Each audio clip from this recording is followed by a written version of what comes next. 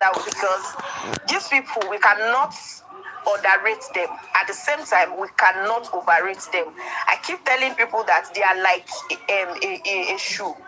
Èṣù gọ́gọ́ because èṣù ìgbàgbọ́ ni àwọn èèyàn máa fi ń sọ pé èṣù lágbára bọ̀ aláyé ni o èṣù kéré gan kò kéré nú ayé o ṣẹ́gẹ̀t so as you're not underrating him don't also overrate him so ànígbé sẹ́gbẹ̀ẹ́ let's just open our mind. Open-mindedness will help us at this point because you are able to encode.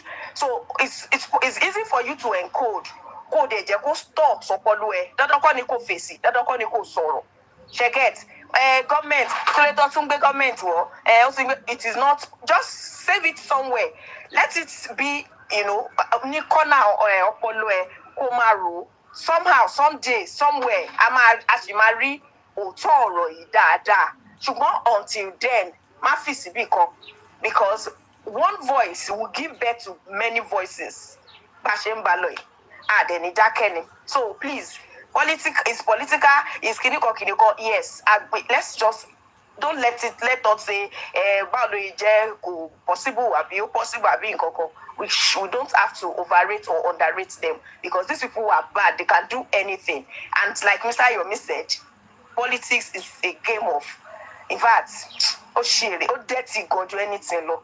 Nǹkan tó rò pé ayé ń wò ayé tó ti in fact o lè ṣẹ́nu closet ẹ̀ kó má mọ̀ pé ayé ṣe kó ṣe ayé máa bẹ wọ́n máa mú jáde even nígbà tí internet ò sí they will still bring it out for you ṣẹ́gẹ̀t so let's just be neutral and open our mind that is what will help us in this case thank you. ìjà Elon Musk àti Trump lọ́wọ́ yìí wo kèsì ẹ̀. Ìmọ̀ àtòkùrò bẹ́ẹ̀ ó ní ìdí tí wọ́n ṣe gbé case file yẹn jáde nítorí pé Trump lọ́wọ́ náà ẹ̀. Bàbá yẹn dẹ̀ ti para ẹ̀ nínú prison. Wọ́n dẹ̀ ti líǹkì Trump pé wọ́n jọ wà pọ̀. Trump wọ́n jẹ́ tiẹ̀. Ó wá ní case file yẹn bí Sálàtì. Ó ní ìdí tí wọ́n ṣe gbé gbogbo ẹ̀ jáde tán torí pé Trump lọ́wọ́ ní gbogbo kan ẹ̀. Ẹ wo Elon Musk lọ́ba wá supporter Trump. Ẹ tó gbà wọn tó wọ́n fi bring it down. Torí pé kò favour ẹ̀ torí ó fẹ́ pass new bill tó bá hot ti Tesla ẹ wo bí tó lọ mú jáde. ṣé Lamont yẹn ló ní Tesla ni. ẹ ó ní the richest man in the world ni ẹ against the most powerful man in the world. wọ́n ti bẹ̀rẹ̀ já òun dẹ̀ ló support ẹ jù ẹ wá wo bí tó lọ mú ẹ ní jáde ó kàn twitch láìpẹ́ gbọ́dọ̀ ti dàrú báyìí gbó CNN BBC everywhere. Ó ní Trump kan sọ pé òun mọ̀ kó ṣì máa ju level mi jáde òkútọ́ sí ẹsẹ̀ tí ń yọ síta báyìí. Politics ìyàwó nìkan kò bá kè sí ìsì ẹ̀tẹ́ níbù kan ó fẹ́ bí kankan. aláìsí ó sú mi ó bomi sí mi lẹ́nu báyìí pé justice for Mohbad ta sọ pé ká kàn ṣe tí mi mọ̀ pa lè lọ́dún kan náà a lè ti lọ́dún méjì tó bá ní justice for Mohbad yẹn gbà ká bẹ̀rẹ̀ ó máa tọ́jú. bẹ́ẹ̀ni o àti Trump àti Elon Musk wèrè làwọn méjèèjì. àwọn méjèèjì ṣe é gbọ́ àwọn tó protect evidence yẹn at the state ọmọ tó ń ṣe gbogbo nǹkan ní ayé negotiation àti political gimmicks rẹ̀ tó bá ti wá natural bẹ́ẹ̀ yẹn máa dúró tì ní pé ọgbà case file yẹn original ó wà lọ́wọ́ àwọn tó wà gbogbo àwọn tí wọ́n tó yẹ pé wọ́n yìí dá ìtọ́mọ̀ àwọn tó wà díẹ̀ wọ́n mọ̀ wọ́n fídíò yẹn àwọn tó rí wọ́n mọ̀ kó ti any moment from now ẹ kọ́ rí pé that funny journalist tó bá máa package ẹ̀ báyìí ó lè bẹ́ẹ̀ kọ́ lẹ́nu society tó máa bẹ́ẹ̀ bàbá civil war ìpè so nǹkan tíjọba yìí wà tó bá ti link ẹ̀mọ́ ìjọba ti link ẹ̀mọ́ nìyẹn ìjọba tí wọ́n lè tó bá preserve murderers ìgbà yẹn kó máa link ẹ̀ papọ̀ that's the dirty thing they will do wọ́n ṣe débi pé wọ́n bá tó pọ̀ báyìí ẹ̀yin kó máa believe ní pé so ìwọ tó ń béèrè bò so this is what you do wọ́n ti ní ká wá dìbò fún ẹ ó tiẹ̀ ti da so nǹkan tẹ̀ ṣe rè tẹ́lẹ̀ lẹ́nu wọ́n pa ẹ̀ just because people close to him ẹ ti understand wọ́n ti lọ gbé gbogbo wọ́n ti máa kọ gbogbo fídíò gbogbo movement wọ́n gbé ìtìlẹ́yà rẹ̀ wọ́n jáde báyìí wọ́n á sọ bó ṣe rí gbogbo òrìyẹ pé ṣe ẹnì kan tó ṣe original video dẹ̀ máa jáde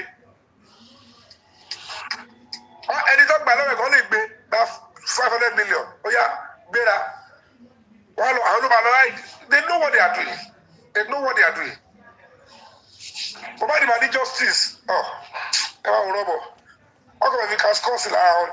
They play lọ́rọ̀ wọn. They play. They play lọ́rọ̀ yín o. Má gbára lé wọn. Má gbára lé wọn. Fẹ́ wà.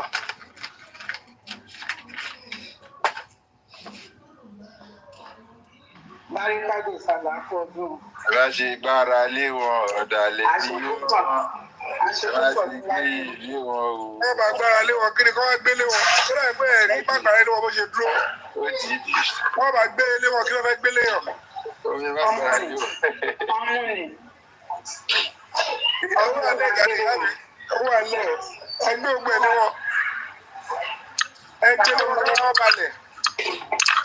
Sàkọ́mọlé láǹtà.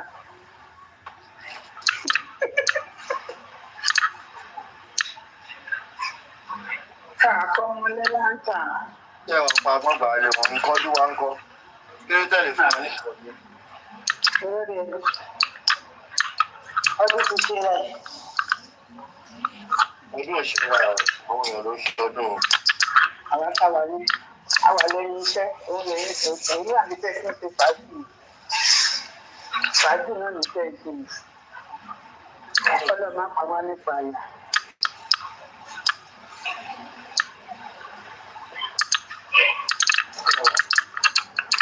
Ọlọ́run dá fọ̀rọ̀ lẹ́yìn.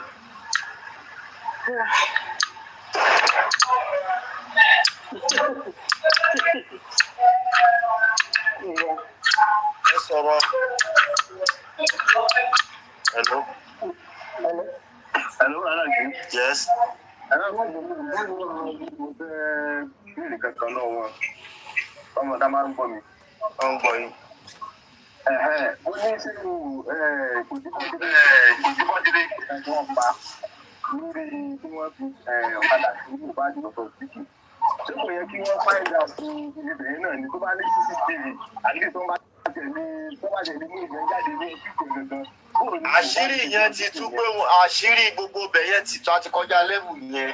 Àṣírí gbogbo ibẹ̀ yẹn ti tú wípé kì í ṣe ọ̀kadà náà fi gbé Mohbad lọ pé mọ́tò Mohbad náà lò. Yomi ti sọ several times. Àbí mo parọ́.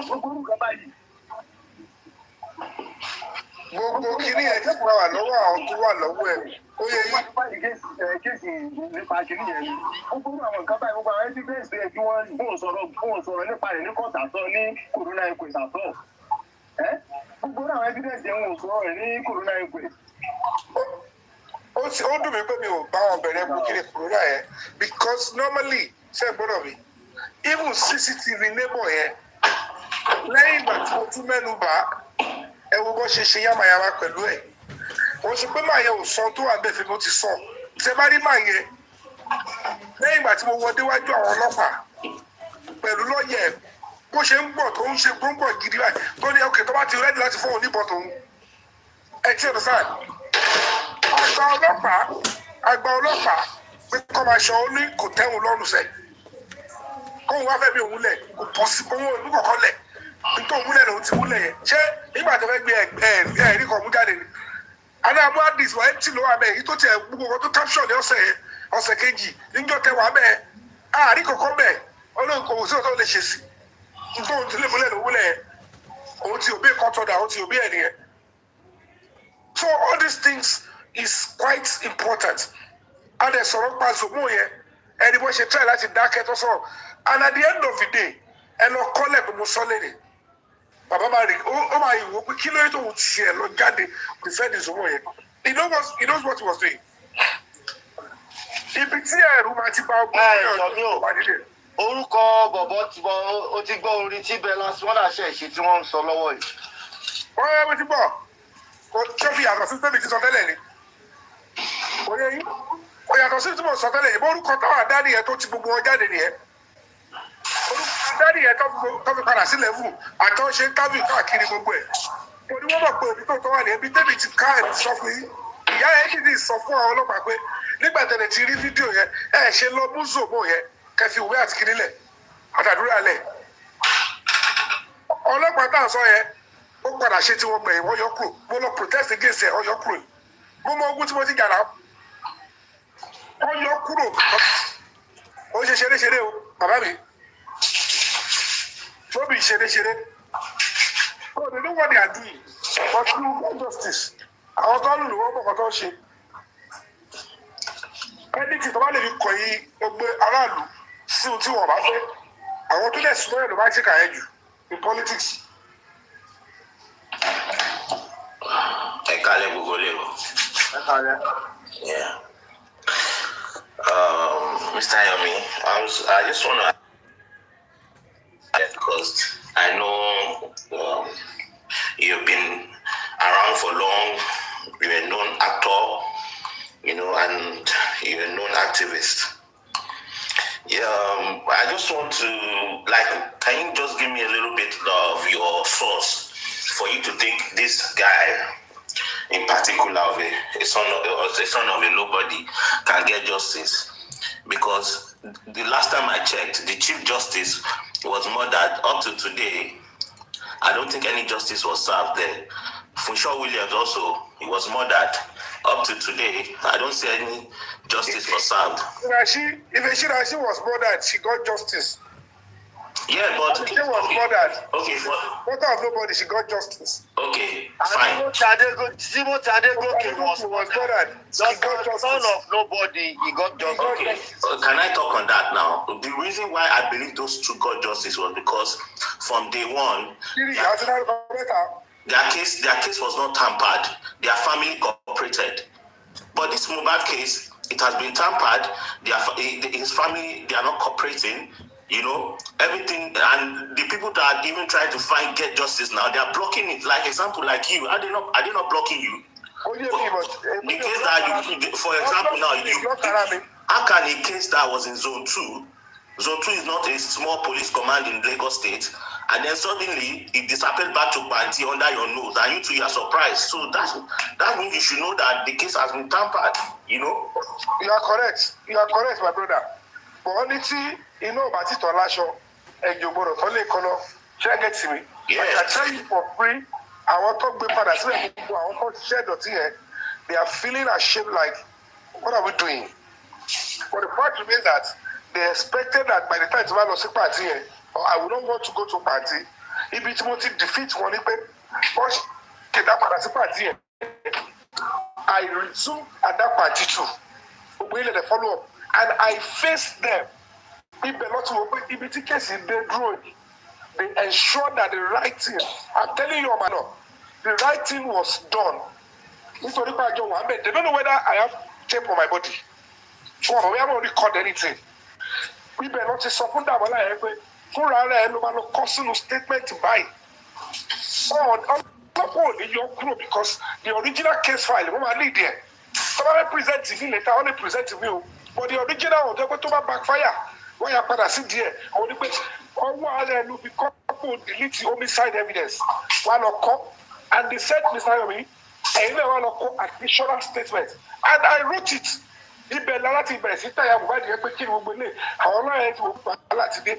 And I said it to the Adura straight. You are holding on to the evidence for this long. Lawyer, defend the only. Lawyer, listen up.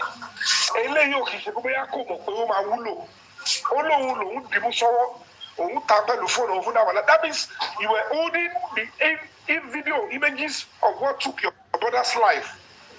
You are accessory after the fact under the law. Is it that and you are with them? Because for you to have the video and the role you played, the video, I am already.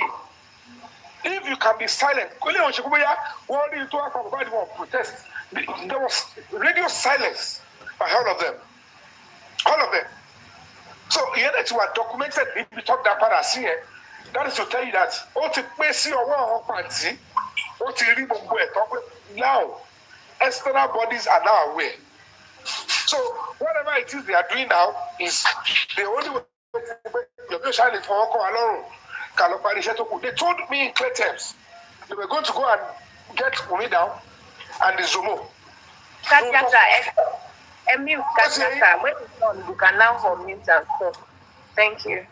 So they told me in clear terms, and I came, they said, as we speak now, and they just resolve, begin the next line of action. They said immediately they will go, they will invite Yomi down, and the Zomo, what were clear, and those two are persons of interest. But later, I want to sorry, Adura, but they will bring Yomi down, and they will do forensic on her, period. And that was what Ando did, Bashiwai. Don't forget, we are waiting for that till now. And that is what certainly the president and the other people will look at and say, this is no longer making sense. Then you will know certainly that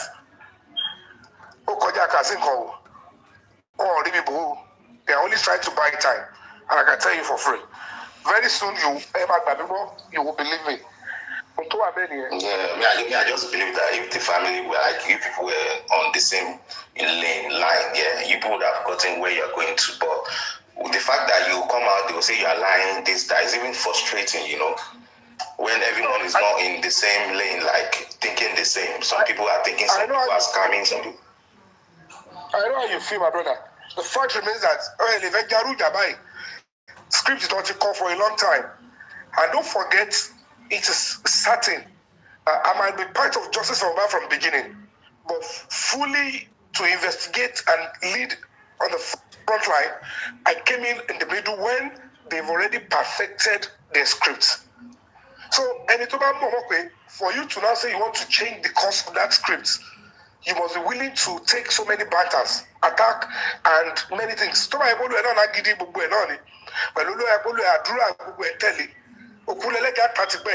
Because the family, in conjunction with some people in the police, conjunction with some people in government, not just conscript here, and your cocoa did as an NGO, very direct here. Very direct here, just like that. So, but I have to stand firm because I believe me, all these things is an easy ride, or that we will get from the conventional justice process. Okay, a normal person can lose court, what the court, what the case, what the that is not the way it's going to come. But Kito they stage Kito understand, in court, but I have to not be meticulous with my activities and investigation, and that is why the sacrifices they keep showing up. But we have to endure till the end. You have to endure and persevere to the end, because we can't continue to give criminality. The truth of the matter is,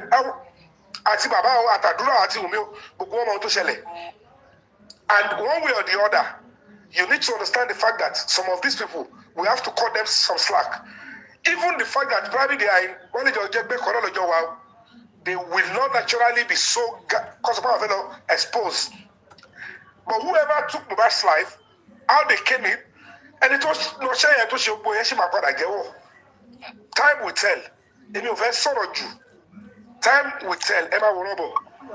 I want to add to what you just said. Kadiata, see this concern, this particular concern, I know like 99% of J4M won't face this particular thing, because after we leave Uncle Lati's profile, platform, when the next page to my war is Okusoni, they will twist zombie, they change it. They even talk, they spread wrong information as if they know what they are actually talking about. Now, do you know that T Ebagben Konsinu Ile T ko bai T Jade le lo man namobe. The only thing you need to do is to be, kema for me. Boya ebi ile yen o sele to da pupo e mama bomiri. You go there, nǹkan bá fẹ́ bóyá another nǹkan tí gbé síbẹ̀ tó bá fẹ́ wù lápá bẹ̀, you clear them off, all right? Until tí nǹkan tẹ̀gbẹ́ bá tó yọrí jáde, you do not have say. As a matter of fact, I know àwọn àgbẹ̀ máa ń ṣe mí. Whenever I see them, struggling to bóyá wọ́n fẹ́ gbé nǹkan, mo máa ń wò pé tí kìíní tẹ wá ń gbé tó bá wá kọ̀ tó bá carry wọnú forever tí ò bá jáde, what is going to be, the faith. All right. So please, for the sake of our, let me use our now, mental health. Emma Lokakiri. Don't go to where they will be tomato mama by, and don't take this. Do not try to defend Yomi anyway. It's not going to. Don't do it. Don't defend him. Let's just stay neutral. Like that. This is what I always say. Until gbogbo nǹkan tí Yomi ń gbẹ tájọ ń gbẹ tó bá ti germinate àti múlẹ̀. As a matter of fact, àti ìrókò. So this is what I would say. I'm telling myself as well, because the power of internet is a lot of people don't know now. Until maybe years later, when we grow older, that is when we understand that internet is by OTM. Gbogbo ìṣòro tó máa ń ṣe, gbogbo ìṣọ̀sán, gbogbo BBPS ṣe ń lọ sókè tó ti understand the thing. Gbogbo bó ṣe ń pa ẹmọ tí tó a máa gùn ẹ tí wàá jókòó mọ́bẹ̀ tó nílé lọ́tọ̀ nítorí kó fẹ́ ṣàbòsí gbogbo èrè ẹ̀ ṣì ń bọ̀. So please don't let anybody don't let anybody F with your mental health.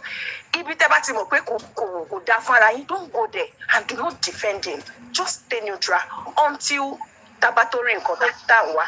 That is it. Thank you. Yeah, okay, but the thing is that I drop already. Sherry, I've been like following up on mobile case for like about a year now. See, it's only this Colonial page and Break the Silence I'm following. You see those other pages, I used to see them on FYP.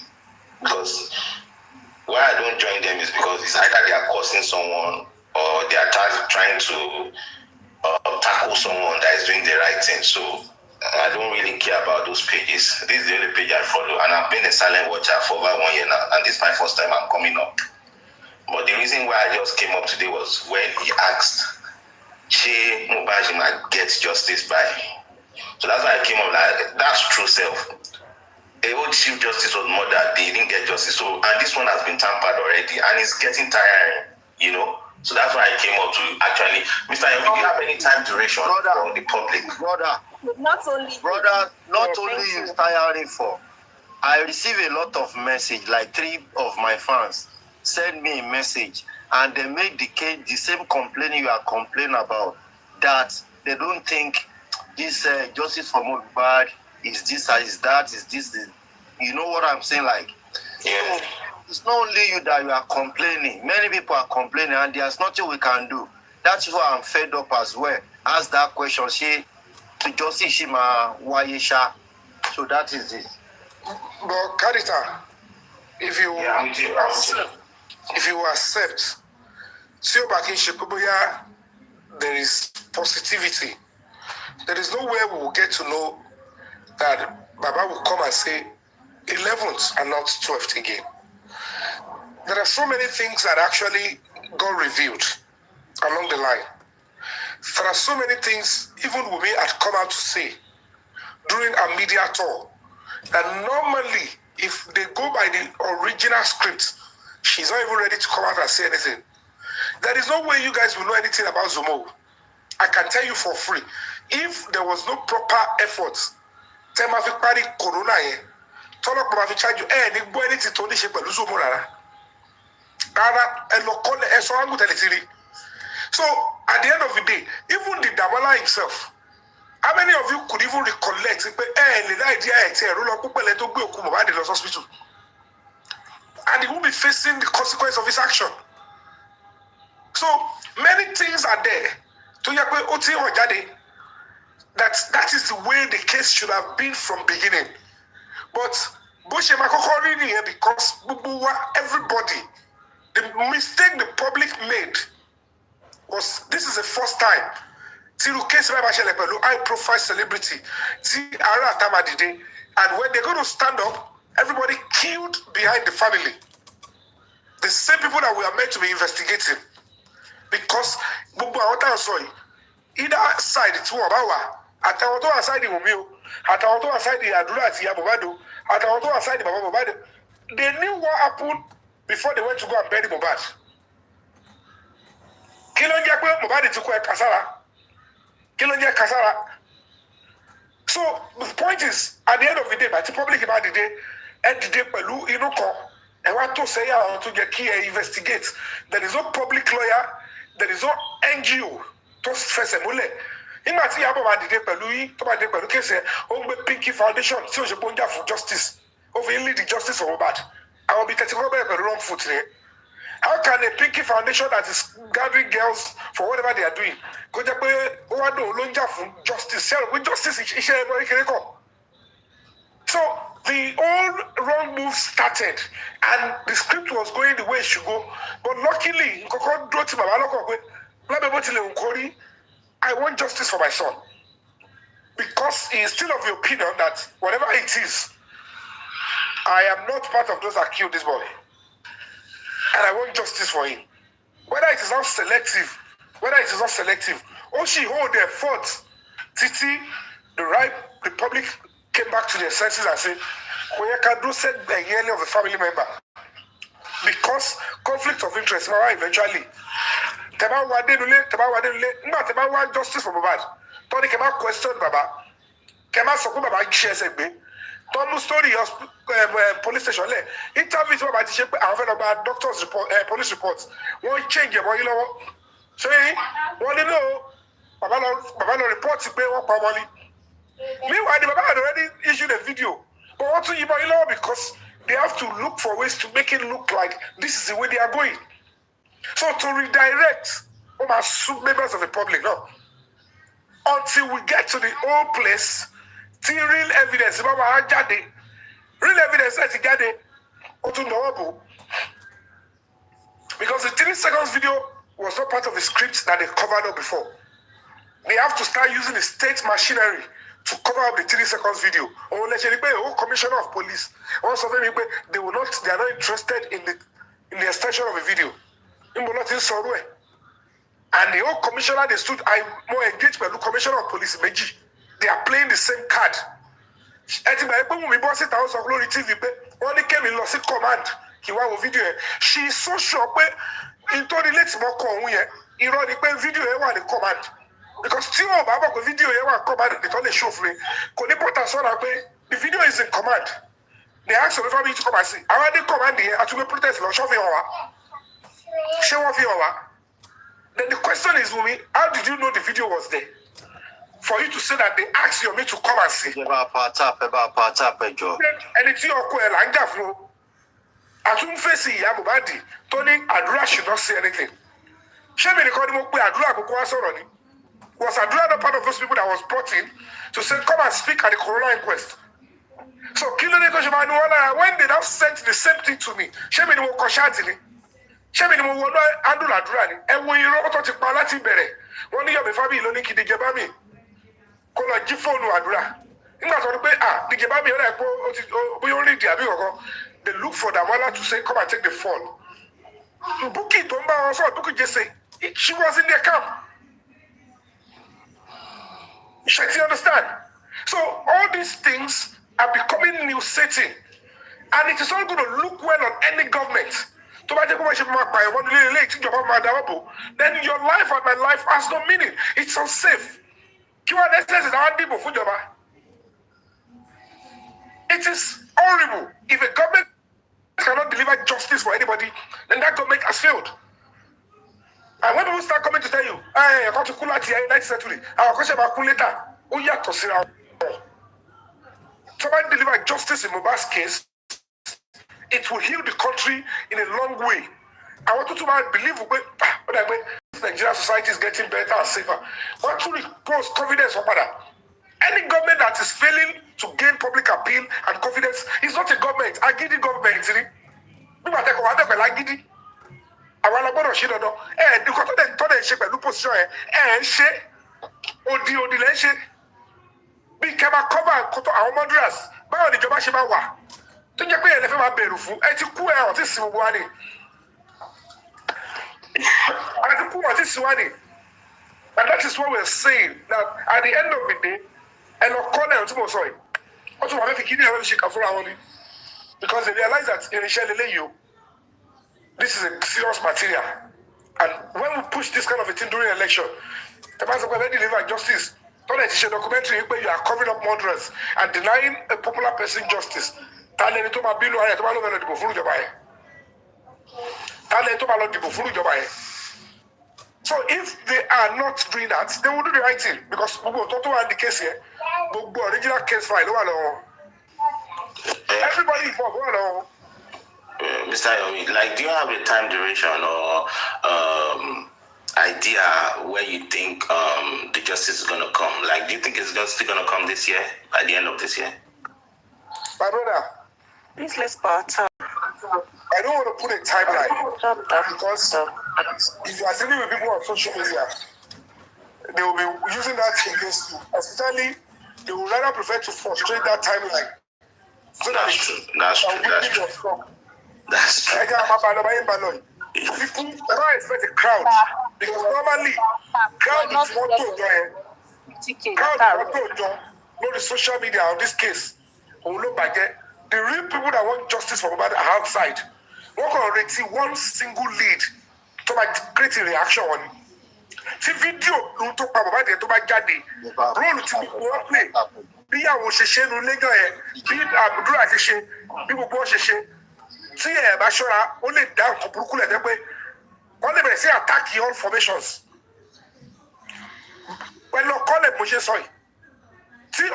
Which original of our video is going to come out very soon. All right. Alone. Salome. On mute. Salome. Unmute yourself and speak. She mark up my word. Don't call mark my word. Yomi Fabiyi instead. Mark my word. Ó dà mọ́ mi ẹ mo ń jọ látún ní. What? Ẹ ká sọ Lati. Báwo ni owó ní kókó? Ẹ dúpẹ́ fọlọ́, ẹ kú iṣẹ́. Èmi náà lọ change orúkọ mi sìn. Ṣé rí number one? Etí yan bá níbi tó bá fẹ́ believe tàbí tó fẹ́ tẹ̀lé, try láti try kó mọ̀ dáadáa kó dẹ̀ wá nídìí òkodoro. Ṣé understand? Gẹ́gẹ́ bí kíkọ́ sí sọ lẹ́ẹ̀kan pé anybody kí wọ́n máa sọ platform tí wọ́n máa lọ ìkọ̀ọ̀kan àti pé wọ́n bá sọ̀rọ̀ Mr. Yomi kí wọ́n olúwa neutral kó máa try láti defend àbí ìkọ̀ọ̀kan. Irú àwa yìí kọ́ because láti gbàtà ti bẹ̀rẹ̀ justice for Mohbad kò sí kankan tó sókòkun sí wa. Àdẹ̀ ṣe justice for Mohbad pẹ̀lú ojú fífọ́. Àìwọ 50K látàárọ̀. Follow justice for Mohbad pẹ̀lú ojú fífọ́ àbí TDD. A rí tó ń ṣẹlẹ̀, a dẹ̀ rí gbogbo ẹ̀ ṣe ń lọ, a dẹ̀ mọ̀ ó tọ́ yàtọ̀ sí rọ́.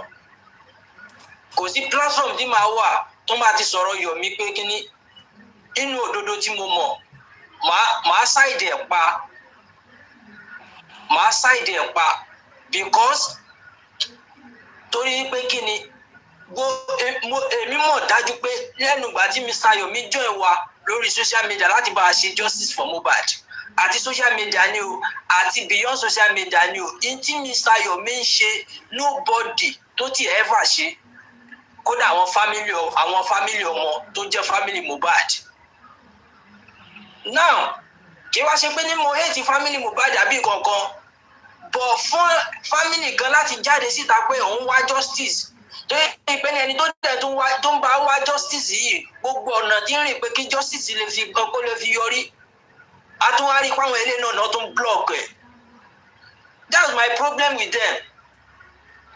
Ṣé understand báyẹn? So irú wọn wálé á ní pé bóyá torí pé wọ́n fẹ́ bà nǹkan jẹ́ ok ẹ jẹ́ ká wò báyìí níbi tí Nàìjíríà corrupt dé lónìí tó bàjẹ́ dé lónìí ẹnìkan tí ò lówó tí ò ní kankan kó wá jáde kó wá máa abuse government àbí kó máa abuse ọlọ́pàá àbí kó máa parọ́ mọ́ ọlọ́pàá kí ni ẹni yẹn fẹ́ jẹ yó ògùn kí ló fẹ́ ní tí wọ́n ní ti gbé tí wọ́n ní ti mọ́lé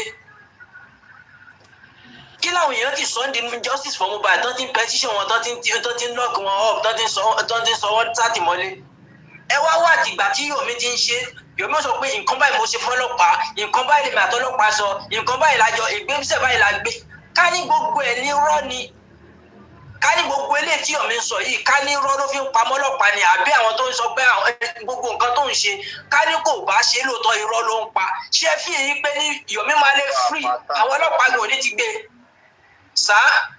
ní ìbẹ́ wíjàre máa ṣọ̀rọ̀ lọ. ṣé fi pé àwọn ọlọ́pàá ní òní ti gbé gbogbo ẹ̀yin tẹ́yìn dráàgì yìí ó máa jẹ́ nǹkan ìdùnnú yín tẹ́yìn gbogbo máa fi sí ẹ̀yẹ pé kò bá tán ẹ̀ àmọ́ èèyàn ń sọ̀rọ̀ pé tóun ṣe lélẹ̀ ntọ́lọ́pàá lọ́wọ́ kún lélẹ̀ ntọ́lọ́pàá ṣe lélẹ̀ ó dẹ̀ tún fọwọ́ sọ̀yà ẹ̀yin kan wá jáde ẹni pé ẹ fẹ́ mọ dráàgì ẹ fẹ́ mọ ṣe gbẹ́ ẹ fẹ́ mọ ṣàwó kọ̀ọ̀kan báyìí mò ń sọ pé kán dá 10 million fún Yomi kó fi 4 million ṣe justice for Mohbad kó ná 6 million níbi tí Yomi bá dé lónìí yìí ó tó bẹ́ẹ̀ ojú bẹ́ẹ̀ lọ ṣé bẹ́ẹ̀ yẹn la dá 70 million fún tá a dá 70 million fún tí tán ló 10 million bẹ́ẹ̀ ẹ ráwọn yìí ń drag ẹ rí wọn pè síta kan sóòótọ́ kan sọ bí tán náwó sí ẹ̀yin náà lẹ jáde síta lẹ́ni pé Yomi bribe ni ara lé yín tó sọ pé ọlọ́pàá ò dánwò lò ọlọ́pàá ò ṣe gbá ọlọ́pàá ò ṣàwó kí ló dé ní owó tán dá fún un ṣé bó justice ni kí ló dé tóun náà lè bribe ọlọ́pàá kọ́lọ́pàá fi dánwò náà lò. so gbogbo tá a mọ̀ yìí kò síbi tá a máa dé tó bá ti máa sọ̀rọ̀ Yomi àbí pé ìkọ̀kan báyìí ẹni tá a bá mọ̀ pé lóòótọ́ justice táwa ń wá ló ń wá a máa support ẹ̀ àní gbà kan fẹnu ẹ̀ tẹ́lù ìwọ tó bá fẹ́ fẹnu ẹ̀ tẹ́lù ẹnu ẹ̀ tó fẹ́ fi ìlú ẹ̀ wá mú proof ẹ̀ jáde a máa fi mọ̀ yín pé ní àkótọ́ ló ń sọ ò parọ́ mọ́ so yín tẹ́mi fẹ́ sọ nìyẹn thank you everyone. Thank you. Mo ṣe fẹ́ kẹ́ pray fún wa ní Muslim way o. tí o ti jẹ ẹran ọdún lónìí. Mi ò tí ì jẹ àní mi ì léyàn tó máa. ọkọ mo tẹ̀ ń bá wí. o ò léyàn ní Muslim. Mi ò ní. Thank you so much. Mi ò tọ́ mọ́ Muslim. That's a good one. Thank you. That's all. There is nothing like half loyalty. To have a it's game of this kind of a struggle. To have a draw, to have believe when to lower you don't tell it. Or no tell it to them, this is the pure truth. And I don't know what is wrong with the Nigerian society, but it's quite alarming. Justice time why? I have said it over and over. Can I expect the real full justice? Any member of the family, I will say this over and over. No member of the family will genuinely look and seek the full justice because I want to they are accessory after the fact. Any Lati deceive, that is a strong language in law. Eventually, any to might be an external. But some people play the part and they have connection with our to that connection might not be documented. But about body language, well, you will know that they have connivance. However, all these things they know before they go and do the burial.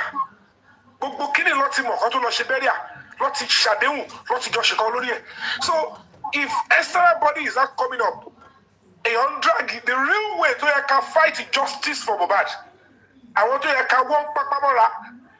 walk and that is where we are focusing. Nígbà tá a bá fi wọlé ibi tẹ́mi bá dé tí mo lè rí pé níwádìí tèmi o àwọn tó yẹ kí kọ́kọ́ wọ́ pápámọ́ra òun làwọn tó ṣojú ẹ̀ tó wà nílé starting from the wife. Àbọ̀ ni mo mọ̀ ń pa ẹ o ìrúdó báyìí mo ṣe dé o kó tó di pé nǹkan báyìí ṣẹlẹ̀. Why didn't you speak the truth? What are you scared of? What is your connection with those people? And all these things is coming clear. Nígbà tí mo bọ́ dà tó sọ pé gbogbo ẹ̀ sí give a sample money ẹni tí ó wà létà sọ ìṣòwò yìí wọ́n ní ex-soldier ni kọ́kọ́ ọ̀run báyìí pé Yomi Fabiyi tí ò bá yín bẹ̀rẹ̀ tí mi ò mọ̀ rẹ Mohbad tí gbogbo yóò tiẹ̀ mẹ́rin dárúkọ Zomori kọ́kọ́ wo kudos yẹ pé for this man to come out and give description of an ex-soldier but there is a soldier involved tó jẹ́ pọ̀ rẹ Mohbad tó ní kó wà nílé pé òun lẹ́ni kẹta tí àdúrà fún rẹ̀ tí ò lè gbẹnu àdúrà tó fọ́ lẹ́pọ̀ tó ní I cannot name the third person. Ló pé kí ni reason in an international press conference tí ò lè dárúkọ ẹni kẹta mo wá tún continue mo ní n tó dárúkọ yóò máa dárúkọ mo wá tún wá wọ lọ síwájú ọlọ́pàá pé tó bá yẹ pé lóòótọ́ your life is in danger mo ti gbé ẹ níwájú ọlọ́pàá bíi they will give you protection. If you need to seek asylum, you get it from here. Tell us. We went on about it. I said I will not mention that nickname. But let me stay the honestness.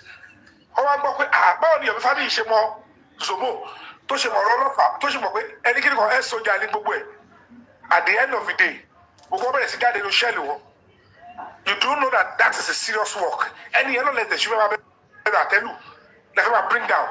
Because all of you speaking online, they are diverting you somewhere else. The real facts of the case, they are denying you the real facts of the case. Could I say that if I get the justice from a man, part of the family members would have to pay.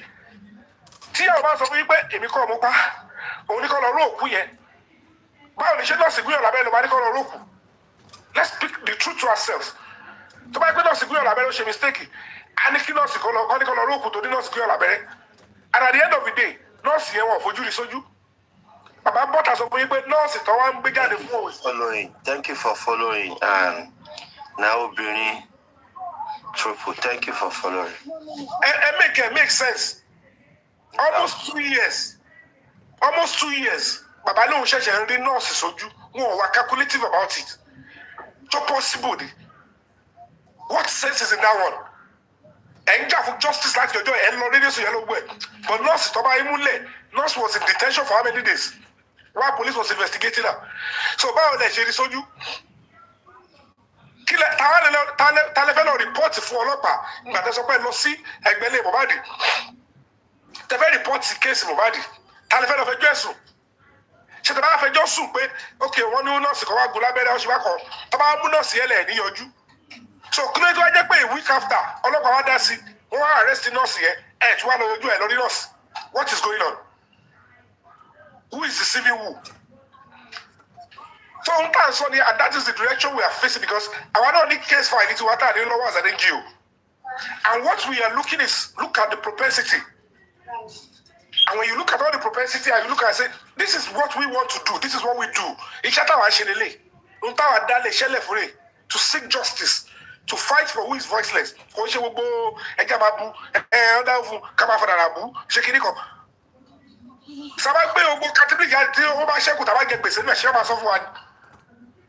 It's our loss, we'll face it.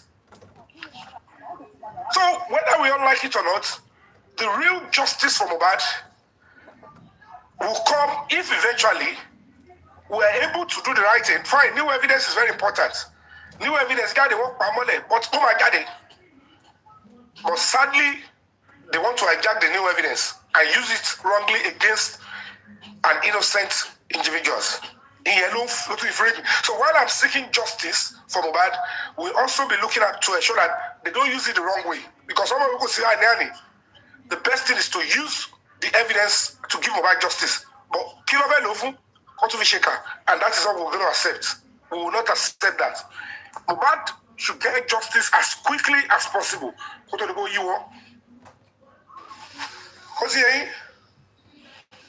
Yes, correct. Somebody wrote, I suspect it was Sam Larry. It was Sam Larry. They cannot be scared of Zomo.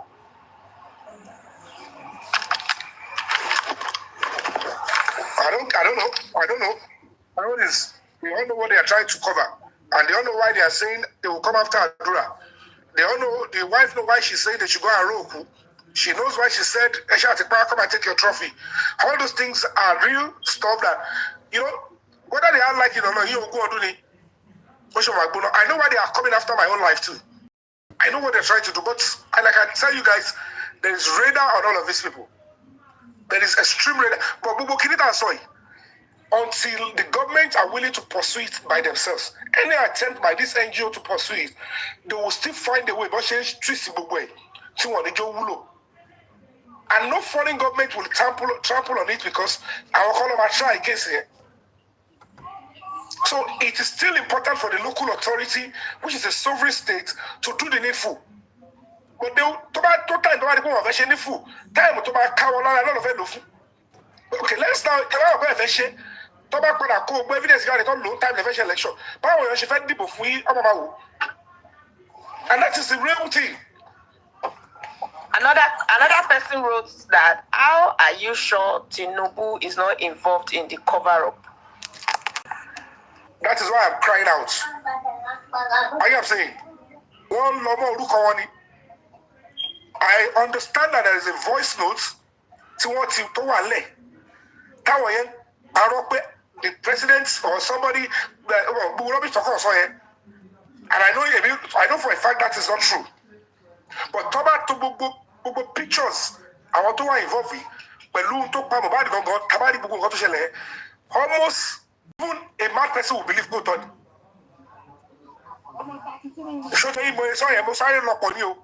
Because we're in the public, you should know what I'm trying to say. Wow.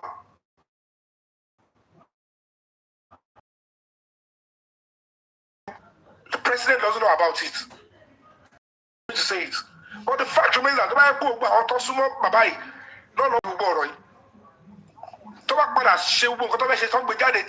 foreign journalists to publish here, to show to incite the public against the government. And to the link is and to the link is because the question you ask yourself is, show you. Show us a money. Show us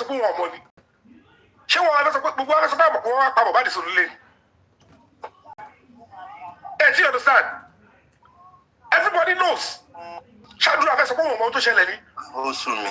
Jones have support woman to share any. Show about that one level support woman to share any. Can the real top executives in Lagos State support woman to share any? Tell what you last on the quick commission. Tell me if someone the command this is that you bojumu. All the way about that part as party, I won't be able to go there. I went there with my life on the line like Kilo Feshele. Go show where all the social media here. Nígbà tó fẹ́ lómi libere kini kan Sami kini yẹn ló bẹ̀rẹ̀ sí push pé kébì lọ ṣe protest àti sponsor ẹ̀ tó ní kébì lọ sí quest. Mo bá ìgbé ẹ̀wọ̀n ọ̀dẹ̀ kí lẹ̀ mọ́ pa intelligence sport intelligence gathering kí lẹ̀ mọ́ pa gbogbo ń tẹjọ plan yẹn gbogbo èlé bímọ because they don't know what is going on. Ó ká wọn lára pé bí méjì mi lọ́bẹ̀. Èmi tí mo ń bọ̀ ta sọ pé tí mi bá lọ sí quest yẹn kọ́ mi rí báyìí. Because we were entering here, they don't understand. Ever with you? All right.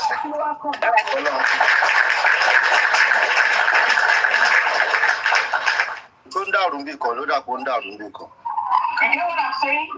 I'm not said and fearful Lulu kò sí wèrè ó ti fẹ́ kọ́ lọ sí ọmọ kò sí ti fẹ́ lọ sí ọmọ kò sí fẹ́ lọ sí ọmọ ìyá òun ní tún ṣe ẹ́. Ìyá Túndé ẹ gbé fóònù fún bàbá Mohbad kí n bá wọn sọ̀rọ̀. Nígbà tí ó kún máa ń wọ ọ̀kẹ́ni kí ó ti ẹ̀wọ̀n àmì màmá tó fẹ́ sẹ́wọ̀n lè bá má nìyẹn sọ̀rọ̀ tó bá kù tiẹ̀ bẹ́ẹ̀ wọ́n ti sọ fún ẹgbẹ́ àwọn ò lè bá sọ̀rọ̀ àtẹ́gbẹ́ bá sọ̀rọ̀ oníkọ́ gbé fóònù àṣù àti pẹ́sidẹ̀ntì Nàìjíríà sí pẹ́sidẹ̀ntì jẹ́nẹ̀rà. Ẹ máa bá yẹn fà kí yẹn máa lọ bẹ́ẹ̀ níbẹ̀ yẹn má gbára lé wọn kid boss abẹ́fẹ́ gbọ́. Ẹ gbọ́ ṣé ká gbọ́. Justice for Mohbad. Justice for Mohbad. Nǹkan tí mo rí kò ṣe fẹnu sọ lórí justice wọ́n ṣe bá a ṣe fẹ́ gba justice lórí Mohbad. Nǹkan tẹ́ ẹ̀ rí. Kò ṣe fẹnu sọ because wọ́n ti messed up justice yìí gan.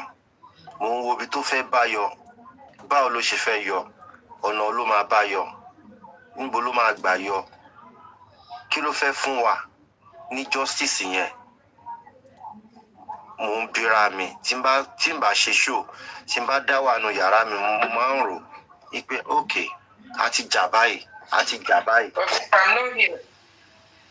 àti jà fọ́tò ìjà wo la àti ìjà náà ìyẹ ká jà Abukia ẹ ti wà lókè. ìjà wo ló yẹ ká jà tá àti ìjà tó kù tá fẹ́ jà tá máa fi gba justice nígbà tá a ja gbogbo ìjà tán la tún ń bá ara wa jà nígbà tá a ti ja gbogbo ìjà ta tán la tún wá ṣẹ̀wá ń bá ara wa jà ó wá jẹ́ kí n fẹ́ dá àwọn critical thinking bóyá critical thinker lẹ́ ń pè critical thinker ẹ̀yin critical thinker tẹ́ ẹ sọ wípé Yomi ka screenshot èmi ò dẹ̀ lè query Yomi wípé why ti Yomi ka screenshot as a phone forensic ẹni lẹ́ẹ̀kan sí ẹni Yomi ka screenshot èmi ò wá lè béèrè wípé why tó fi ń ka screenshot as a phone forensic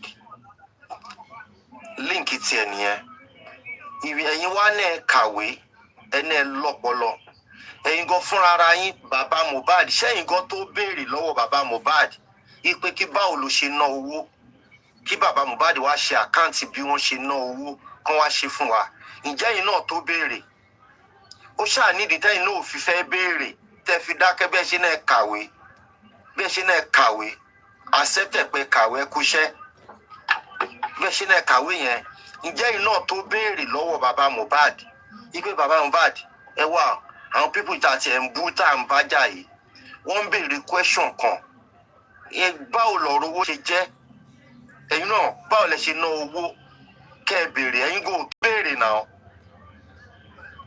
so Yomi ló ní sọ́ọ̀sì bó ṣe gẹ́ẹ̀tì screenshot ẹ̀ tẹ́ pé mi ò ní láti béèrè lọ́wọ́ ẹ̀ dìmọ́ tí mi nǹkan tí mi ò ti fi wá ní láti béèrè níjọ́ yẹn kí n lè dá yín lóhùn dáadáa ìdí tí mo fi wá béèrè lọ́wọ́ ẹ̀ ni pé nígbà tó bá yẹ pé ẹni tó ní mẹ́sẹ̀gì yẹn ò sọ pé òun lòun ní mẹ́sẹ̀gì ó máa fún mi ní chance láti béèrè lọ́wọ́ Yomi but bá a ṣe ń ka mẹ́sẹ̀gì bí Yomi ṣe ń ka mẹ́sẹ̀gì yẹn lọ́wọ́ lẹni tó ní mẹ́sẹ̀gì send a request sókè ó dẹ̀ send request ó ní yes I'm the one ó claim ẹ̀ straight lẹ́sẹ̀kẹsẹ̀ ẹgbọ́n ìbéèrè wo ni kí wọ́n máa béèrè tó bá yẹ pé bí ẹni yẹn ṣe gùnkè lọ́jọ́ yẹn bẹ́ẹ̀ ni yẹn ṣe gùnkè lọ́jọ́ yẹn ó ní òun kọ́ lòun sọ bẹ́ẹ̀ báwo ni mẹ́sẹ̀gì ṣe jẹ́ ó máa fún mi ní opportunity àti béèrè more question lọ́wọ́ Yomi pé okay Yomi bo ni wọn náà ti gẹ́ẹ̀tì nǹkan tó kà.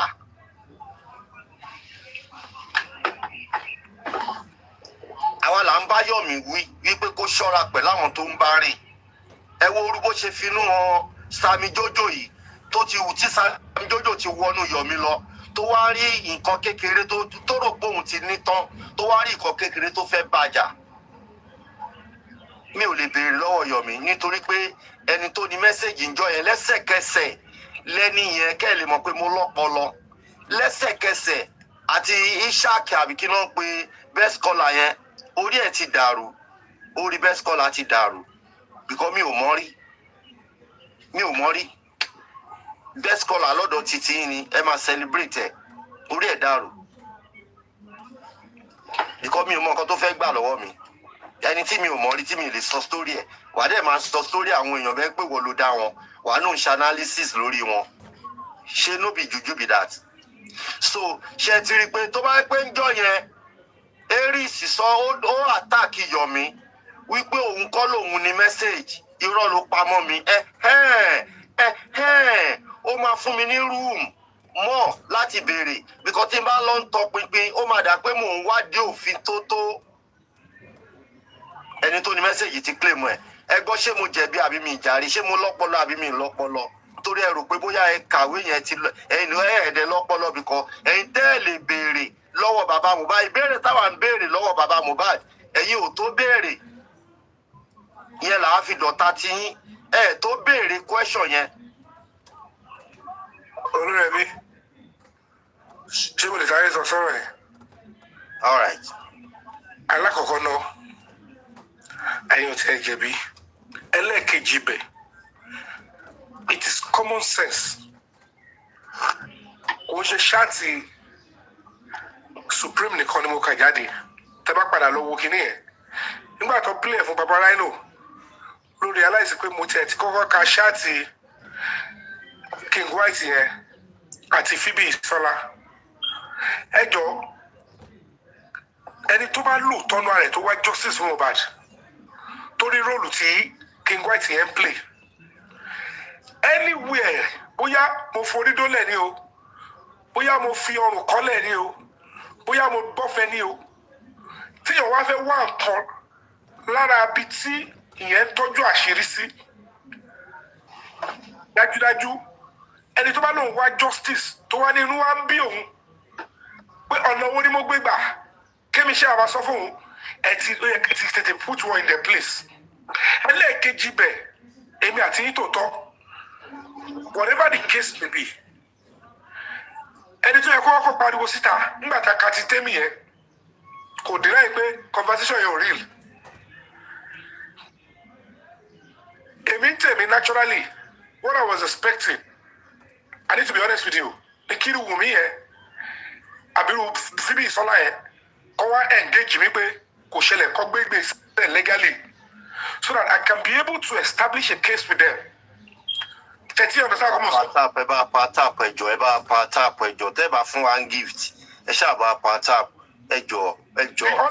The honest truth tó wà lẹ̀ ṣé gbọ́ mi gbogbo ẹjọ́ tí everybody rò lórí social media láti jọjọ́ yìí the real evidence ọwọ́ àwọn púpọ̀ ìlú wá sí o tí bíìlì a máa fi fọ́ wọn ò ṣe tó àti múra wọn lẹ̀ pé àwa rèé o ẹ̀rí ohun tó ṣẹlẹ̀ sí Mohbad lélẹ̀ anybody tó bá fẹ́ get ẹ̀rí against our people must be willing to sacrifice and those ones they are clever enough wọn ò tiẹ̀ ya establish any argument or case pé torí pé lábẹ́ bó tilẹ̀ òǹkó rí ohun tí bọ̀bọ̀ yìí rí is an original conversation to wọ́n ní pẹ̀lú King White and they know certainly this conversation must have emanated from King White's storage inú àpamọ́ King White ni which of course I know that èmi kọ́ they know however for them to come out and say kẹ́yìn condemn ẹ̀ is bíbà tó ń fẹ́ máa rí yọ̀tọ̀ àrífín ńlá ni nítorí pé ẹni tó bá tọ pípín lọ sínú side ọ̀dọ̀ King White yẹn tó bá fẹ́ mú nǹkan jáde ń bẹ̀ ó ń súnmọ́ bí òótọ́ àti ohun tí justice màtí wá fún Mohbad ni o gbogbo alájọ mọ̀ pé the high possibility King White yẹn sọ pé gbogbo ohun tó wà lọ́wọ́ ẹ̀ ẹ jẹ́ kó wà lọ́wọ́ tòun kọ́ empty fóònù àdúrà. So when these people are coming out like this torí pé eré ọmọdé ló ṣe ń pè èmi tí mò ń gbé àwọn ìgbésẹ̀ tí mò ń gbé tí mò ń mọ̀jà tí mo dẹ̀ ń mọ time láti sá kò ń ṣe lórí social anybody can stay on social media kò máa sà kò máa pa ẹ̀mí ìdọ̀dọ̀ but the fact remains that wèrè wọ́n fi wo wèrè o check it almost wèrè òun lọ́ fi mi ní sọ̀jù yẹn lọ when it is time gbogbo sacrifices yẹn á padà yé everybody but àwọn yẹn lọ́dọ̀ side yẹn àwọn èèyàn tẹ̀sí bẹ́ẹ̀ lọ bàálù tó ti fò òun lọ́ ṣẹ́wọ́ sí ṣó tí yẹn kọ́ mọ̀ sọ and it is worthwhile ohun tó worth tí wọ́n lè risk ni ìyẹn tó ní sọ̀jù bẹ́ẹ̀ náà lọ bàbá thank you.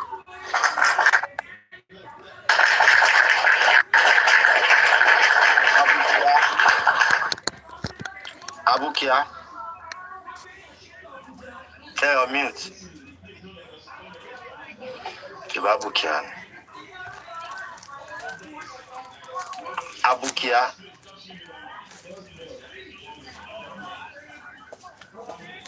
Abukia, where can you get the one? Only the hanky. And not TikTok tí ẹ ń ṣe wèrè lónìí. Ẹ̀rí tí viewer gan ò wá. Àwọn èèyàn gan mọ̀ pé èèyàn wà live. Wọ́n ti ṣọdún lọ, àwọn ẹjọ́ ìwádìí wọn máa lọ music máa lọ káàkiri everywhere so nobody will lazy on lè gbọ́. Tòótọ́ dẹ̀ ni òní ọdún. àwọn pẹ̀lú lọ oríṣiríṣi ṣe kọ ìyàwó létí mi ò ráyè justice lónìí ìjà rí jẹ́ ń gbádùn ayé jẹ́ ń jẹran wọ́n á ti máa lọ́dún káàkiri. so lọ kí d from there wọ́n kíra wọn káàkiri wọ́n ṣe gbogbo ẹ̀ àwọn family meet àwọn family union gbogbo àwọn family wọn á máa ṣọdún lóde ìyàwó so àwọn ẹgbẹ́ fún mi. yìí tẹ́ẹ̀sì nàìjíríà pẹ̀lú traffic ni wọ́n ń bá pò lọ́wọ́ ní nàìjíríà báyìí. ó tẹ́rìbù bàbá ìlú yẹn máa dà nàìjíríà sì máa dùn. Deborah báwo ni. ẹ bá sùn sà. báwo ni. ọmọ kúrò lẹ. ó dọ̀jọ́. hello. ẹ káàárọ̀ mi sàlà àti ẹ kọ́dún o. àwa ni ẹ o. ẹ̀yin á ṣe púpọ̀ ọdún láyé mi. àmì sà. ààyè owó náà lálùkì ga ni lágbára náà. àmì sà àmì sà. mo ní kékeré náà ni àwọn kan wà lọ́dọ̀ bàbá rẹ̀ á lò ráì náà.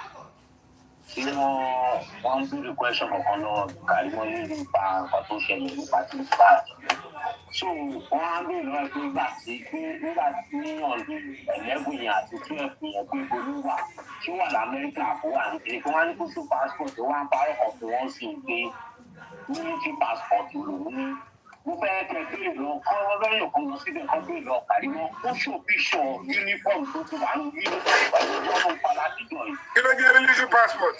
And as a matter of fact, a lady, something out. A lady came out maybe 3 times saying Karima and her sister came, what is it called? Came on the same flight and they had That's a airline, right? What? The same airline, they had a stopover in France. Yet you guys did not believe, right? mo ṣáà sọ pé níbo làwọn èèyàn mi wà aṣọ́dọ̀ paparazzo tiẹ̀ mọ́ wà. But thank you for doing that. Okay, so now But yet, you want, so let me tell you something, even though if I bring my passport tag, it's change here. I understand. The place that will make people believe is at the court of law. And then whatever that is said at the court of law is fine now because it's based on evidences, not maybe, right? Yeah, Karima, you're right. We are not in court of law. We just want to get clarity. And that's why I asked you to use the same energy. I'm not here to challenge you, right? Remember what I used. You know, when Espana was saying something wrong about you, you actually, she's coming up. You can tell what you say. Yeah, you actually. One second. I'm here. I want to help you. Brother yìí kan náà ṣe fẹ́ gbogbo àwọn èèyàn yìí ti lọ ẹni ẹ ṣáà ti sọ pé ìgbà tí fanda sọ wọ́n ti right nípa ìṣe ó ti bọ́ǹkì ilé tí kò wá lè di bọ́ǹkì ọ̀rọ̀ passport ẹja máa kọ́. They want to go and bury Mohbad. Meanwhile, she landed in Nigeria on the 14th. She left US on the 12th. Don't answer for her now. No. She has said that before. On her live show. She has said that on her live show. Do you have the evidence of where? I have the evidence.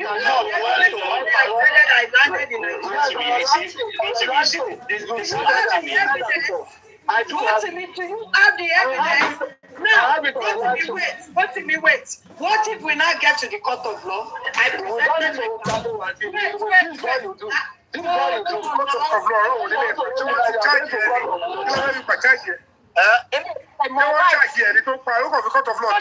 court of law fi threat intellectual conversation without arguing.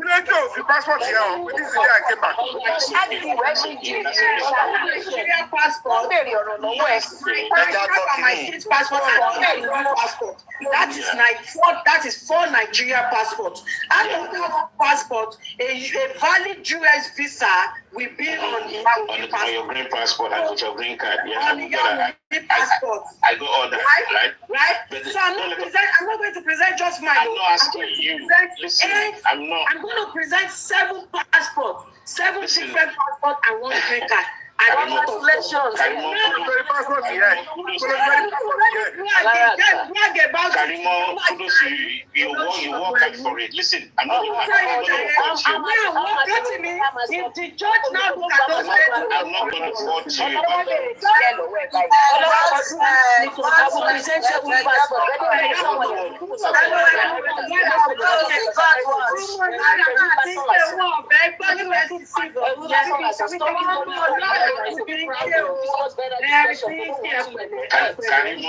Karimo, no,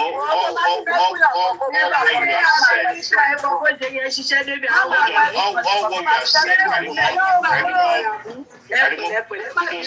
you work for it. You get me? You work for it. You serve in the military, and you deserve to have your passport, like you want to say.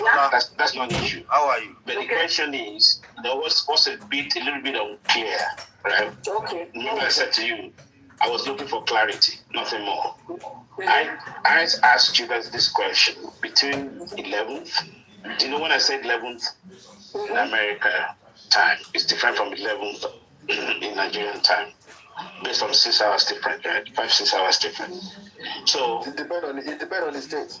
No, you just mentioned the state. It's in New Hampshire, which is East Coast. Okay. Not East, right?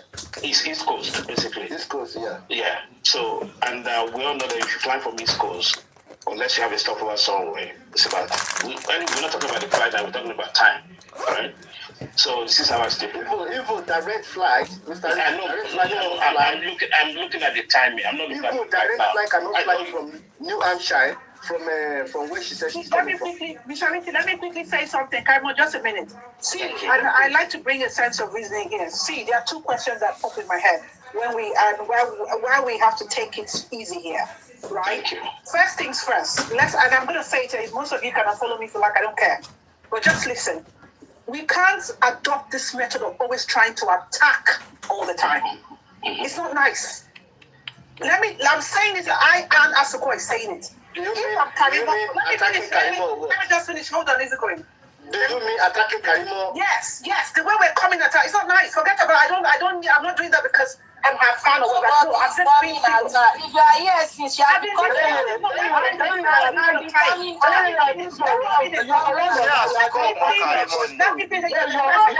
Anna Suko, you don't know Karimo. Karimo ni jẹ́ kó sọ̀rọ̀. Kò ní jẹ́ káwọn ẹlòmíì sọ̀rọ̀ lórí platform. Tó bá wá sórí platform, ó fi máa fẹ́ dominate platform yẹn ni. Be careful. Can I just be careful who you defend? No, it's not about defending people.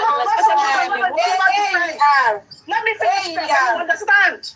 Let me finish talking. Then you understand? Okay. So the way the questions come, it's like, you know what? There's this mistrust, right? Please, just I always stand on the place of logic. It seems like, we're not sure. We have our doubts. We have our mistrust, and that's why we're asking her this question. And if you've been on this case long enough, we have. See, I don't get it. Karima, why did you drop her? Why did you drop her? Àwọn ẹgbẹ́ ìwé ìjẹ́rẹ́ ẹ̀jẹ̀ tó pọ̀ ìwọ náà ló kọ́ sí wàhálà lẹ̀. Ó lè lè bá yín sọ̀rọ̀ òun ò kì í lè báyàn sọ̀rọ̀ calmly. Ó máa gba gbogbo àyè lọ́wọ́ wọn ni. So kò sí ló máa ń fà tí wọ́n fi máa attack ẹ̀. Now we are talking about our own passport. Ó lóun máa kó passport méje sílẹ̀. Ṣé passport méje ni wọ́n béèrè ni? Pé òun tó ní pè ní lọ mú stop wọlé. Take stamp pàtì. Kí ni evidence tó ń ní? Ó rí sọ̀rọ̀ stamp nǹkan tó wà lórí pálí ẹ̀ ló lè múlẹ̀. Kí ló stop rẹ̀? Wá ní o wá This is my passport. This is why I came to Nigeria. Ní wọ́n tó accuse me inside. Ẹja máa gbọ́ lọ.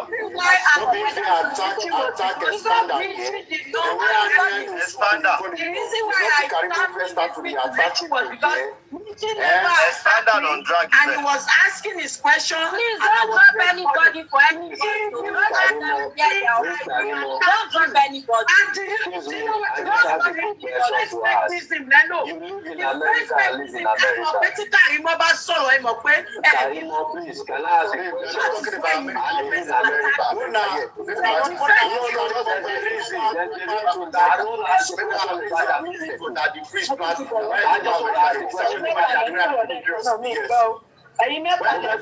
don't your family tree yẹn give away. Karimo say they just lie to them. Say they lie for them for Yomi and Yomi lie for them. When I not tell am make him go tell Daddy Freeze that the truth now. Since he don't see say they lie give am. Now go tell am make go meet Daddy Freeze.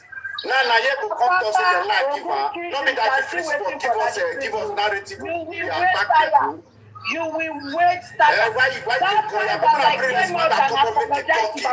Now go dey let them get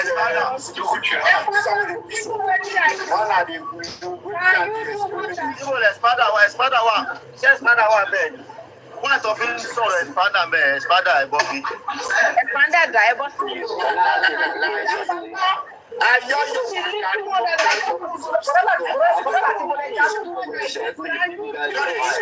Expanda ti kọ́kọ́ wà bẹ́ẹ̀ tẹ́lẹ̀ olórí ẹbí. Expanda ti wọlé jáde tó gbà tó wà bẹ́ẹ̀. Náà ní interaction tó dẹ̀ sọ̀rọ̀ ti ọ̀nà ó tán o. Bó ṣe mú Expanda kú nìyẹn bẹ́ẹ̀. Expanda fi ra bọ́ọ̀lẹ̀ jẹ́jẹ́jẹ́jẹ́ tiwọn. Fáwọn ò lè máa bá wèrè pariwo. Bọ́lá tí mo ní bọ́lẹ̀ já sí. Papari àná mú kúrò mi dé o. Yéèrì kiri, you will not listen. Ó ti gbé ọ̀bẹ síta lẹ́nìí, ó ti gbé ọ̀bẹ síta lọ́dọ̀ Papari àná. Ìgbà tí Papari àná náà ṣọ́ọ̀tì ẹ̀ tí ò pọ̀ mọ́, náà fi ilẹ̀ pé kó dáre kan jẹ́ ìdìbò lójú. Ẹ̀sìn yóò ṣe pàtàkì. Àná ganu síbẹ̀ ẹ̀ ni. Àmúṣá wo pé mo làwọn èèyàn wà.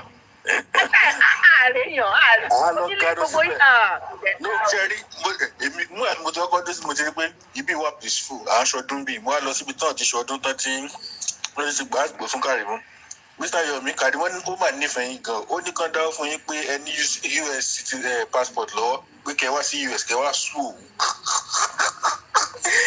ọ̀tọ̀ lọ́rọ̀ tó ń sọ ó tún mọ̀rọ̀ Mr. Yomi wọlé. Ọpọlọ ẹ ti ní problem. Mr. Lati wọ́n sọ̀rọ̀ pé nígbà tó sọ pé àbúrò ẹ̀ ìwọ ló nílẹ̀ ibi tó ń sin Mohbad sí ó ní nígbà tó ti sọ̀rọ̀ lọ́kàn ní ṣebí Yomi ní passport ó ní kinní kan dá fún àwọn ẹni kí tó ti Yomi ń bẹ̀ báyìí nísìn ṣé Yomi ló tún pa Mohbad ní.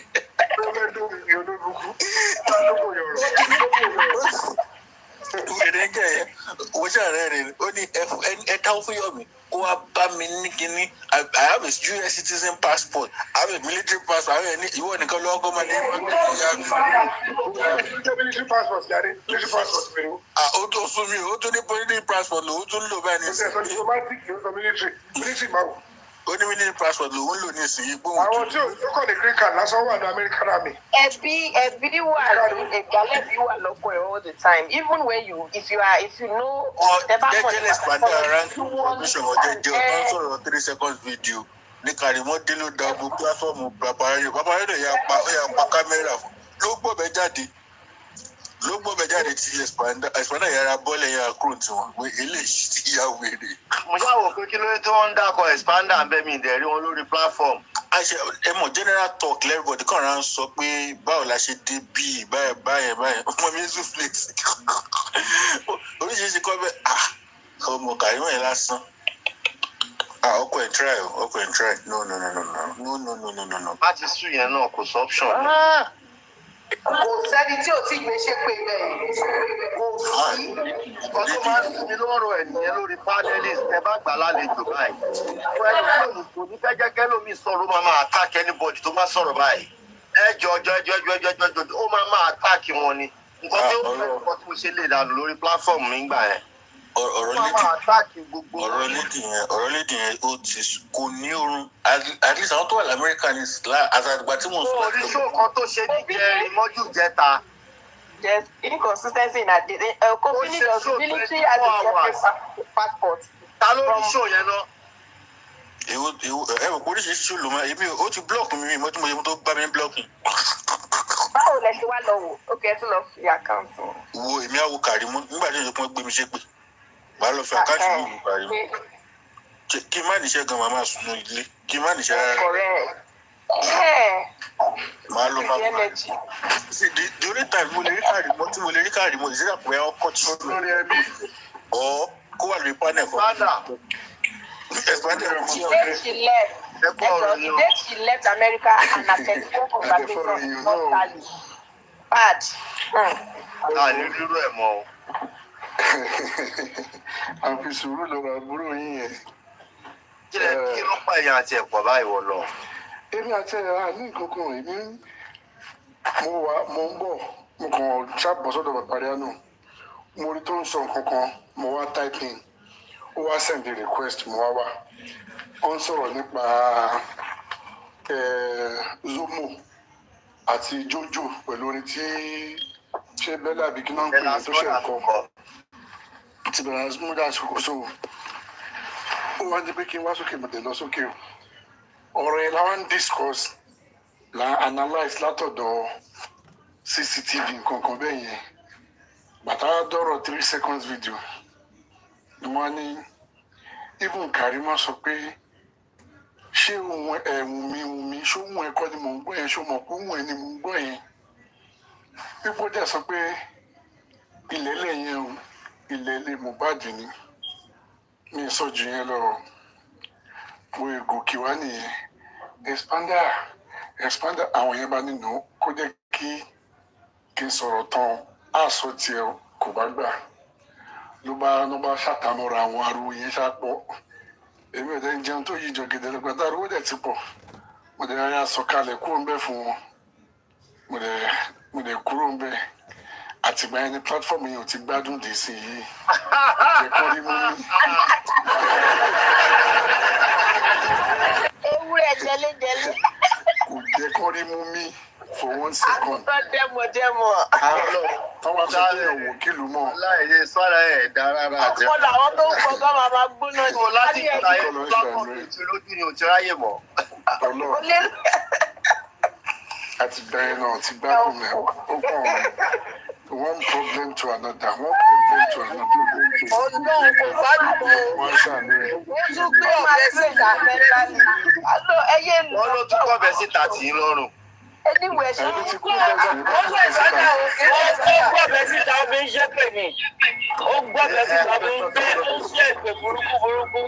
torí tiẹ̀ gan wọ́n kọ́ restrict the life o kìíní lọ́wọ́ kọ́ sísàlẹ̀ pé content kìíníkan so ìsìpádà pápá yẹn ní láti pa kámẹ́rà tó ní kan pa kámẹ́rà ọmọ yẹn lásán kò lóorun kò sùn kò sẹ́ni. a ní ẹ lọ wo ṣóò tó ṣe ní ọ̀dọ̀ ẹ má bínú ẹ wo ṣóò tó ṣe ní ìjẹrin mọ́jú ìjẹta wàláì ó ṣe mọ́jú ni mo sùn despite pé bí ẹ ṣe bí hours ń ṣe yàtọ̀ 6 hours different ni fún wa bẹ̀mí sùn bíbá mo jíjọ́ kejì mo sì bá káre mọ́ lórí ṣóò. ṣe rí nǹkan tẹ́mi kàn rí ni pé ẹnu tí gbogbo wa fi ń ṣàdúrà tọ́lọ́run ò tí ì taari pé gbogbo tá à ń fẹ́ gan àti ìrì tán ta tún ṣì ń béèrè fún mọ́ ẹni tó bá sọ pé pèlú ọmọ máa fi tòun ṣe ẹ jẹ́ kó kọ̀ǹtínú. kì í ṣe pẹ̀lú.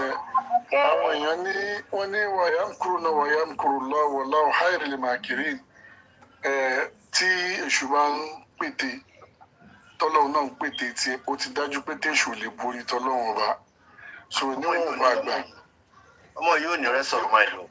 níwọ̀n bá gbà téèyàn ò bá ti ṣépè fún tí mi rẹ̀ wá tí mi rẹ̀ wọ́n. ẹ̀sìpándà wọ́n ní èṣù ò lè kọ́lé ti jésù ẹ̀sìpándà èṣù ò lè kọ́lé ti jésù wo kọ́lé àwòwò èṣù ò lè kọ́lé ti jésù kò lẹ́mìí ẹ̀. òdodo ọ̀rọ̀ ni so ẹni tó bá ti jẹ́ pé ẹni Ọlọ́run ló dúró tì gbogbo àwọn tó bá dẹ̀hùn gbogbo tó bá wọn kan fara tì wọn bára wọn bí tán bá tira wọn dé. ẹjọ́ mo fẹ́ béèrè nǹkan generally nǹkan fẹ́ béèrè ṣé àwọn tó bá ti wà ní Amẹ́ríkà UK ṣé wọ́n ti believe pa achievement. kò yé mi o.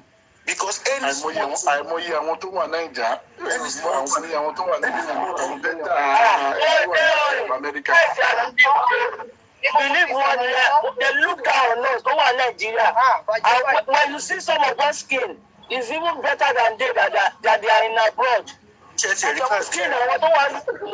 One more ọ̀dọ̀ yín ẹ kò ṣe rí ẹ̀kẹ́ mọ́tò ṣẹlẹ̀ níbi because any small thing you be telling us wà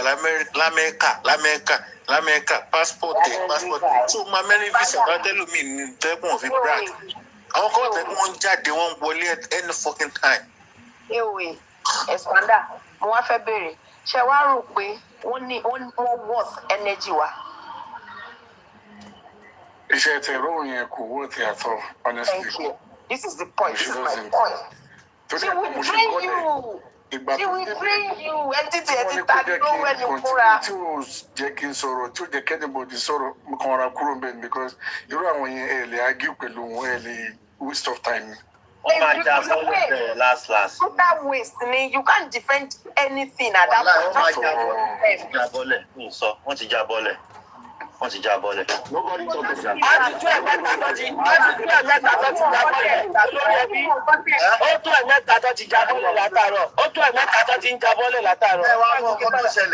Níbi tí ọmọ yẹn ya òrèlè kẹ́ já bọ́lẹ̀ ní ẹ̀mẹ́ 16 kò ní tìjú. Ó ṣe máa send request. A tún padà sí kéèsì, a tún padà lókè. Gbogbo wa láwọn nǹkan tí a gbàgbọ́. Gbogbo wa ní kàjẹ́ dúró fún bẹ́ẹ̀ débi pé wọ́n ti já mi bọ́lẹ̀, wọ́n embarrass mi, nǹkan kan yẹn kò ríro. Mi ò lè ṣe bẹ́ẹ̀ láìláì. Ṣé rí nǹkan kan tí mi rò pé tí mo kàn fipò máa ń ṣe náà ni pé tó bá ti rí pé àwọn èèyàn give reasonable submission tó mú làákàyè wá tẹ́lẹ̀ pọ̀jù ó máa wá disrupt ibẹ̀ ni so that gbogbo nǹkan tó fẹ́ sọ lẹ́yìn kò ní jẹ́ kí n gbọ́ kò ní jẹ́ kí n sọ and that will be it. Expander. Yeah. It's about question tí mo fẹ́ béèrè which is very simple.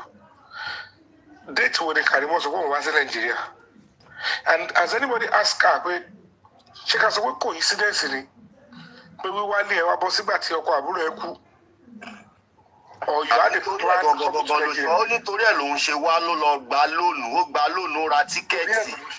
Mr. Yomi. Kí ló ṣe tó sì torí ẹ̀ wá? Yẹ́sà ìjọ mélòó lọ́wọ́ bí arrange visa yẹn tó ti ní máìjì pé òun lè Nàìjíríà tẹ́lẹ̀ ó dẹ̀ ti sọ pé. Lọ́la ẹni sọ̀rọ̀. No, mo jọlá kò rí bẹ́ẹ̀. Kò rí báyìí, ṣe rí. Kí ló ṣẹlẹ̀ tó sọ pé òun bọ̀? Mr. Yomi, ṣe rí. Ẹni jẹ́ ọkọ̀ dààmú mi mo jọlá lò. Ṣe rí tí wọ́n bá ní US tó bá jẹ́ citizen ó lè jáde ó lè wọlé ìyẹn nǹkan tó everybody máa tó fi máa ń jà tó fẹ́ para wọlé lórí nìyẹn. Nigeria passport visa. Ó máa ní Nigeria passport or visa. Ó ní ìyẹn lọ́wọ́ sẹ́ ó ní ìyẹn lọ́wọ́. Nǹkan tó ní tó fi lè wọlé jáde ní American passport gbé wọn Nàìjíríà wọlé jáde o. Lẹ́ẹ̀mọ́ understand mò ń sọ ó ní ìyẹn lọ́wọ́ ẹ gbàgbé pé ó ti kọ́kọ́ wá sí Nàìjíríà tẹ́lẹ̀. Àní eléyìí tó wá yìí sí àsìkò tí mo bá lè kú. Nǹkan tí mò ń sọ náà nìyẹn. What is the purpose? Ẹ dúró no it's not about side or anything but I think she has a Nigerian visa lọ́wọ́lọ́wọ́ as at 2023 yẹn. Ẹ bá gbà ó lóun tí ọkọ̀ wálé tẹ́lẹ̀ bí April àbí nǹkan kan tó padà. Èmi ò dispute yẹn sẹ́. I'm talking about a coincidence.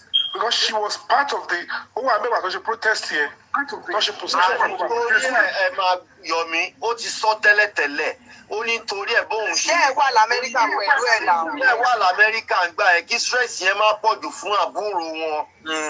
Ó ti kọ́ wálé tẹ́lẹ̀. Ó dẹ̀ jẹ́ gbogbo wọn wá lọ ra tíkẹ́ẹ̀tì papọ̀ lẹ́ẹ̀kan náà ó ti kọ́kọ́ wálé tẹ́lẹ̀. Déètì wo ló wálé? Déètì wo ló lòun dé? Déètì yẹn ni wọ́n ń bá fà báyìí. Wọ́n ń bá fà lọ́wọ́lọ́wọ́ náà nìyẹn tó ń bá fà lọ́wọ́lọ́wọ́ sí ni. Ẹ̀rọ agbọ́dọ̀ mi tó bá yẹ pé on the 12 on the 13 ló dé kò sí ìsì ariwo ńlẹ̀ the public they not change the narrative it was just very normal. To cut the long story short déètì yẹn là ń bá fà lọ́wọ́lọ́wọ́ báyìí. Ọdún mò ń sọ nìyẹn.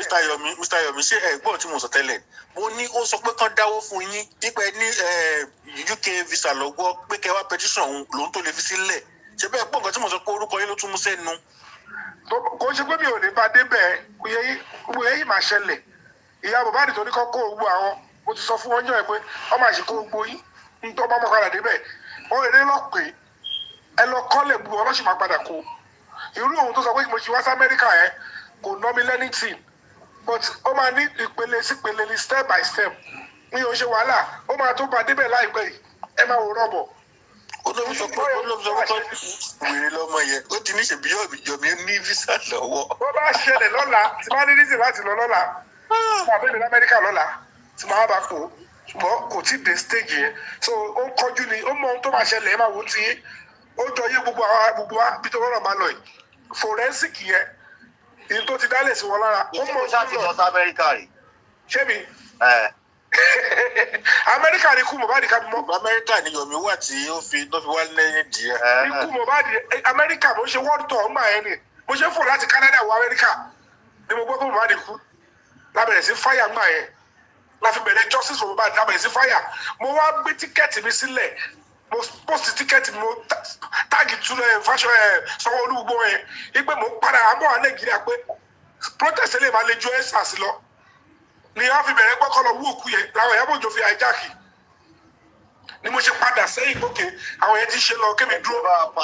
ẹ bá lọ wo péjì mi lórí Instagram kẹ́ lọ wo engagement pé four celebrities tó bá kọ́ post lórí justice for Mohbad tó dẹ̀ pa gbogbo àwọn Bùkúnmi gbogbo yẹn they were on behind it wọ́n ti wọ́n náà wọ́n sí láti on the 12 àwọn 13 àti bẹ̀rẹ̀ gbà yẹn so gbogbo Amẹ́ríkà tó dúró láti lọ Amẹ́ríkà ẹ má wọ́n ní ìmàdé má kọ́ láti. ṣé mo problem tí mo tún ní pẹ̀lú lédi ẹ̀ ni pé kò bí wọ́n kò ní last memory so mò ń wò bó ṣe ń treat àwọn patient yẹn tó bá yẹ pé lóòótọ́ nọ́ọ̀sì ni because ìwọ kan náà wàá sọ pé báyìí lónìí tó bá dọ̀la wàá tún sọ nǹkan mi so tó bá fún nọ́ọ̀sì tó bá fún patient mi ní pé o ti diagnose patient mi of lógún kan tó ti fún ní abẹ́rẹ́ ilé tó dọ̀la tó níwọ̀kọ́ ló fún mọ́ ṣé patient ò ní kú mọ́ lọ́wọ́ báyìí. bọ̀ kí ló kọ̀ ṣe láti show passport ẹ̀ pé èmi kọ́ o. àlọ́ military passport lòun ń lò pé sóun ò lè ṣó yín ẹgbẹ́ sì fi yàn gbogbo yín. ó ní kí ló wò ó yìí. kí ló jẹ́ military passport. ó dàbí àwọn diploma passport. kò sí military passport. only diplomatic passport ló wà. And military officers, they use the passport of that country. Or ìlú tó bá ti fún wọn ní permanent stay. Tó bá yẹ pé American army nearly. Tó bá ti ní green card, you can be enlisted in the military of the US. Gbogbo ni àwọn tí ò mọ nǹkan. Ẹ mọ àwọn tí ẹ bó ṣe ní military passport. Àwọn èèyàn bá fún comment section yẹ kẹ́ ẹ mọ̀ náà ṣé káyọ̀ mọ́ máa gbọ́ ni. Ọ̀rẹ́ mi jẹ́ military US. Ìyẹn tó ló tiẹ̀ wọ́n sì jù. Tó ló fi military passport wọ́n ní òbí. Bèrè lọ́wọ́ ẹ̀ tó ní different passport yàtọ̀ sí citizen eléyìí tí citizen máa ń lò. Ẹ jọ ṣé military passport ẹ ló fẹ́ fi wọ Nàìjíríà? Ta ló fẹ́ bèrè lọ́wọ́ Nàìjíríà ni? Tó fẹ́ lọ jagun ni. Bẹ́ẹ̀ láti ta ló fẹ́ bèrè lọ́wọ́ ẹ̀ tí ẹnì lọ́kú máa dá yín lò. Olóòótọ́ rẹ̀ jẹ́ sójà Amẹ́ríkà. Ó máa dáhùn náà, kí ló tí ò ní dáhùn? Ó máa dáhùn náà. Ẹ jọ kí wá tiẹ̀ ní military passport ní Nàìjíríà ṣe? O ti di foreign person kí ló fẹ́ ṣe? Ta ló pè wá? Ṣòfẹ́ wá ṣí intelligence. Ṣẹ̀rẹ́ tó wà Nàìjíríà wọ́n ṣẹ̀ṣẹ̀ máa ń rò pé bóyá wọ́n tó wà Nàìjíríà kò dídìrín ni wọ́n pé wọ́n ti ẹ̀ jáde wọn sí ẹni tè wọ́n ọmọ ẹni tè wọ́n. So ó ti bìlí àlọ́ ó tún sọ fún wọn lórí platform yẹn pé sẹ́ kọ́ lọ ṣiṣẹ́ tọ̀ tó bá ṣọ̀ fún wọn. Ẹ lómi tó yẹ pé ó ti di citizen gan ẹ lè mọ̀ ẹ wọ́n fi gbéra ta àwọn òṣèré. Ẹ bá mi pa táàpù nítorí Ọlọ́run. Àmì ìwà ìmúdẹ̀ ń gbọ́dọ̀ àwọn kan sọ pé kọ́ lọ chẹ́ẹ̀kì orúkọ ẹ̀ ní kíní kan pé kò pass exam kankan àmì ọ̀kan àwọn tó wà l'Amẹ́ríkà bọ́ mi màá lọ san $26 tó kún fẹ́ wá dìkàrí mu àbúyá wèrè mọ́ ti lé. Gbogbo tó pamọ́ máa tó clear very shortly. Ẹ ká sàn sá, olórí ẹbí ẹ ká sàn gbogbo panelist. Ẹ jọ̀ọ́ mi kàn fẹ́ sáré sọ nǹkan díẹ̀. Wá yóò pẹ̀rọ lọ́dọ̀ sọ. AOA. Wá onílé, ó pẹ̀rọ ni. Ó rẹ lọ sí tó ti pẹ̀rọ. Mi ò pẹ̀rọ ẹ̀gbọ́n mi. 800,000 ẹran 800,000 400,000. Mi ò lọ sá. So AOA ẹjọ́ àwọn èèyàn fẹ́ lòdù gift fún géèmù wa tó ń bọ̀ ní on the 10th. So mama mọ́mí ẹ̀mí jẹ́jẹ́ tẹ́ bá wà níbí báyìí bóyá kẹ́ tún gbọ́ báyìí. So wọ́n ní àwọn ń lo káàdì àwọn láti fi load wípé kò gba káàdì àwọn. Ṣé ó máa ń select káàdì ní mà sà? Ṣé àti load káàdì àti load gift? Ó máa ń possible kó select káàdì. Ó select Nigerian card. Nigerian card wo ni? Káàdì wo náà lò? Mọ́mí ẹ̀mí jẹ́jẹ́ ẹjọ́ káàdì wo lẹ́nà ẹ̀ lò lánàá yẹn tẹ́ bá wà níbí báyìí bóyá kẹ́ bá mi ṣe ní kẹ́ bá mi type in comment section because wọ́n complain fún mi pé kí n put àwọn true báwọn ṣe lè ra coin nípa wọn try láti lo káàdì àwọn pé kò gbà. So tẹ́ bá lè bá wa sọ káàdì tó lè gbà. Ẹ máa gbọ́ bet tó bá fẹ́ load tó bá tíyìn ò bá lọ mo lè fún a lè bá wọn wá nọ́mbà ẹni tó máa lòdù wọn tó máa dẹ̀ sọ náírà fún iye tó bá fẹ́ rà ìyẹn gan máa ń wọ́n ti. It's always better káwọn lo card àwọn but bóyá tábà rí any other alternative kan tó máa padà ṣe náà nìyẹn. ẹ jẹ́ kan lo káàdì wọn torí subsequent time ò tán bá rà lónìí wọ́n lè má fẹ́ trust ẹni yẹn but ẹ jẹ́ kan lo káàdì wọn sódà wọ́n á lè máa ṣe fúnra wọn. Yes. ìyẹn bẹ́ẹ̀ sá olórí ẹbí Papariano ní pé kí n sọ Papariano ní kí n sọ fún yín pé kẹ́ jọ wípé kíní flyers tó ń ṣe yẹn wípé kẹ́ jọ kẹ́ post ẹ̀ lórí page yín so that everybody will know it's official from both sides. Mo send ẹ̀ sí yín ní bímí náà ṣe rí mo send ẹ̀ sí yín ní DM yín lórí TikTok mo forward ẹ̀ sí yín bí mo ṣe rí bẹ́ẹ̀ ni sá lórí TikTok ní ṣá. So ẹ jọ gbogbo ẹ̀yin fans olórí ẹbí Papariano is taking this game serious than what we expect. He's taking it serious than expected. Mo dẹ̀ believe wípé ẹ̀yin tó lórí ẹbí náà ẹ jọ ẹ jẹ́ ká jáde tán on the 10th by 7 p.m. Nigerian time. On the 10th by 7 p.m. Nigerian time, please ẹ jẹ́ ká bẹ̀rẹ̀ sí ní load card láti sìn lọ. Olórí ẹbí ò gbọ́dọ̀ gbé second o. Thank you so much everyone. So AOA ẹ jọ̀ọ́ ẹ enlighten wa lórí card whatever yẹn sá ẹ ṣe. Ló ti rí.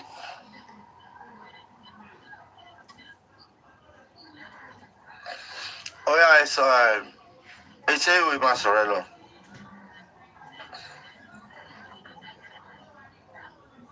àwọn tó jẹ. Okay wọ́n ti dé padà AOA you can go on sir. Okay ṣe ta ló àwọn olùfẹ́ load kákan tó fi ṣe example náà ni àwọn yẹn ti lọ ganu sọ́dọ̀ kárí mọ́jàre. Ṣó ń gbóná ń bẹ̀ náà ni. Ẹ̀mí ò bẹ́ẹ̀ Papariano ti jábọ́lẹ̀ padà bẹ́ẹ̀ ọ̀rẹ́ òtún. Jábọ́lẹ̀ ọ̀dọ̀ kárí mọ́ ti tó jábọ́lẹ̀ náà síbẹ̀. I think she was just using it to, or how should I explain it? She was just wearing and she was using that as a defense or something like that, but not as people are talking about it. It's not to disrespect anyone or to attack anybody. Aago mélòó ni géèmù yẹn? 7 o'clock Nigerian time sir. Nigerian time ti wá ń bí 7 o'clock. Ọ̀rẹ́ mi ni wọ́n dùn mí by military passport. Ẹ má dá kò sí nǹkan tó ń jẹ́ bẹ́ẹ̀ mo fi náà pé kí bọ́ọ̀sì. Mo ti lọ jẹ́ kí n máa sá. Onílé ní sẹ́. Ó ti lọ jẹ́ kí n máa sá stupid báyìí torí ó ga o ó ṣàgbé wa kókó left and right. Wọ́n ti rárá tí ẹgbẹ́ mi sí bísí tẹ́ òun kan.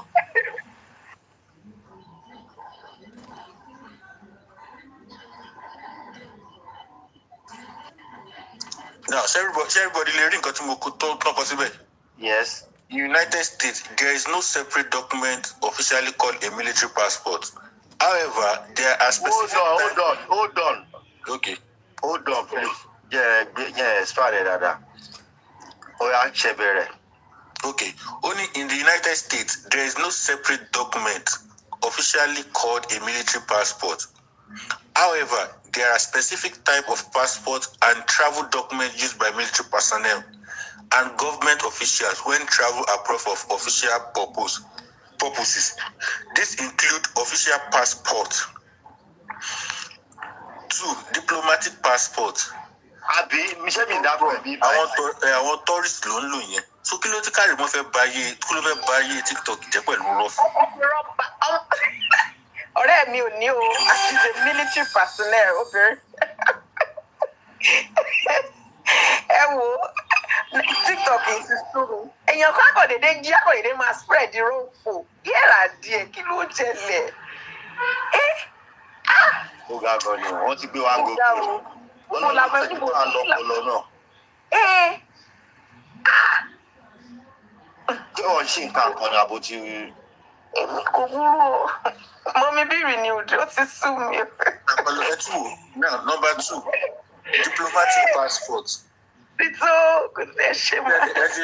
Passport money. Diplomatic passport black. Everywhere the whole diplomatic passport non look black. What only issue to high-ranking military officers and U.S. diplomatic traveler on diplomatic assignment. Color, black color. Now, more restricted and rare for military use compared to official passports.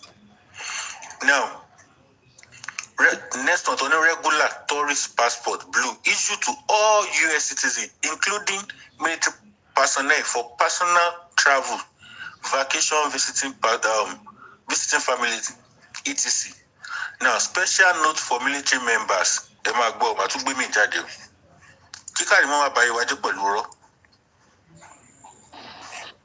Now, special note for military members. If deployed or stationed overseas, military members often carry their military ID card, which is CAC card, and may also have an official passport if traveling on duty. On duty, on duty ni Karimo wa. On duty ni Karimo wa on special. Ọlọ́run. Ó ní pé kẹ́ni ẹ̀ kàn sẹ́ẹ̀dì ẹ̀yìn ẹ̀ sóhun pé òun fẹ́ rí ẹ̀yìn lásán kò ṣe nù síkà. Bóyá kò dí ẹ̀mú ẹ̀.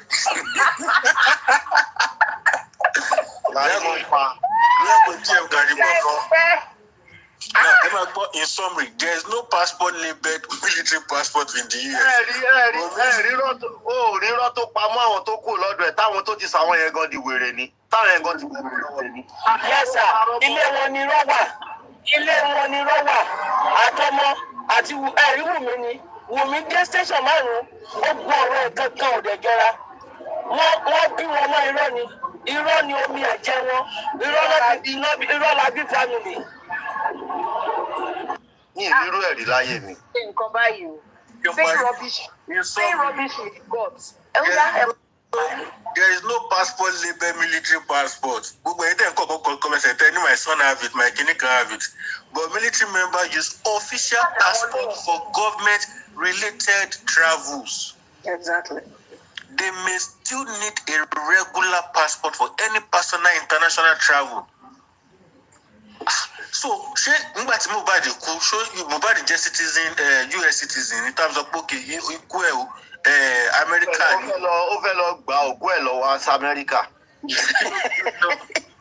Kí ló dé? Irọ́ pọ̀. Ibi kan ní military passport tó wá jẹ́ yìí. Karimo ti báyé, ó ti parọ́ kú fún wa. Ṣẹ́ni irọ́ ló ti kọ́kọ́ fi báyé Justice for Mohbad jẹ́. Irọ́ kọ́kọ́ ó mú Justice for Mohbad ó fún ní K-leg. Nígbà tó wá irọ́ ẹ̀ á pọ̀ jù ó ní bow-leg.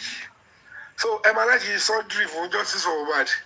Nígbà tó bá sọ fún yín pé wọ́n ń ju aṣọ funfun àti báíbù sójú olórí. Ṣé tó bá fẹ́ sin òkú báíbù àti kìíní ṣe wọ́n máa mú sẹ́gbẹ̀ẹ́ òkú ni àbí kọ́ gbé síbi orí ẹ̀? Ṣé wọ́n máa ń sọ bí òkú sínú sàárè?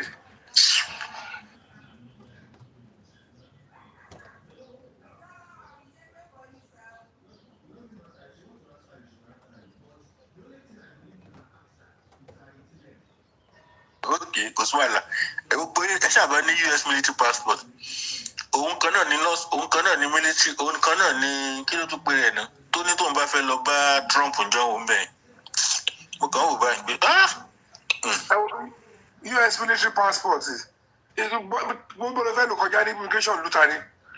Alọ́jọ́ sáìbù kọ́ máa fi yẹn wọlé. So Nigeria military passport náà wà nìyẹn. Ṣáwọn tó yẹ pé US passport gan o lè fi wọ Nàìjíríà láì ní visa. US military passport ló máa wọ Nàìjíríà. Ẹ kọ́ máa tọ̀ ìṣẹ́ máa kẹ́rẹ́ àtẹ̀lé pull out rọ́pò. Ó jẹ́ pé ìwọ tó bá wà UK kan tó wá fẹ́ lọ US wàá gba visa. Standard US passport. Wàá gba visa. Ó máa gba visa. So a máa gbé US military passport wọ̀ ẹ́ wá fi wọ Nàìjíríà káwá kógun jà wá. Mo yín ṣeré ni ó ní àyàfẹ́ FBI. Mo mọ̀ pé ní ẹ ṣeré ni. Because ní FBI passport.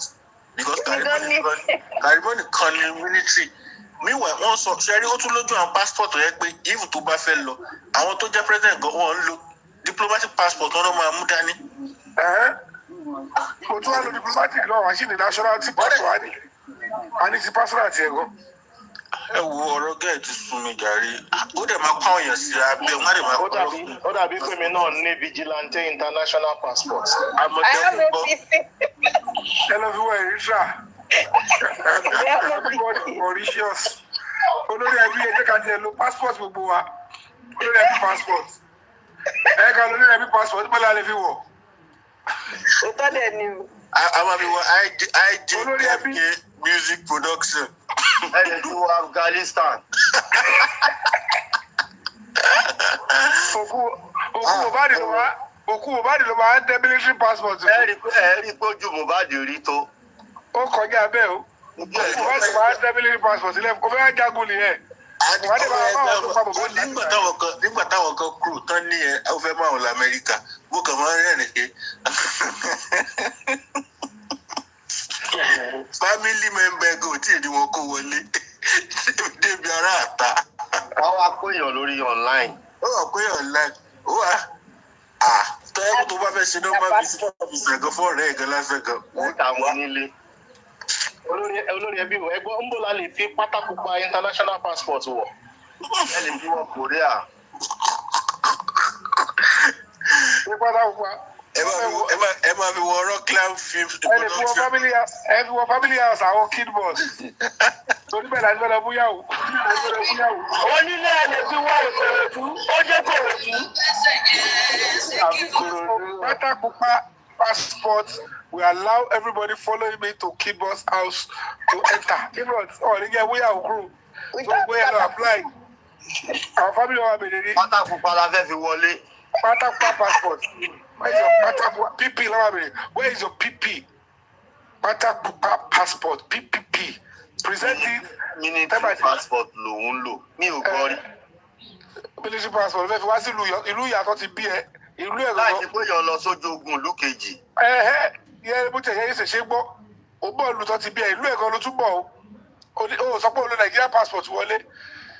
Níwà ó rọrùn fún láti wọlé because kò lè gba visa and time.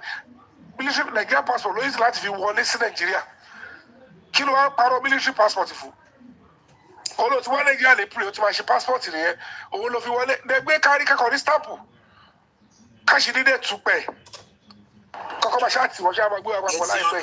nǹkan tí mò ń sọ ìgbọ́lẹ̀ ẹ̀ṣẹ̀ sọ yẹn ni pé ṣe rí passport military US tó mú dání yẹn ó kàn fẹ́ fi ṣe ṣàkàrà lásán ni pé ẹ mọ̀ pé àwọn immigration officers gbà mí ṣe tán wá kọ́rí pé mú Nigeria passport dání most wọn máa ń ṣe tó bá yẹ pé mú Nigeria wọn á fẹ́ ní kókó ojú sórí queue but tó bá yẹ pé flash wọn ní US kìíní o most wọn kò mọ constitution wọn á fún ẹ ní one privilege of a thing pé kì í yá máa bọ̀ wá jù ṣe understand so ìyẹn ló fi mú dání kò ń ṣe pé ó ní intention ó sọ pé tí ọkọ wálé lé pre tẹ́lẹ̀ so ó ní kinní lórí ẹ̀ kàrímọ́kàn tó wá ó máa dàbí ẹni tó ní priority. Understand wọn kàn ní kó àyàn US tó yẹ jẹ́ kó máa bọ̀ wájú ìwọ wá lúwọ̀ tún ní military park òní mo tún gbọ́ yẹn lẹ́nu Kàrímọ́ tó bá dọ̀la yóò lọ. Hello ma. Hello sir. ẹ káàárọ̀ sà yẹ sà ó tó jọ mẹ́ta ẹ dẹ̀ kú àwọn ẹ kú Mubarak ọ̀rẹ́bà ẹ kú ọdún. nípa ọ̀rọ̀ kíni Kàrímọ́ type sí message ní comment section. You can pick me up, but more people pick me up. Sorry. Now, Sherry, the passport in Amusha confirm me because I have people in military in America. Now, money, they don't call it military passport, they call it official passport. Now, what you work in all military personnel, Parabata Lumani official passport. Only until 5 years, normally anyway, it's not 10 years. Every 5 years. One but other civilians don't need that particular passport. Need people on top, like Donald Trump, ambassador, if you're a minister, as a civilian, not a military. I want to talk official Romani, they call it, and you have to have a security clearance before you have it. That's it. Okay. Diplomatic. And don't go the call off.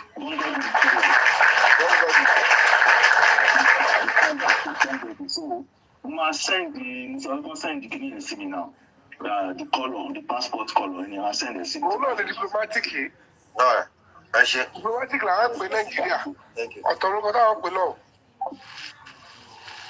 ọ̀yá bó ṣe rí mọ́mì wa. ẹ ṣe olórí ẹbí mo ti rẹ́rìn fẹ́ tákìtì bíbá ẹ ṣe rí mo kí gbogbo ilé o ẹ kú wájú àdẹkù ọdún iléyá lẹ́nu ẹ̀mí wá ṣe púpọ̀ ẹ̀ ojú wa máa rọ́dún àyàtà láfíà o. Bí ẹ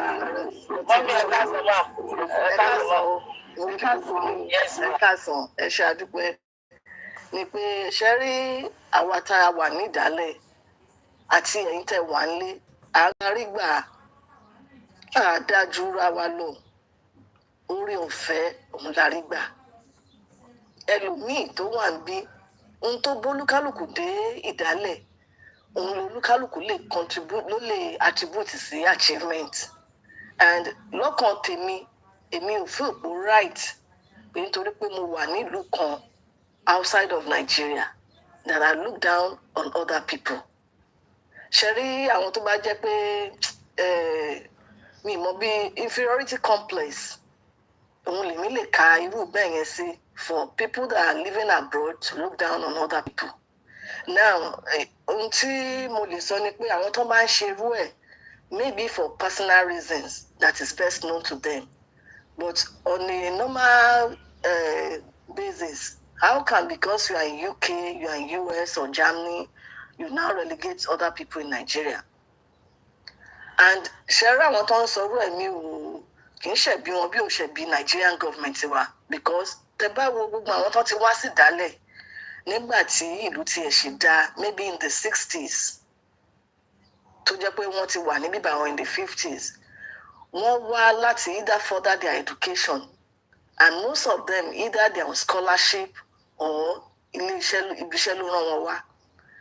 And they don't because of that kan sọ pé yẹn àwọn dájú àwọn táwọn fi sílẹ̀ lọ tẹ bá wò wọn púpọ̀ nínú wọn they want to come back home even àwọn tó ṣẹ̀ṣẹ̀ dé ìlú òyìnbó tẹ bá wá sí US tí ó bá jẹ́ pé ẹ lé èèyàn tẹ fi wá even let's look at it from the lottery visa alone tẹ bá win ní lottery visa ìgbà tó ń jẹ visa tẹ ẹ bá níbi tẹ ẹ fẹ́ dé sí bíbá wọn ò ní accept yín because ó máa wà lára requirement tán bá ti fún yín pé ta ni family ṣe ní relative so ọ̀dọ̀ relative yẹn lè máa kọ́kọ́ fara sí tán máa tọ́ yín sọ́nà and everything tó bá dẹ̀ ti ń di bóyá bíi depending on bí relative yẹn bó bá ṣe jẹ́ àti bí Ọlọ́run bá ṣe fààyè gba relative yẹn pé kẹwàá lọ́dọ̀ ẹ̀ tẹ máa fi dòmìnira ara yín otherwise tán bá fún yín tẹ́ ẹ̀ bá níbi tẹ́ fẹ́ dé sí wọn ò ní gbà yín wọlé now wípé èèyàn wá lórí ọ̀fẹ́ láti wá èèyàn ò mí pé you should look down on other people kéèyàn kọ́kọ́ wò pé àánú lèèyàn rí gbà even kéèyàn lówó kó ní gbogbo ẹ̀ èèyàn ò mí pé ó wà automatic wọ́n máa fún ẹ ní visa láti wọ Nàìjíríà and the procedure tó fi ń gba visa wọ US ni wípé téèyàn bá apply fún US visa tó bá lọ sí embassy oko tó lọ àwọn tí èèyàn bá fẹ́ wá bá ń bíbá wọn láti guide èèyàn through kéèyàn dẹ̀ wà well informed kéèyàn náà dẹ̀ lè ṣe research ẹ̀ properly one of the first thing ni pé àwọn tó ń fún visa every year US ní quotas tó fi ń fún each country ní visa wọ́n dẹ̀ ní total number of visa tó jẹ́ pé ó wà applicable sí àwọn foreigners tó fẹ́ wá sí ìlú òyìnbó náà tó bá fẹ́ wá sí bíbáyìí tẹ́ bá ti apply tẹ́ ṣe gbogbo even application yín gan tẹ́ bá fìlẹ̀ dáadáa wọ́n lè turn it down tó jẹ́ pé ẹ̀ṣẹ̀ tún máa tún lọ sanwó míì gbogbo information yẹn ló wà ń bẹ̀ and gbogbo nǹkan tó ń sọ àti gbogbo bí kìíní yẹn ṣe lè lọ ó máa work in ó wà lórí US consulate tẹ́ bá ti lọ sí USCIS ó wà ń bẹ̀ even tẹ́ bá ń fìlẹ̀ lọ tí ò bá yé yín you can call the Nigerian consulate or ẹni tó bá wà níbà ẹ lè ní kán bá yín béèrè ó lè torí kí o máa ń pọ̀ but they will definitely answer you wọ́n dẹ̀ ti ní for FQA níbẹ̀ frequent question that people can ask for so kì í ṣe pé nítorí pé èèyàn wà níbà because tó bá lówó àwọn tó ń easy fún láti wọ US ni pé ànígbà yẹn nìyẹn ìjọba ta ní ìsìn gbogbo ẹ̀ náà ti dàrú kọ́lọ̀ kó bá a tún ṣe ni àwọn tó easy láti wọ bíbá ni pé irú àwọn diplomat bóyá ó wà ní assignment láti ọ̀dọ̀ ìlú wọn àwọn military tó lọ serve ọ̀ tó fẹ́ lọ serve nílùú mi àwọn tó jẹ́ student níbí báyìí gan gbogbo nǹkan tó ń ṣẹlẹ̀ níbí báyìí ẹ̀yin náà àti gbọ́ wọ́n ń lọ sí schools láti lọ withdraw àwọn foreign students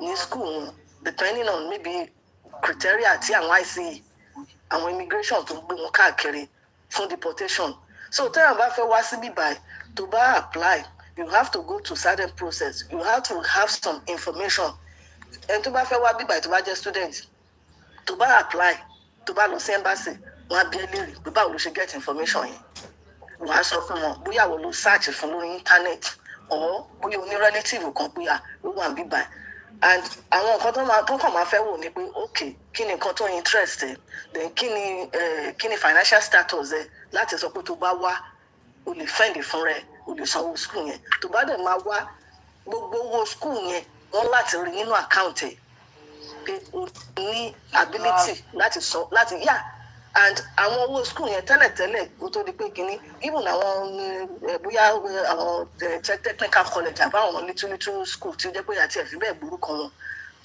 ó kéré jù per section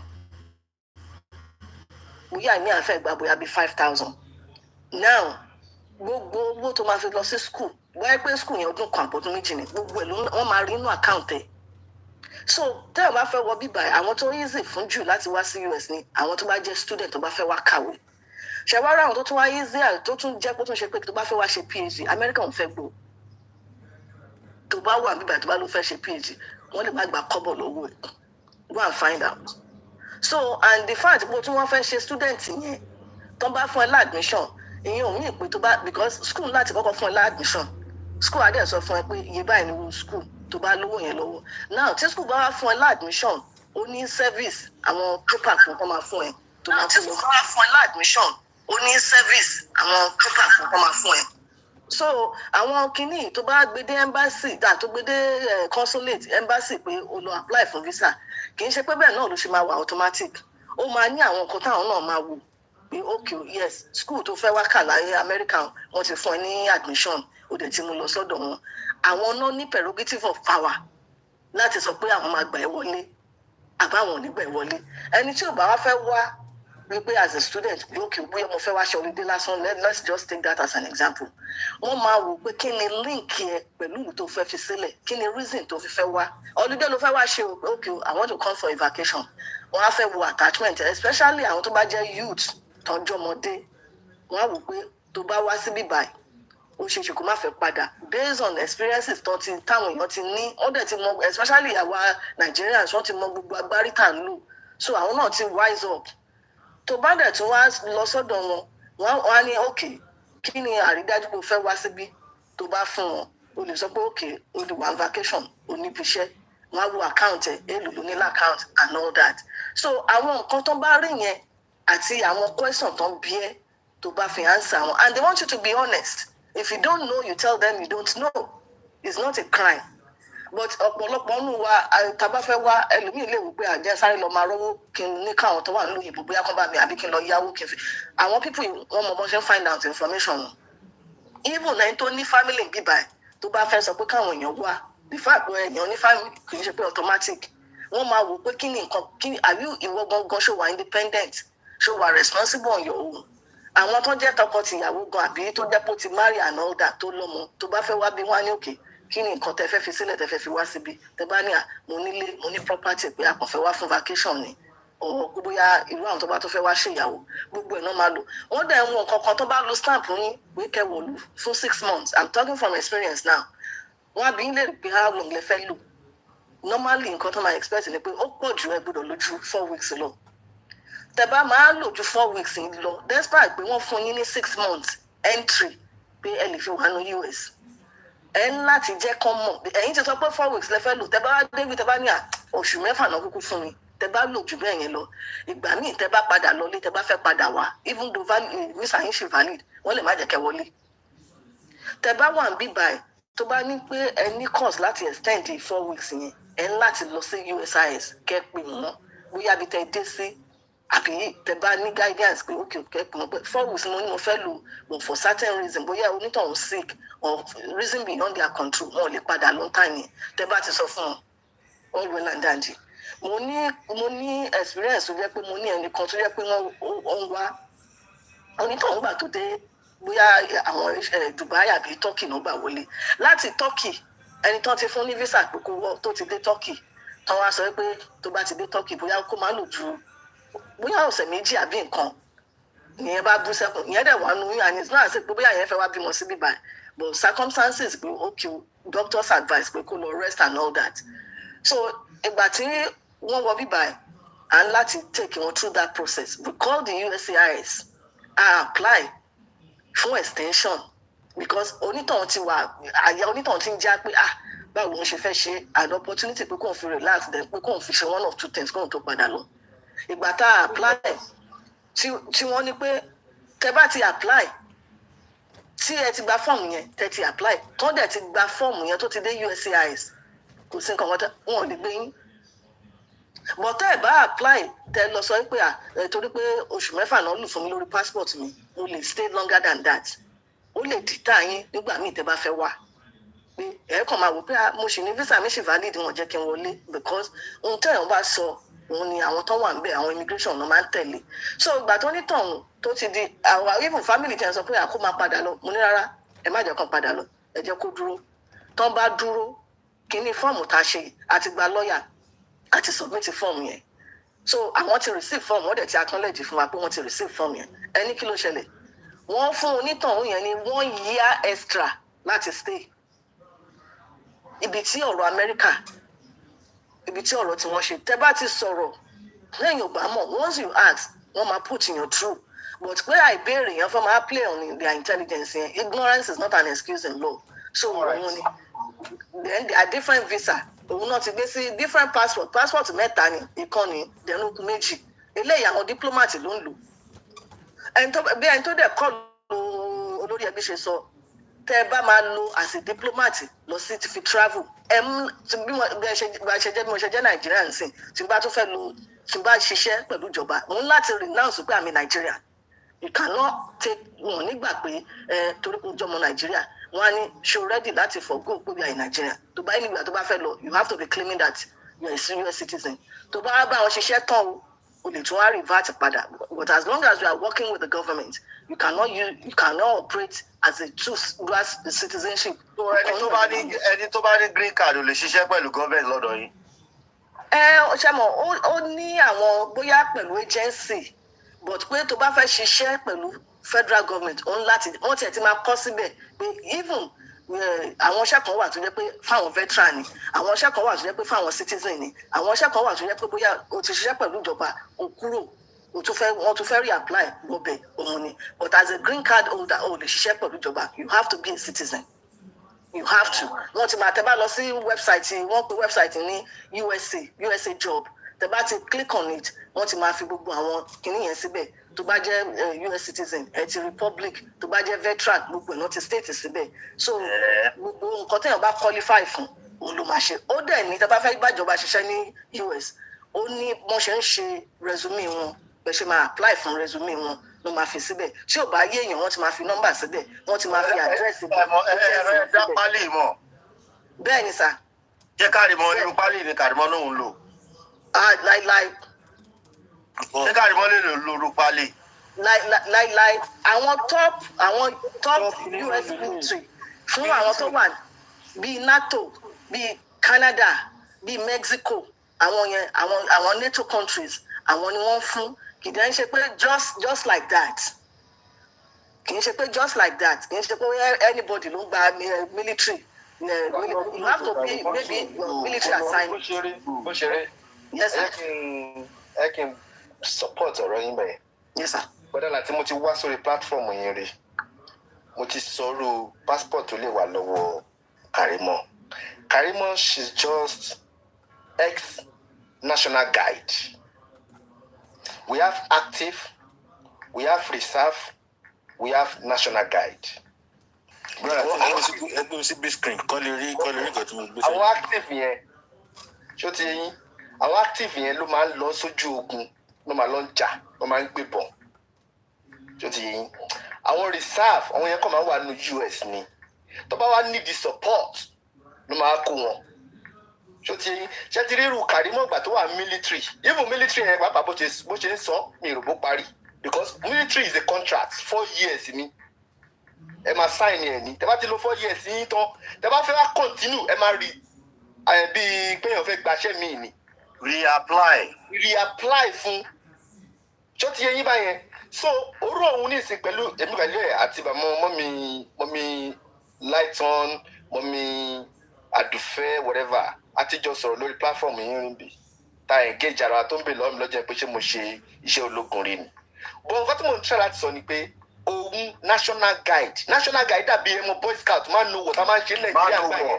boy scout tí nǹkan bá ṣẹlẹ̀ within US àwọn náà máa ń ṣiṣẹ́ iṣẹ́ tó ń gbà yẹn nìyẹn now as a military bóun ṣe wà yẹn orú àwọn active àwọn reserve yẹn benefit ó lóun military ó tún lóun nurse ṣé méjèèjì ló ń ṣe papọ̀ ni. nǹkan tó ṣẹlẹ̀ ni pé ó máa fi kan lẹ̀ ṣe kan ni bí yàgbà tó parí military ṣe mọ̀ pé kò ní sanwó ṣó ti yẹ yín kò ní sanwó ńgbà yẹn so opportunity wọn máa ń fún ọ ní benefit náà ni wọn máa ń fún ọ ní àwọn benefit kan tẹ́ pé a lè lọ school a lè ṣe gbágbá fẹ́ ṣe masters ni wọ́n fẹ́ ṣe PhD ni whatever kíní tó fẹ́ ṣe opportunity yẹn ló lò èmi ò wá mọ̀ bóyá nurse ni o bóyá CNA ni o I don't know about that because èmi ò rò pé Kàrímọ́ yẹn tó bá yẹ pé nurse ni kò ní máa wùwà tó ń wù yẹn ṣó ti yẹ yín báyìí. àti pé tó bá fẹ́ join as a military ó ní èjì tó gbúdọ̀ wà. no kó tiẹ̀ mọ́ èjì yẹn òun máa ní èjì yẹn gbà yẹn tó bá ti wọ 35 o lè ṣe military l'America. Exactly so as at that time ó possible bóyá pé bóyá ó apply kó máa claim yẹn I mean I don't know how far bóyá ó ṣiṣẹ́ ní military àbí kò ṣiṣẹ́ ní military but like what you have I'm not sure so. ẹ jẹ́ hold on. Ola, I should put it here. Hello. Take one more. ẹ kó sọ ẹ kó ètò gbogbo dé o ẹ jẹ ìgbésà fífi ìṣáná gan kí ètò ìsìn ní ìsìn even common man wọ Nàìjíríà gan common man wọ Nàìjíríà ṣé kò ní ọjọ́ kan tí a lọ fún parí tàbí tí a lọ fún trade àbí tí a lọ fún nǹkan kan débi wípé 24/7 orí TikTok ní àkànṣe mà àwọn 24/7 àlè ìṣẹ̀yàn tó jẹ́ mílítì ṣé kò kàn tiẹ̀ wá ní ọjọ́ kan ó kàn ń bẹ̀ wọ́n tọ́nà fún wa ní ẹ̀gbọ́n yẹn ti sọ̀rọ̀ tán prógráàmù yẹn ó ti parí ẹ̀ nípa isolation gbogbo nǹkan tó kù tó ń ṣe ọjọ́ tọ́lọ́run bá dẹ̀ sọ pé ìbá máa dé báyìí ẹ̀sìn àgbáyé ni ẹ̀ máa bẹ́ tó. ọ̀yà. so like gbẹ́gbọ́n yẹn náà ṣe sọ ó lè ti ṣe program tó bá yẹ kó ṣe ó lè ti parí program 4 years pé contract ni ẹ bá tẹ̀ ti lo contract yẹn tán ẹ fi wọ́n lẹ̀ nìyẹn ẹ bá fẹ́ wá reapply again ọ̀ tẹ fẹ́ renew contract yín ẹ máa renew ẹ máa continue ṣó ti yẹ yín báyẹn so now orú òun bó ṣe wà yẹn ó lè jẹ́ nurse ó lè jẹ́ a máa ń pe kíní kan ní CMA certified medical med CMA a máa ń pe kíní kan ní CNA certified nursing assistant àti máa ń pe kan ní LPN oríṣiríṣi báyẹn ló wà ṣó ti yín but tó bá yẹ pé nurse lòun registered nurse tó bá yẹ pé lòun Kàrímọ́ yẹn o kò yẹ kó máa ṣé ìlú fún àmì US Army ẹ ti rẹ́ ní picture àbí fídíò tó ti wá US Army ṣe ti rí. àrírí o. tó kàn fẹ́ ló. kó lè má kó yàtọ̀ sówó àti lárí ọmọdé àwọn tó lòun kò ṣe verification. ẹ lọ wádìí ẹ nígbà tó máa ṣẹlẹ̀ nìyẹn ó kọ́ apply ó béèrè pé ṣé kò fún ẹ ní registration ọ ní ókè o kó lọ orúkọ méjì tó wà lẹ́rìí lè ó dẹ̀ ló ti di registration ó ti di NGO. báwo ṣó fún mi. ẹ bọ̀ kọ́ tó ṣẹlẹ̀ jẹ́ ti rí American military. ordinary cleaner ní UK ṣó lè máa wù àbí Kàrímọ́ ṣe wù wọ́n. kò lè wà ó fún mi nǹkan ọdún òun sọ̀rọ̀ bò. ẹ jẹ́ kó di Friday ọ̀yà mò ń gbọ́. ordinary cleaner ṣó lè wà bí Kàrímọ́ ṣe wù wá. No. ní UK. No. ordinary care assistant ṣó lè wà bó ṣe wù wá ní UK. No. kí Kàrímọ́ máa padà lọlé ó ń dojú táwọn tó wà USA. Ọlọ́run jókòó sínú kitchen military jókòó sínú kitchen. Sister Yomi, she's no more in military. Messi will serve carry picture. ó lè ti serve sẹ́yìn. Nígbà wo ẹja rí picture sáfìsì. Mo ṣe sọ pé ó já mọ nǹkan tó ṣẹlẹ̀ ẹ jẹ́ kí n sáré gist yìí ní kiri. Ọ̀rẹ́ mi kan máa ń wá síbí báyìí ẹ ti mọ̀ pé sójà nígbà tá à ń ṣe fracas uniform sójà ló fi ń bá wa ṣe fracas ṣé ti wẹ́n tí kò sọ. ẹ pagbo yí mi ká ṣé ìyẹn lè ìyẹn parọ́ ìyẹn máa ń wọ uniform ṣe fracas ṣé mo parọ́ ní èwe. èyí gbogbo táìmù ẹ̀gán máa wò pé ṣé òjò pé bàbá ìlú ra yúnífọ́ọ̀mù. nǹkan tá a bá pò lórí yúnífọ́ọ̀mù yẹn lásán wọ́n pe ibi iṣẹ́ ìdánwò àpèbí iṣẹ́ nígbà yẹn tí ó ń bá Ẹsábọ̀dù jà wọ́n pe ibi iṣẹ́ ìdánwò ẹ pagbo. ẹ mọ̀kàn tó tún ṣẹlẹ̀ ẹ mọ̀kàn tó tún lè ṣẹlẹ̀ sí Kàrímọ́ tí ó lè ṣe ṣètìlẹ́ ó lè jẹ́ gbà tó wà ó lè jẹ́ ebi ò mọ̀ bí ó staff o ó lè jẹ́ gbà tó wà military yẹn ṣètìlẹ́ téèyàn bá jẹ́ military lamẹ́ríkà ó lè dọ́gbọ́n parọ́ wípé ibì kan ń dùn ẹ́ lára ó lè jójú ó lè jẹ́ kinní kan ó lè parọ́ kankan àwọn ọ̀pá ò mọ̀ ṣé ti yẹ yín èmi kàn sọ ni o náà tó bá parọ́ báyẹn wọ́n á ṣe test wọ́n á ṣe gbá wọ́n á ṣe àwo jẹun báwọn nàìjíríà dẹ̀ yà àmọ́ ẹ̀wọ̀n àrùn tẹ ẹ̀wọ̀n báwọn nàìjíríà dẹ̀ àmọ́ wọn ọ̀rọ̀ yẹn padà dá now tó bá yẹ kó wọ́n á gbà sí lọ́wọ́ wọ́n gba kinní yẹn ó lè má ṣe military yẹn ju 2 years lọ ṣó ti yẹ yín tó bá ṣe military yẹn bíi 2 years nǹkan tó máa ṣe ni pé wọ́n á voluntary retirement wọ́n máa fún ṣó ti yẹ yín so voluntary retirement yẹn wọ́n á jọ kò ní lọ́dún mẹ́rin ẹ̀yẹn pé. kò lè jọ kọjá mental certificate. ṣó ti yẹ yín kò ní lọ́dún mẹ́rin yẹn kò ní lò pé tó sáì yẹn kò ní lò pé òun ó possible pé jẹ́ pé ìyẹn ló ṣe táwọn fi mọ̀ pé bóyá ó ṣàfù. iye tó bá jẹ ẹdùn tó wáyé pé ilẹ̀ ọ̀gá ka ìmúlẹ̀ tó tọ̀ ṣe ẹ̀ ní sáì rẹ̀ fún pẹ̀lú ìgbà tó sá. pẹ̀lú tí wọ́n tó ṣe yẹn so ọgbọ́n tó tún máa ń lò nìyẹn. Mr. Yomi èèyàn kan ní tẹ́mù ní Kàrímọ́ ti gba certificate. tí kàdú ẹ bá wà military tó serve tó ní fún àti post picture pa anybody. kò wá ní ya fọ́tò ẹyọ kan báyìí ní jùlọ. Mr. Lati ṣe rí ẹ lọ wo tẹ́ bá wo TikTok àwọn tó jẹ́ military gọ̀gọ̀. national guide ló máa jẹ́. ẹ máa rí tọ́ máa uniform yẹn máa ń gbé wọn nú ni wọ́n á post ṣáá ni. Mr. Yomi ni mo bóyá ẹ̀kọ́ jẹ́. wọ́gọ́ tó ń ṣe sójà tó bá ra camouflage ń bíbá kò ní mọ àwọn ẹ̀kọ́ wọ̀. Mr. Lati tí ò jẹ́ military gan ṣe wọ́n kó kábò wọ̀. Tó ti fẹnu sọ́tò yìí a ti fi fídíò àti píkṣọ àtàwọn tó yọ sáàbù. pé kò sí ṣé wọn tí ì ṣe kámẹ́rà ńgbà tóun ṣe sójà rẹ̀. ó lè má lò jọdún kan ọdún méjì lọ tó fi kẹ́ra. ẹ bó tẹ̀ jọdún kan ọdún méjì kò bá wa ya píkṣọ. bàbá kan gbà mí mílítì lónìí máa ya fọ́tò máa post ẹ̀ bẹ̀rẹ̀ la. ẹ pagbo yí mi ká. ìwọ ní baraki lamẹ́ríkà. ẹ pagbo yí mi ká níbi iṣẹ́. ọ̀yà fọ́tò pa ọ́. Mr. Yomi mi ìmọ̀ bóyá mo kí lórúkọ gẹ́ yìí ní industry. ẹ bá mi tàgì ẹ pagbo yí mi ká ẹ pagbo yí mi ká. industry yìí tó ẹ̀ṣẹ̀ kúrò tó lọ ṣe military lórúkọ gẹ́ yìí. wọ́n posted mi ìrántí orúkọ ẹ̀ mọ́ just of recent. kì í ṣe army just guard ni kì í ṣe army guard. just of recent kò ẹ̀ṣẹ̀ parí. military army ẹ̀ tẹ̀ tiẹ̀ ní rí kí ẹ fún ìṣẹ̀lẹ̀ ẹjọ́ wọ́n sọ̀rọ̀ ẹjọ́. just a guard ní Kàrímọ́ kì í ṣe army rárá ẹ má jẹ kànmọ́kànmọ́ bá mọ pòlọ́pọ̀. ó lè jẹ́ gáàdì náà kó má ya picture gáàdì ẹbí tó. ẹ ó lè kò pẹ́ bẹ́ẹ̀ ni ó kàn fi gbogbo ẹ̀ka ẹni tó sọ fún yín. ó ní military passport ṣé passport Amẹ́ríkà pé méjì mẹ́ta. Mr. mọ́mí evans understand Mr. Lati ṣe ti understand wọ́n sọ pé kó tiẹ̀ jẹ́ pé ọjọ́ kan ló fi ṣe. àwọn tó ń ṣe káàdì national stadium football stadium wọ́n sọ. ìgbà tó ń ṣe nọ́ọ̀sì ó ṣàmà wọṣọ nọ́ọ̀sì aṣọ nọ́ọ̀sì tó ń lọ ó ṣàmà wọ lójú wa ń bì báyìí. ẹ ti gbàgbé nọ́ọ̀sì yẹn àyàn ìbọ̀dá Lati ẹ gbàgbé nọ́ọ̀sì yẹn èmi ò bìlífù nọ́ọ̀sì yẹn. ọ̀rẹ́ again kó lọ fún military America nígbà yẹn ó ṣàmà nílé. kò ń ṣe register nurse ó ń kí ẹ ní. bí ṣe register nurse CNN ló máa jẹ́ CNN. exactly CNN ni.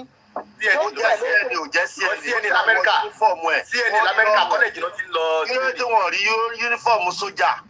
register nurse register nurse ẹ bó ṣe graduation register nurse ni. rẹ́gísítà ẹ̀ shortlist ẹ̀ kò yàtọ̀ sọ́wọ́ àti lábẹ́ ọmọdé à. gbogbo nǹkan tó ṣe fake life ní gbogbo professional méjì tó ń pariwo tó ń tẹnumọ́ pé òun ní wà á máa parọ́ kó ìlú lè wà. bẹ́ẹ̀ láti ẹ jẹ́ kí n sọ lè mọ́mí heaven is real now if you join like now bóyá mo jẹ́ ọmọ 30 years wá ní mo ní green card lọ́wọ́ ṣẹ́tí tẹ́lẹ̀ tó. èmi àti máa jà o ló ṣẹlẹ̀. ẹ bẹ́ẹ̀ ṣe ń bá Kàrímọ́ Ahmed díẹ̀ yìí ẹ̀yin gan lẹ́ ń fò. ìrọ̀múnúmú yẹn bá Ahmed díẹ̀ mo kàn ń sọ bó ṣe lè ṣe ni kí ni tí mo sọ èmi kàn ń sọ bóyá ó ṣe lè gẹ̀ẹ́tì àwọn ọmọ Amẹ́ríkà wọn bá iwi ọ̀ya wọn bá iwi kí lẹ wí. ẹ jọ pásítọ̀ kan sẹ́ni fẹ́ bèrè ṣé ń gbọ́ mi. à ń gbọ́ mà. àṣẹ CNA tó ń sọ tó lòun ń ṣe CNA tó bá lè fún wa gba $4,500 lọ́sẹ̀. kò pọ́sibú ìjà ó fọ́ọ̀bù ní sẹ́ẹ̀ ló ló ń gbà sẹ́ẹ̀tì wo ló wà tó wà ní East Coast ló wà. Jerry, nǹkan tó ṣẹlẹ̀ ó wà ní Rhode Island ní smallest state ní Amẹ́ríkà. ó dọ̀dọ̀ wọ́n bá yín wí bí náà. $500 lọ́sẹ̀ ẹ wo orúlé tó kọ́ sí Kòròdú. Jerry, olórí ẹbí ẹ ti ẹ̀ fi ilé tó ń kọ́ sí Kòròdú lẹ́gbẹ̀ẹ́ ẹ wo ilé tó ń gbé l'Amẹ́ríkà. ó mà gbé wa gbogbo kí ló dé akóyọ́ká kúrò nígbàdí. Jerry, nǹkan tó ṣẹlẹ̀ ni pé olórí ẹbí ọ̀dà gbogbo ilé tó ń gbé l'Amẹ́ríkà ti ṣí tán. more likely ó likely kò jẹ́ pé agency ló ń bá ṣiṣẹ́ as a home health care. gbogbo nǹkan gẹ̀ẹ́sì ó jẹ́sì àní kéèyàn má ya fọ́tò òye ní kò ń ṣe sójú ọjọ́ kankan tó lé kó bẹ́ẹ̀ ó náà máa kọ́kọ́ ya fọ́tò. Mr. Lati kí ló ní mílíọ̀nù l'Amẹ́ríkà máa ya fọ́tò pa. bóyá custom ló bá ṣiṣẹ́ bóyá ṣiṣẹ́ ló bá ṣe. Mr. Lati ẹ máa gbọ́ ṣẹ́rí mi kan fẹ́ show picture èèyàn kan ni ọ̀rẹ́ mi gangan lélẹ̀ àjọ serve àjọ everything ni now the guy is a British Army ṣẹ́rí tẹ́ bá rí bó ṣe máa ń travel káàkiri ṣẹ́rí mi ti máa wo status ẹ̀ báyìí ó máa ń wù mí pé kí n lọ join. kò sí rọ́ nínú yẹn àwọn ọmọ ọ̀rẹ́ wa tó wà ní Dublin bíbá tó relocate lọ sí UK gbogbo wọn ti fẹ́ join ní sójà UK tán. wọ́n ti cherry tẹ́ náà. gbogbo àwọn ọmọ wa tó relocate tó bí sí bíbá yìí tó relocate yọ sí mọ́nàmọ́ ọ̀rẹ́ mi kan ó join ní sójà ọmọ ẹ̀ méjì ló ń ṣe sójà ní UK. ẹ̀gbọ́n mi cherry tẹ́ bá rí bẹ́ẹ̀ mo ń sọ báyìí Germany bọ̀bọ̀ yẹn wà wọ́n máa ń travel káàkiri wọ́n á yà picture wọ́n á gbé kinní kan tẹ́ bá rí mọ́tò tí bọ̀bọ̀ yẹn lò. ẹ wọ ọmọ àfọ́ọ̀dù. ẹ wọ ọmọ àfọ́ọ̀dù náà. tó dúró di gbí ábí gidi tí mo lè fògbọ́ ẹ̀gbá rí. ẹ wo kílórúkọ ẹ ọmọ kílórúkọ lady tó máa ń kọrin yìí Alison ẹ wo Alison Kàrímọ́ nìkan ni ò rí fọ́tò náà. wèrè tó lè fi jí stamp pàǹtì. ọmọ Pasuma gan rí fọ́tò ẹ̀. Personal parade yẹn afẹ́ rí. Mercy kí ló tún dé ẹ tún fẹ́ amend díẹ̀. mo kàn fẹ́ sọ ẹ jẹ́ kí n sọ ilé ẹ jẹ́ kí n mo fẹ́ sọ ilé mo fẹ́ jẹ́ kí opportunity tó nílé mi fẹ́ sọ tó fi ń brag mo fẹ́ bá a sọ̀rọ̀ lórí Pafriano lẹ́ẹ̀kan but olórí má jẹ́ ṣe pé fún. ẹgbẹ́ ìdóra ayé àbí Mercy. ẹ má bu mebo èmi ò ń búyàn báyẹn. Now ṣé ti rí ní Amẹ́ríkà tó bá ní green card Donald Trump ló sọ di 10 years green card tó bá ti ní ọdún méjì tẹ́lẹ̀ àgbọn táwọn Nàìjíríà máa ń ṣe ni pé tá bá ti sáré lọ́dún méjì yẹn a máa sáré lọ join ní military ṣó ti ṣe yín. Amẹ́ríkà dẹ̀rẹ̀ military wọn kò le rárá kò sí nǹkan tó fi le ìwọ ṣáà lọ sí báràkì kan kó lọ gba fọ́ọ̀mù kó lọ obtain fọ́ọ̀mù ni tó bá ti obtain fọ́ọ̀mù akọ́ lọ ṣe train tó máa ṣe wàá ṣe gbá wàá ṣàwò wọ́n mú ẹ nìyẹn tó bá ti tẹ́jọ́ bá ti kọjá 35 ṣó ti yé báyẹn àwọn ọmọ máa take responsibility yẹn tó bá ti fẹ́ yàwó àwọn náà máa sanwó ilé náà máa san everything but tó bá yẹ pé single ni ẹ wọ́n á fún ẹ ní wọ́n ní báràkì bíi báràkì Nàìjíríà yẹn ṣó ti yé báyẹn orú Kàrímọ́ yẹn nǹkan tó lè ṣe lèmi ti sọ yẹn dó ó dùn wá pé àárí ìgbà tó ń ṣe kí ló máa ń pè graduation tó náà máa ń ṣe graduation ó yẹ kó ya fọ́tò ń gbà yẹn yóò gbàgbé láti ya fọ́tò ṣó ti yé yín báyẹn so àwọn opportunity yẹn. báwo ní fọ́tò láyé mọ̀ ẹ́ ni. ọdún èlò ní tí ò ní ṣe kámẹ́rà àwọn opportunity yẹn bí a kò ní gbà yẹn ni ò ṣe ya fọ́tò so nǹkan tẹ́bi kọ́ rí lọ́rùn ẹ̀ nìyẹn so gbogbo tó ń brag yẹn kíní kan jẹ́gẹ́lẹ́dẹ̀ ń pàkọ́ yẹn and then tó bá join military l'America after 6 months tó bá ti parí training wàá gba pali straight pálí o máa gba ó ṣú ọ̀ fún ẹ pé after 6 months o máa gba pálí ẹ̀ tó ti wá ní pálí kí ló ti ṣẹlẹ̀ ó máa nípa ìgbà mélòó. ó máa nílẹ̀ ẹ̀sọ́ ó jẹ́ green card ló lò tó fi ń gára kiri. ó ti máa ní pálí ó máa ní pálí. ó máa nílò ó ti ṣó ẹ̀rí lórí pláfọ̀mù ẹ̀ ó ti ṣó ẹ̀rí ó ti ṣó blue pálí ẹ̀rí. blue pálí ó ṣòbí tójú ẹ̀ wà. irọ́ àti òrójú o. kó ṣòbí tójú wà kó fọ́ ojú ẹ̀ o bọ́ ó máa ní pálí kó fọwọ́ bò details ẹ máa tọ́ra yín. Fogókẹ́mi Fogókẹ́mi mọ́mí Fogókẹ́mi. ìgbà mélòó ní pálí Amẹ́ríkà ló yí sí láti. bí ọba ní crime tó bá lọ ní crime nǹkan tó máa gbà pálí. nígbà tó ti lè rí jí stamp. ó depend lórí crime. tó ti lè rí jí stamp pàǹtí yẹn. tó bá ti ṣe fẹ́ lónìí. kò ní pálí lọ́dọ̀ tèmi kò ní pálí ilẹ̀ gan ni. wọ́n á fẹ́ lónìí ni. tó bá commit traffic criminal crime nǹkan. no kíní lẹ sọ yẹn DUI.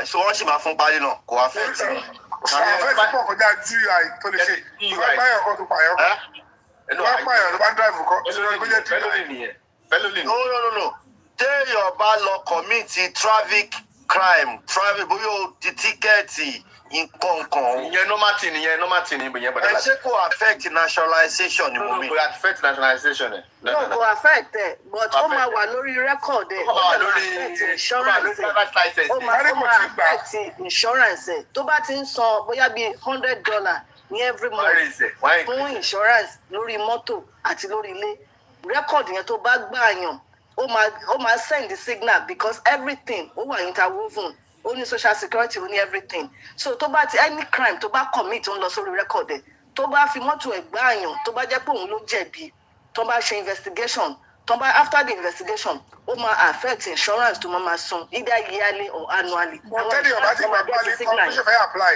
ṣé kò lè affect. kí la wí. kẹ́ni ò tí gba pálí tó ṣe fẹ́ apply kó dẹ̀ ti ní gbogbo rẹ́kọ̀dì yẹn ṣé kò lè affect. irọ́. no ṣe mọ̀ ohun tó ṣẹlẹ̀ ni pé two things tó bá jẹ́ green card holder tó dẹ̀ jẹ́ citizen nǹkan méjì ni as a citizen the only thing tí green card holder ò ní ni pé green card holder ò lè dìbò nínú election all other rights tí citizen ní ni green card holder ní ṣe understand. ó tún depend lórí green card o.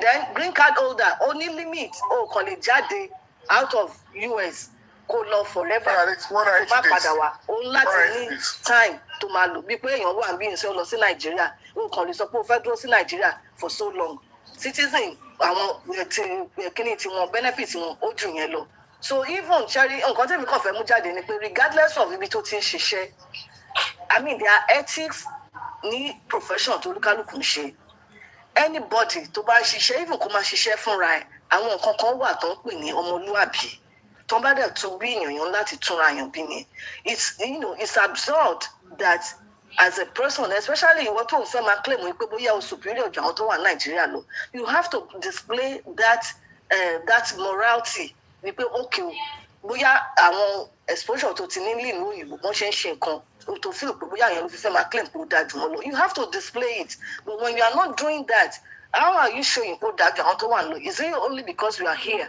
no. So gbogbo nǹkan tó ń ṣe wàá sọ̀rọ̀ wàá fi ọ̀bẹ méjì sínú wàá tẹ̀kọ̀ sí where is that done níṣẹ́jú àwọn ọmọ kéékèèké and if you are claiming you are a military tó bá yẹ pé military ni tó bá ní colleague tó ń ṣe wú ẹ̀ wọ́n lè lọ fẹjọ́ ẹ̀sùn wọ́n lè lọ those are things that is not kì í ṣe nǹkan tó jẹ́ pé there are things that a lè ṣe nílùú wa ní nàìjíríà tó jẹ́ pé a lè mú jẹ not here bóyá yẹn làwọn èèyàn lè ṣe rẹ̀ fi pé okay maybe they are better off or something like that because òfin ṣiṣẹ́ ń bì báyìí. òun sì ń claim kó wà military. èmi ti rò wípé kí wọn fi ọ̀bẹ síná kó máa ṣépè yẹn mo rò pé lára military training tó ń fún wọn lamẹ́ríkà ni.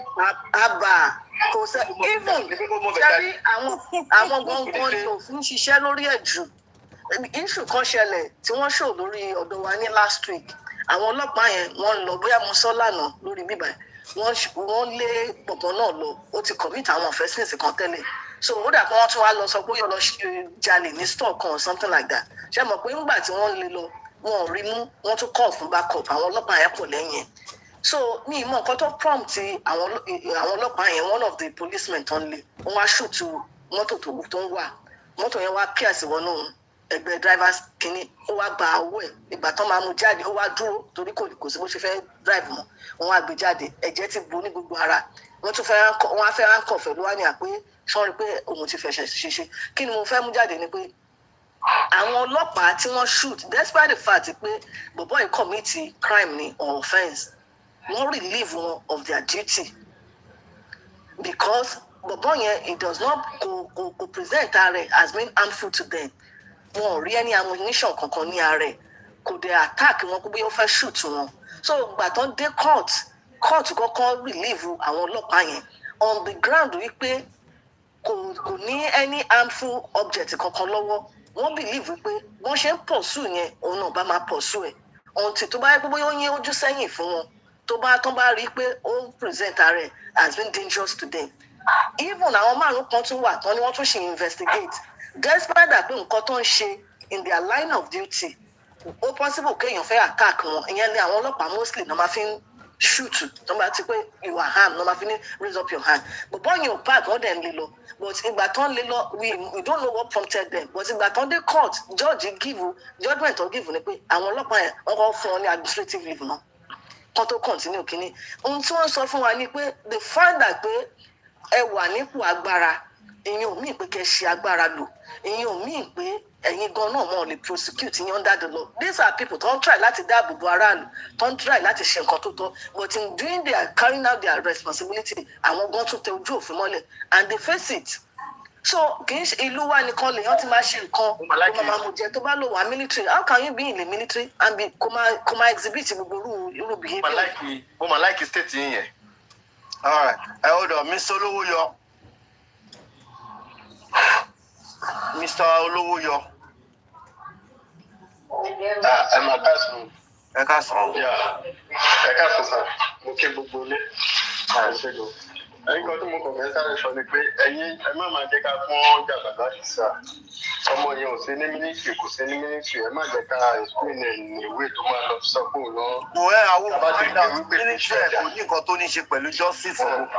ṣé ẹ tẹ́ rí tẹ bá ti sọ pé píṣọ ibi tó ti wọ yúnífọ̀mù nǹkan ó lè dọ̀là kó lọ wọ yúnífọ̀mù ṣe rí lamẹ́ríkà mo ní àwọn ọ̀rẹ́ tó yẹ pé wọn ò sí ní mínísírì tó máa ń wọṣọ US Army tó fi snap tó gbóríṣiríṣi so oríṣi fún ó lè dọ̀là kó gbọ́rú dìbẹ́tì kó sáré lọ wá yúnífọ̀mù kọ́kọ́ fi snap kó wá gbé wá sórí kí nípa ẹ̀kọ́ máa prove ẹ̀ fún yín àwọn èèyàn máa ń wọ US Army uniform tó fi snap dáadáa tí ò ní ṣe pé bóyá wọ́n wà nínú mínísírì so ká gbogbo eléyìí tọmọ yẹn ń ṣe màdàrú ẹ̀ ló kàn wá ṣe màdàrú ẹ̀ ká gbé ojú wa kúrò mẹ́ títí ọ̀rọ̀ tí ẹ ò tiẹ̀ ní nǹkan ṣe pẹ̀lú nǹkan tí kò lè lé yín láwo bí ṣíṣí gbígba ṣíṣí bá jọ mọ́pọ̀ mọ́ wọ́n kàn lè máa disturb ẹ̀ ni wọ́n ò ní bùkọ̀ mọ́ jẹ so òun lọ rẹ̀.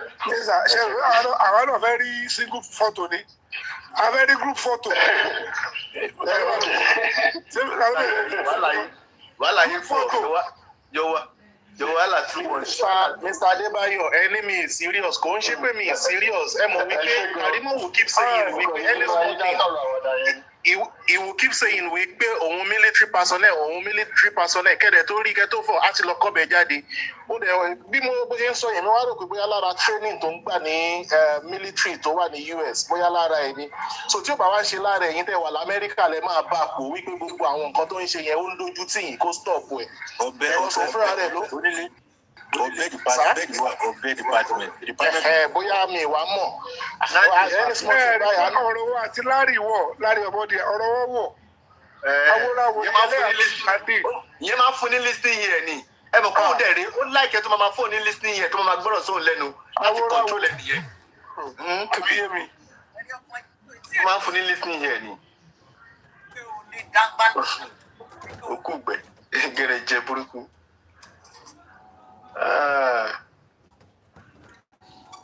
American military pẹ̀lú ọ̀bẹ display. àṣẹ military nàìjíríà dájú wọn lọ mi ò mọ̀ kí ló yí military American military ṣe máa ń ṣe nìyẹn. tó tọ̀nà ní live program sójà Amẹ́ríkà tó tọ̀nà ní live program wà nígbà ọ̀yọ́ rẹ̀. ọlọ́run adarí jù.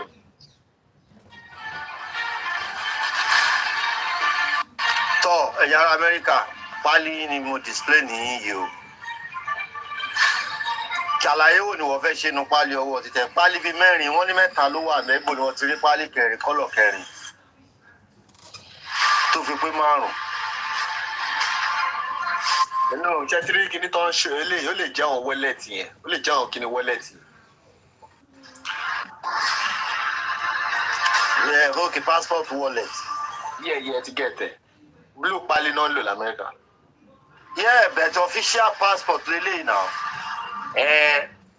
Our passport is I think we have different because it come back to Google and saying I saw under emergency passport. Àwọn kí ni wọ́n ló máa ń bí káàdì ló ṣe rí ń bí. Ó dé emergency passport wà. Nàìjíríà bí lẹ́tà ní tiwa emergency certificate ní tiwa. TTC. Wọ́n sọ àwọn ọmọ ẹ̀pọ̀ àwòdì lámẹ́ka àlọ́bẹ̀rẹ̀ àwọ̀bẹ̀rẹ̀. Tó dé bí àfẹ́bọ̀ gbogbo àwọn tó wà l'Amẹ́ríkà lórí TikTok kò tí wá sẹ́ni tó dá yúnífọ́ọ̀mù kárí mọ́ pé ilé nọ́ọ̀sì ni eléyìí kò sí nọ́ọ̀sì. Ẹ pé ex-soldier ni veteran. Hello. Veteran kọ́ Vespa ni. Àwọn No, veteran ni tó fi ṣiṣẹ́. àti ìrẹ̀rùn ọdún mọ́ mi wá o. Wọ́n jẹ́ pé. Ó pé ẹ ti rí gbà ní. Àti ìrè o, àárí kankan ẹnu gbẹ o, ebi ń pa wá látàárọ̀ online. Nígbà tí ẹ̀rọ apá wọn sọ̀rọ̀, kọ́ wà tó lọ gbé pé ẹ̀bẹ̀rẹ̀ ẹ̀rọ ọdún. Ẹjọ́ tà nípa US passport. For everybody, it's a blue one. Àtọmọtọ́bí CBO àti naturalizing, no passport ní gbogbo wa wọ́n sí. Emergency passport is like emergency passport ní bá expire. Tell the fẹ́ travel. Nothing pé on emergency because of what tètè rántí. Kò dẹ̀ ní jáde. Wọ́n á fún yín nìyẹn. But kò dàbí ìròrí passport wọn ara ìdíkọ́ paper tó wà nínú ẹ̀ òpò tó regular passport because it's like a temporary one. Bóyá bíi 12 pages. Bí exactly ìgbà míì gan lè má ju bí 8 days tó máa wà nínú ẹ̀ because it's just for one It's always for one travel or thereabouts. Emergency for one travel ní ọ̀tún. ọ̀gá máa ṣe é jù. Bí eléyìí ẹ̀ka ló máa sọ pé military ọmọ mi wà military. Ṣọ́mọ yín tó wà ní military ṣó ní sójà military ó ní army. Ó wà kò sí army military mo ṣe pé tán kì í ní kò sí army military passport kankan ó ní àwọn official rank wọn la máa ń lò yẹn ká bá fẹ́ travel official duty ó ní àwọn náà máa ń lò the same regular blue passport yìí ní ìfò la máa ń lò ní gbogbo wọn máa fi travel but nígbà tó bá ṣí inú ẹ̀ ó náà máa rí pé okay it's a military person personnel military person whether it's Navy whether it's Air Force or whatever. Only there is nothing like a special military passport. Only àwọn official kìíní wọn náà máa ń fún nírú kan àwọn ọ̀gá wọn yàtọ̀ bá fẹ́ lọ sí another country. Only there is nothing like that. Ẹ ṣe gọ́mà. Ẹ má jẹ́ kí ọba yẹn kó wa lórí ọbẹ̀ yẹn. Ẹ ṣe tà. Ẹ ṣe gọ́mà. Ẹ ṣe mà.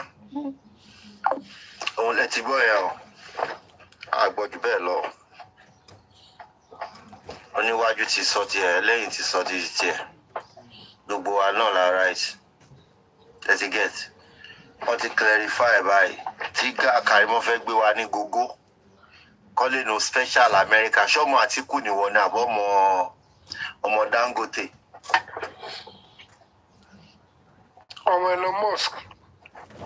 Elon Musk gan-an mi ò rò pé irú àwọn yẹn ló lè ní special passport.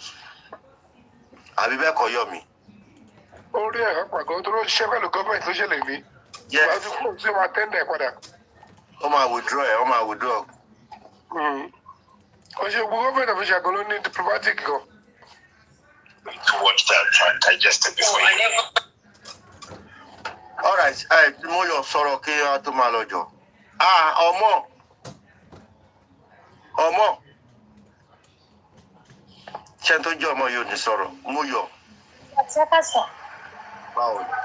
ẹ ká sọ gbogbo lè ṣàlàfíà lákọ̀ọ́dún ẹ̀mí aṣọ̀pọ̀ ọlọ́pàá mú sí i. tó ti jẹran ọdún lónìí. mo ṣe jẹran lọ́sàn-án ìmọ̀ mo ní wàá gbẹran lọ́wọ́ yìí ní ṣebí muslim ni.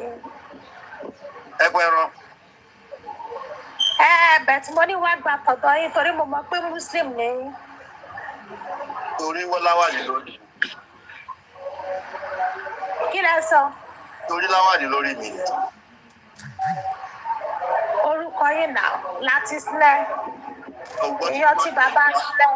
láti sinẹ́ àti kíni ọmọ ìyá sẹ̀lẹ̀ sinẹ́ ó ṣàgbọ́ pọ̀ ọmọ ìyá sẹ̀lẹ̀ ṣé muslim ló ń jẹ́ sẹ̀lẹ̀. ọ̀dà láti ṣé bẹ́ẹ̀ lẹ fẹ́ gbé mi gbà. ìgbà tó ń pèèyàn lọ́mọ alájà sẹ̀lẹ̀ alájà sẹ̀lẹ̀ alájà sẹ̀lẹ̀.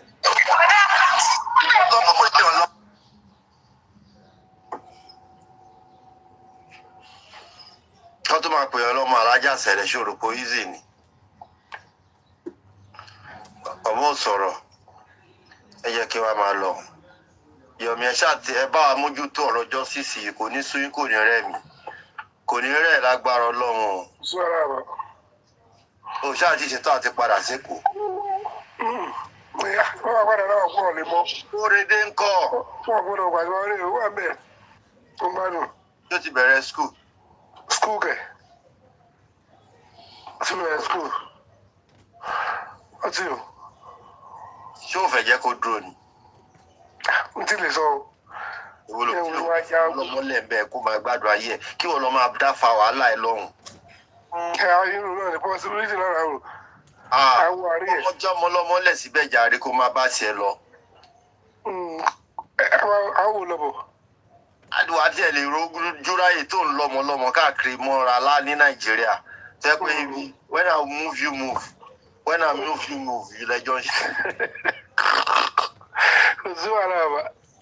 jẹ́ kó ọmọlọ́mọ àkàwé ẹ̀ ní London bẹ́ẹ̀ jàre kó invest ẹ̀ síbẹ̀. àwọn ìyá àwọn celebrity tó yẹ pé nǹkan tó ń lọ́bì ọmọ káàkiri nìyẹn. ọmọ Obesere gbogbo ọmọ Obesere Dublin bí ló wà ọmọ Wálé Thompson Dublin bí ni gbogbo wọn wà. wọ́n lè ṣe dáadáa. wọ́n bí àbí gidi. bùkátà wọn bí àwọn gan náà ń tọ́jú bàbá wọn ní ìsìn. àwọn gan náà ń tọ́jú bàbá wọn báyìí bìkọ́ wọ́n ti di grown up child wọ́n ti grown up. tó wáá pè mí ní ẹni máa yá jálẹ̀ máa máa bá tèmi lè kó ni. kí ló dé lọ́wọ́ fèsì kò bí wọ́n fẹ́ rú mi ní wá fèsì. mo lọ fèsì gbogbo ogun wọn fẹ́ pa mí yẹn. ó yé mi. think of it. mo fẹ́ jà ẹ́ lè tọ́nà ní ká bọ́bí tá à ń lọ. tó bá dẹ̀ bí aṣọ ìdíbẹ̀ tó wá. Mr. Yomi fọ́mà ẹlẹ́sìbẹ̀ ni o ẹ̀fọ́mà ẹlẹ́sìbẹ̀ ni o. owó náà support. mo support o ó máa padà rà advantage ẹ̀ gan. ó máa bẹ bó ṣe ó máa tètè benefit ẹ̀ gan. by the time you see it wàá rò pé bẹ́ẹ̀ náà bí sí ni. ọmọ ọdún mẹ́ta. asset yẹn máa wá di gan. think of it brother mi. owó ni kókó sọ̀rọ̀ kí n tó máa lọ jàre mo ń lọ bíṣẹ́ yẹn lọ wọṣẹ́ jàre áàpù mi dà gẹ́gẹ́ wọn.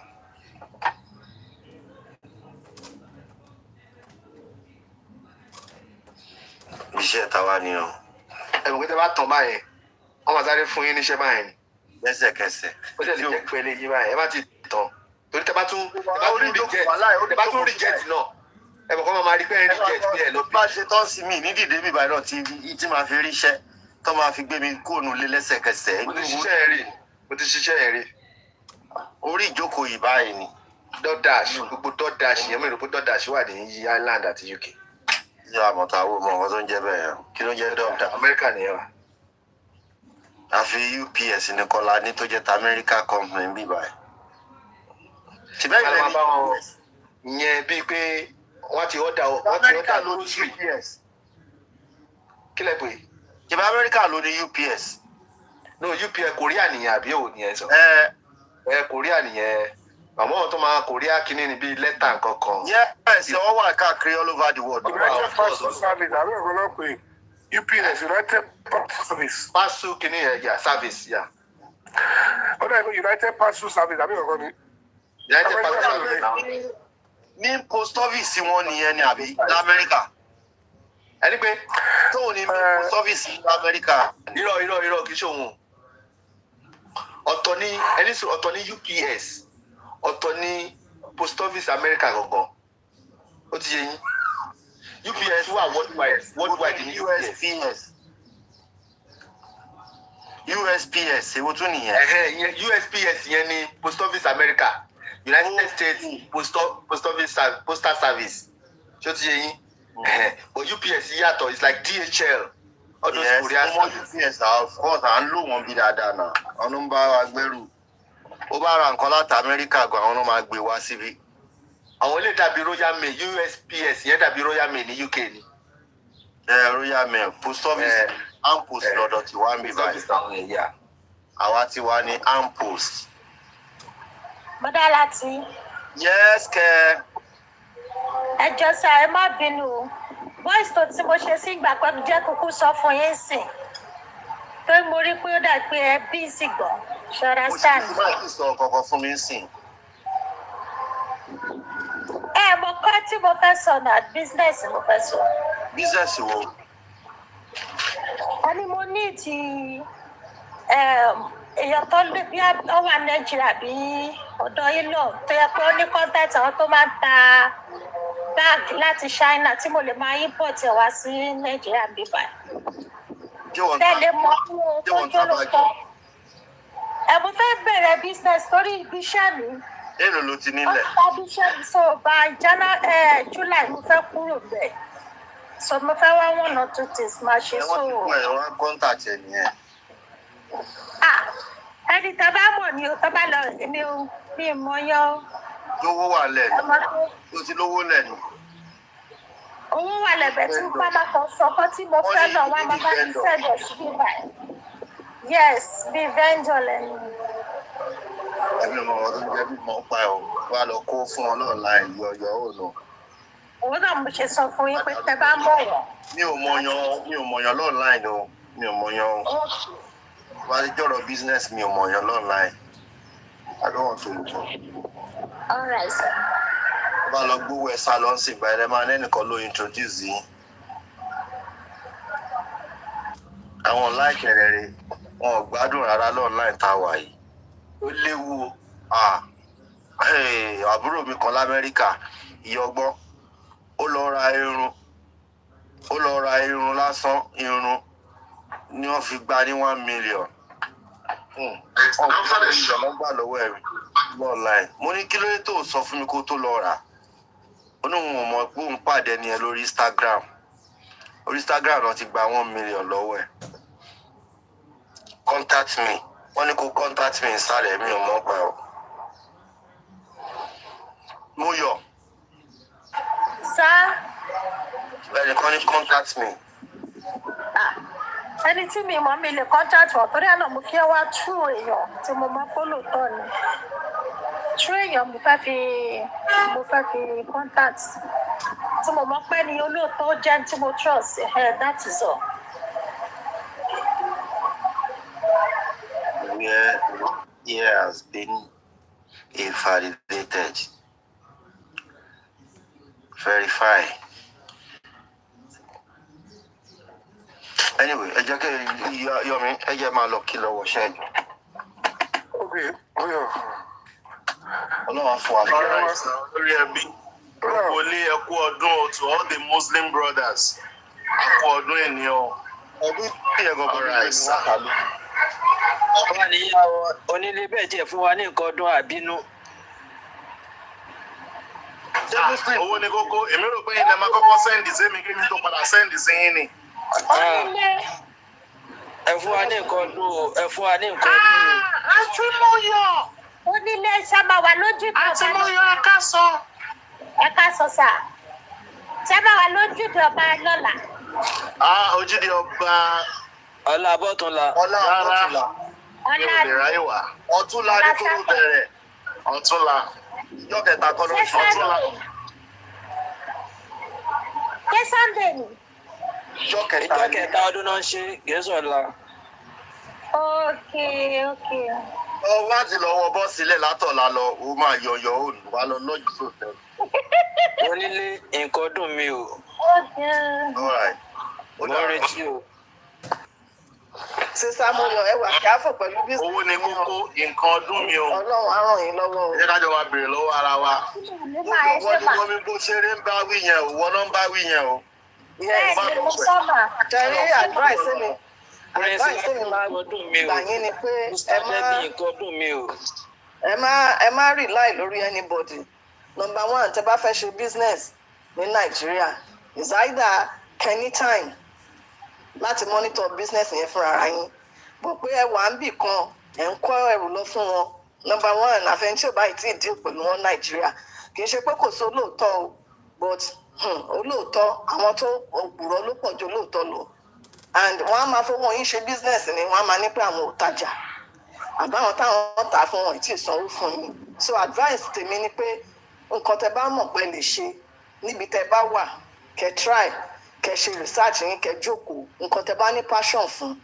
Tó bá yẹ pé ẹ fẹ́ máa lọ tajà ní Nàìjíríà, tẹ́ bá ní enough capital, tẹ́ máa fi lọ pé owó plane, tẹ́ dẹ̀ máa fi padà wá. So that bóyá ẹ̀mẹ́ta lẹ fẹ́ ṣe inú ọdún kan, ẹ mọ̀ pé ní capital yẹn tẹ́ bá kó lọ, ẹ dúró tà, ẹ dẹ̀ dúró gbowó yín.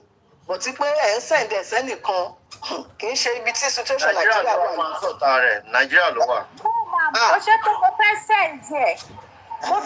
Mo fẹ́ rà lọ́hùn. So wá bá mi send ẹ̀ sí Nàìjíríà, máa ta fún ara mi ni.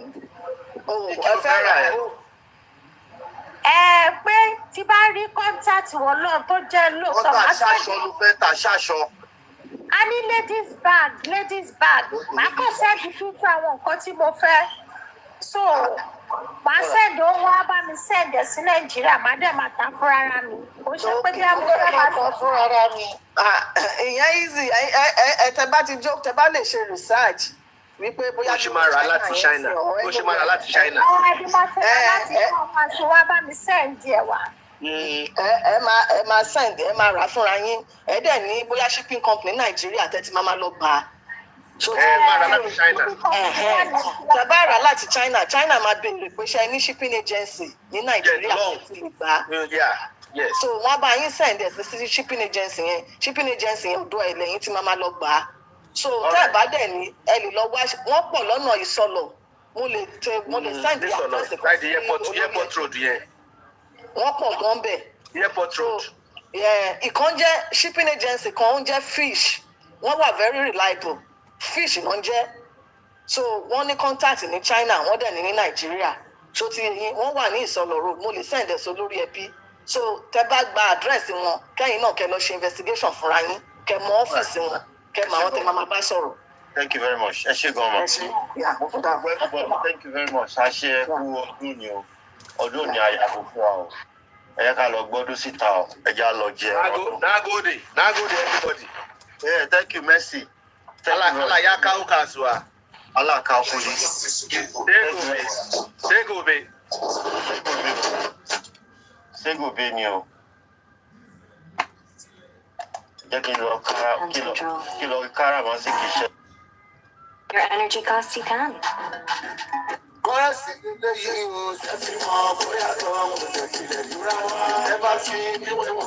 Thank you.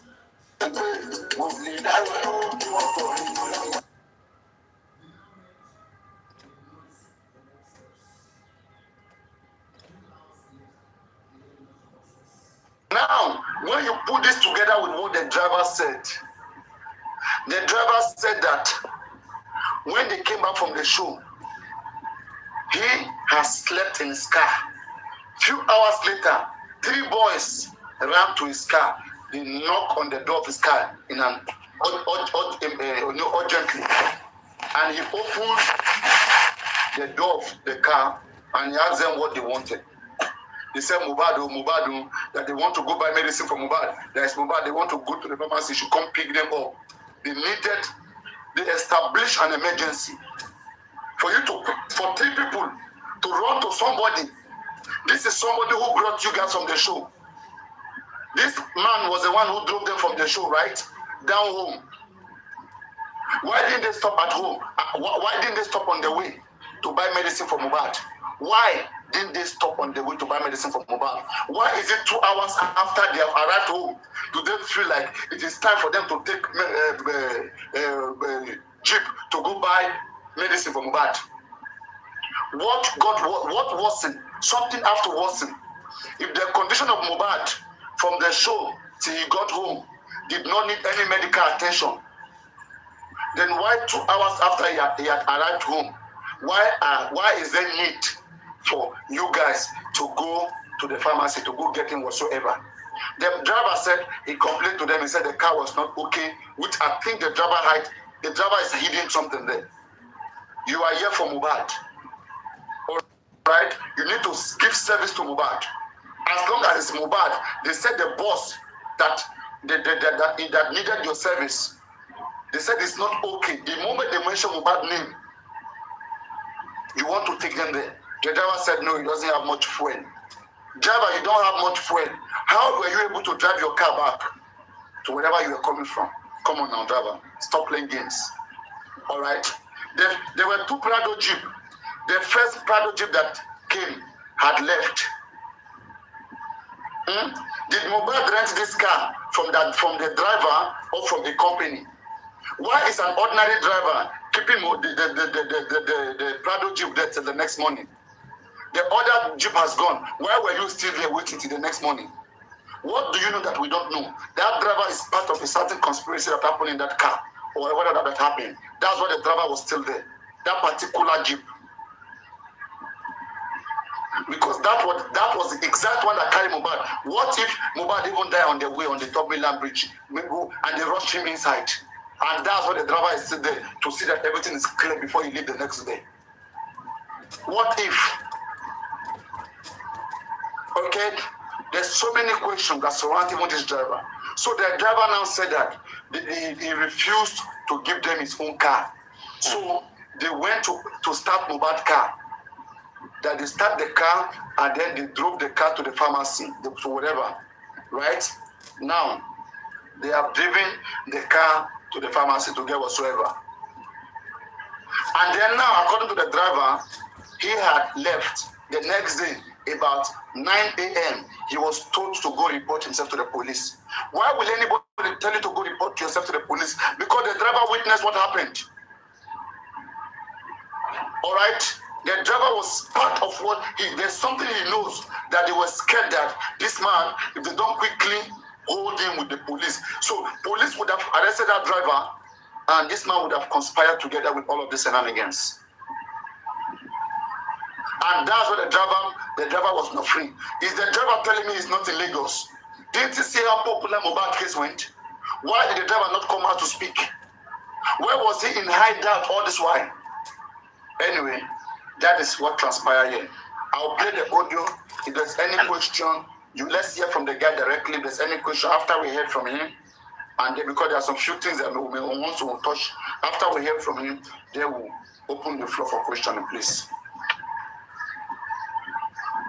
And again, as I said, you may not agree some few things with the driver, with this guy, but we'll look at it together.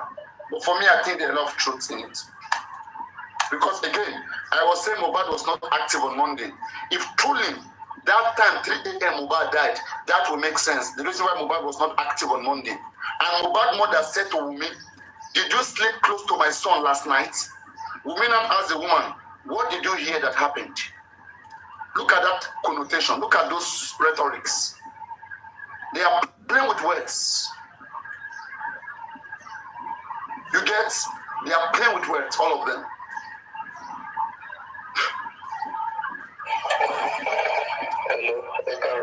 So I would like to refresh our mind. I will play the first video of Bukola Jesse, then I'll play the second one. Then we will know whether she's manipulating us, whether she's on right track, and we'll ask ourselves, is this woman really looking for justice? What is going on here? So listen to Bukola Jesse. Paparano, before you move on, Paparano, before you go on, you know there was a time, I don't know who said this, that Wumi came out in the morning to give the driver money for the glass. Who said We'll touch all those places. We'll touch all or those places. Let us have another place. We'll touch all those places. Please. okay. Just wait. It's all right. Yeah. Because for me, I think these people, they are just playing with our minds. You know, they are just test your power. All these Baba people.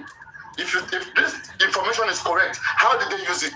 And they claim they are looking for justice. They claim the house and shit. They are after everybody. They think everybody is wrong. They are the only ones that are correct. How are they making use of information? This is 2 years.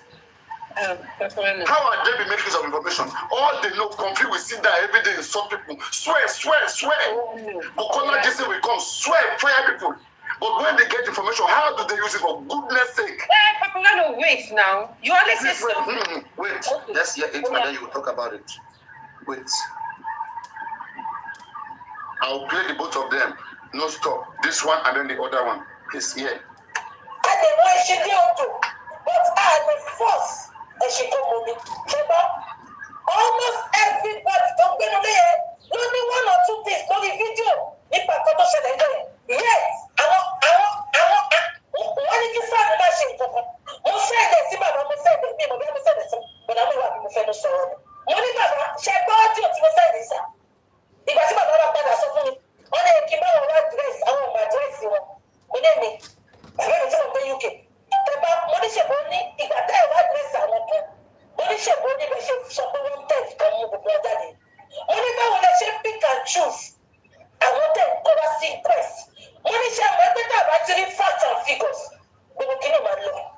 I don't mind the kill and I just say. Money book, I want to have a little I want to have a motor for him about the state. Kilo shame. FCA Bene. I'm Palapa. It will have a shame for Lati that I have justice. We got to know my bad try best to work. Don't shame for myself give up. Don't shame for swimming. We will go to share the team on the sun.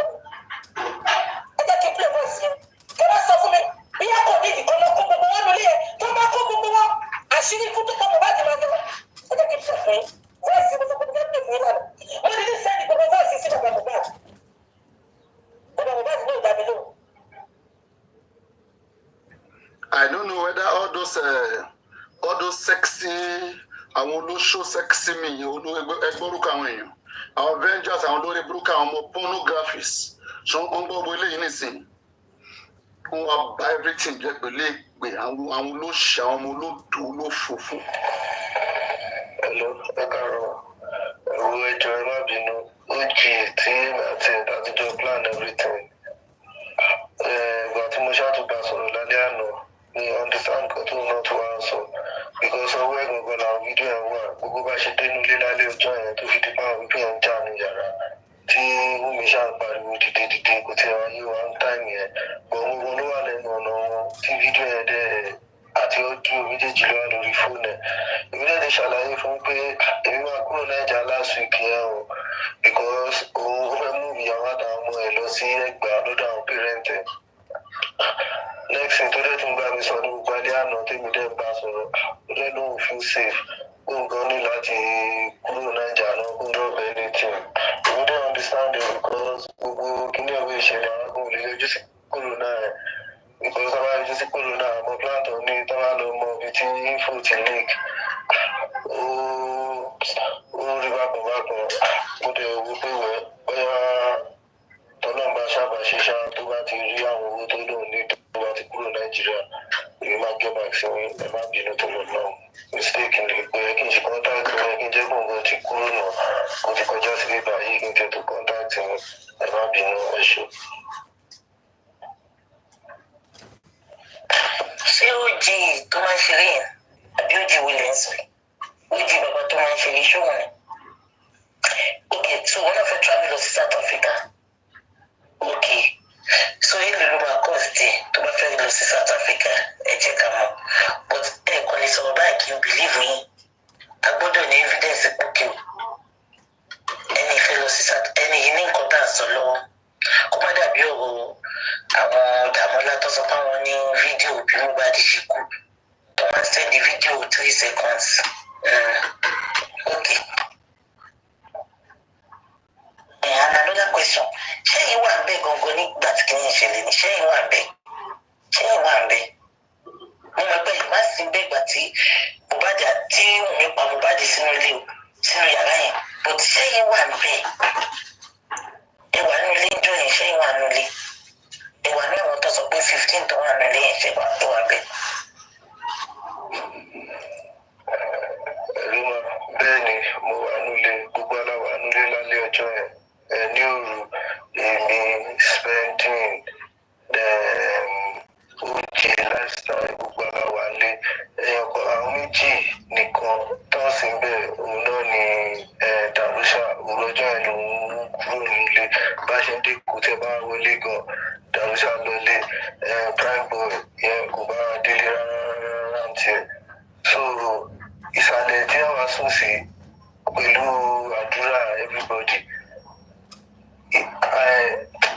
èmi gbọ́ ariwo but normal everybody náà ṣe mọ̀ pé ó normal because wọ́n jẹ́ kò sígbà tó kì ní show few times tí nǹkan wà bẹ́ẹ̀ most times tí nǹkan wà bẹ́ẹ̀ time tí show bá wà because ó máa fún everybody lówó tí gbogbo àbá ti wà ní show yẹn everybody àtẹ̀yẹ tó ti ṣe anything everybody máa gbowó so gbọ́dọ̀ àwọn bẹ́ẹ̀ so ọjọ́ ẹ bá ṣe dé ẹmu ti rẹ everybody minute everybody sùn owó jí yẹn kò ń sùn tiẹ̀ because ó máa ń smoke so bóyá àbí tó ti ń fa igbó ló ti gbọ́ gbogbo ariwo yẹn ṣá tó ti lọ síbẹ̀ almost everybody tó wà tó máa ń gbé ń bẹ̀ ọ̀nà pé mi ò ń gbé ń bẹ̀ steady báyẹn almost everybody tó máa ń gbé nínú ilé yẹn lọ ní 1 or 2 lórí phone the same thing tí àwọn àdúrà àti ìdààmúlá ẹ̀ náà gbogbo ẹ̀ náà la gbọ́ sí so gbogbo nǹkan tó ń jẹ́ kí ẹrù máa bá ojì náà nìyẹn tó fi ní àṣọmọ about mo ṣáà wà bẹ́ẹ̀ ṣá ní alẹ́ ọjọ́ yẹn àárọ̀ ọjọ́ kejì èmi ò fojú kan tèmi fi kúrò bẹ́ẹ̀ o èmi ò fojú kan rárá because èmi náà ní àwọn nǹkan tó ń fẹ́ lọ ṣe mo dẹ̀ kúrò bẹ́ẹ̀ ní àárọ̀ ọjọ́ yẹn àfìgbà tí àdèmá gbọ́ orí íńtánẹ́ẹ̀tì lèmi gan ti rí kiri ìgbà tí màá lè gbé ojì ó dẹ̀ ní pé ìṣẹ̀lẹ̀ ní ẹ̀pá àwọn wà bẹ́ẹ̀ ó tó di pé èmi náà dẹ̀ tó wá padà wá síbi bẹ́ẹ̀. ó bàbá mi ló ti yé mi sìn ṣé ó di yẹn ní ó di bàbá tó máa ń ṣe bẹ́ẹ̀ tó máa ń ṣe ẹ tí mo sọ tó máa ń ṣe content yẹn ṣé ó di bàbá yẹn náà là ń sọ yìí ẹ jẹ́ kí n mọ̀. Hello ma Oji òun ni driver Mohbad ọ̀rẹ́dẹ̀ tún ni wọ́n máa ń pè ní Oji torí pé òun ju gbogbo wa lọ òun ni driver yẹn tó gbé lọ sí Kòròdú òun náà ló wà gbé kiri like driver yẹn tó really trust so ojú àná resident everybody fi máa ń pè ní Oji wa so gbogbo ìgbà tó fi lọ sí pàtí yẹn tó fi ń bọ̀ tí tó fi bẹ̀rẹ̀ sí ní iṣu yẹn gbogbo ìgbà yẹn lòún ṣáà ti bẹ̀rẹ̀ sí ní record gbogbo recording tó ní tó fi kúrò láti ṣó yẹn gbogbo ìjà àti argument yẹn àti tó ní sínú ilé yẹn gbogbo yẹn ni èmi àti ẹgbẹ́ táwájọ wà ló wá ṣe wà gbé mi débẹ̀ lórí ẹgbẹ́ everything wà ni mo ṣe wà rí lórí fóònù all those things. ìdẹ́ni tó bá lè sọ̀rọ̀ kó sọ̀rọ̀ lẹ́nu mo lè sọ̀rọ̀ as long as ó ní security tó ní tó ń wá ara tó ẹgbẹ́ tó máa dé mọ̀ pé owó ní information yẹn ti jáde ohun ọ̀rọ̀ tó lè ṣẹlẹ̀ so èmi dẹ́ understand ẹ̀rù tó ń bá òun náà lọ síwájú èmi náà ni èmi náà ṣe máa feel nìyẹn. ṣé òun ló drive jeep yẹn ni àbúkọ̀ wà pẹ̀lú number 1 question number 2 question ibo ló fẹ́ lọ ó fẹ́ lọ sí South Africa èlò ló máa cost ẹ̀ ẹ jẹ́ kí n mọ̀ ṣé nǹkan tí mo sọ yẹn ẹ jẹ́ kí n mọ̀ èmi náà understand then ṣé òun ló drive jeep yẹn àbúkọ̀ wà pẹ̀lú Mohbad then kí mo fẹ́ béèrè ẹ sọ tuntun fún mi láàrin èmi àti yín ṣéjà ṣẹlẹ̀ ní Kòròdú nǹkan tó lè mú yín wá bá mi ẹ mọ̀ pé mi máa sọ bí nǹkan sọ fún mi sorry mo máa sọ bí pé mi kò ṣe pé màá ní ẹ̀sọ́ báyìí bí mo dárúkọ yín ṣéjà ṣẹlẹ̀ ní Kòròdú àbọ̀kọ̀ fi ẹ̀ cover up ni then South Africa tó fẹ́ lọ yẹn ẹ̀ ló máa cost kí ló fún wa garanti pé tá a bá gbé lọ́bẹ̀ ó máa fún wa fídíò báwo la ṣe máa ṣe because àkọlé fún mi àlè sẹ́ẹ̀dì owó sí kó wá ní fídíò ti há àbí fídíò ti sọnù ẹgbẹ́ tẹ̀ so àwọn náà gbọ́dọ̀ play safe so gbogbo ilé mo fẹ́ mọ̀. lọ́wọ́ ohun gangan ni driver tó máa gbé lọ sí anywhere tó bá fẹ́ lọ òun ló gbé lọ sí Kòròdú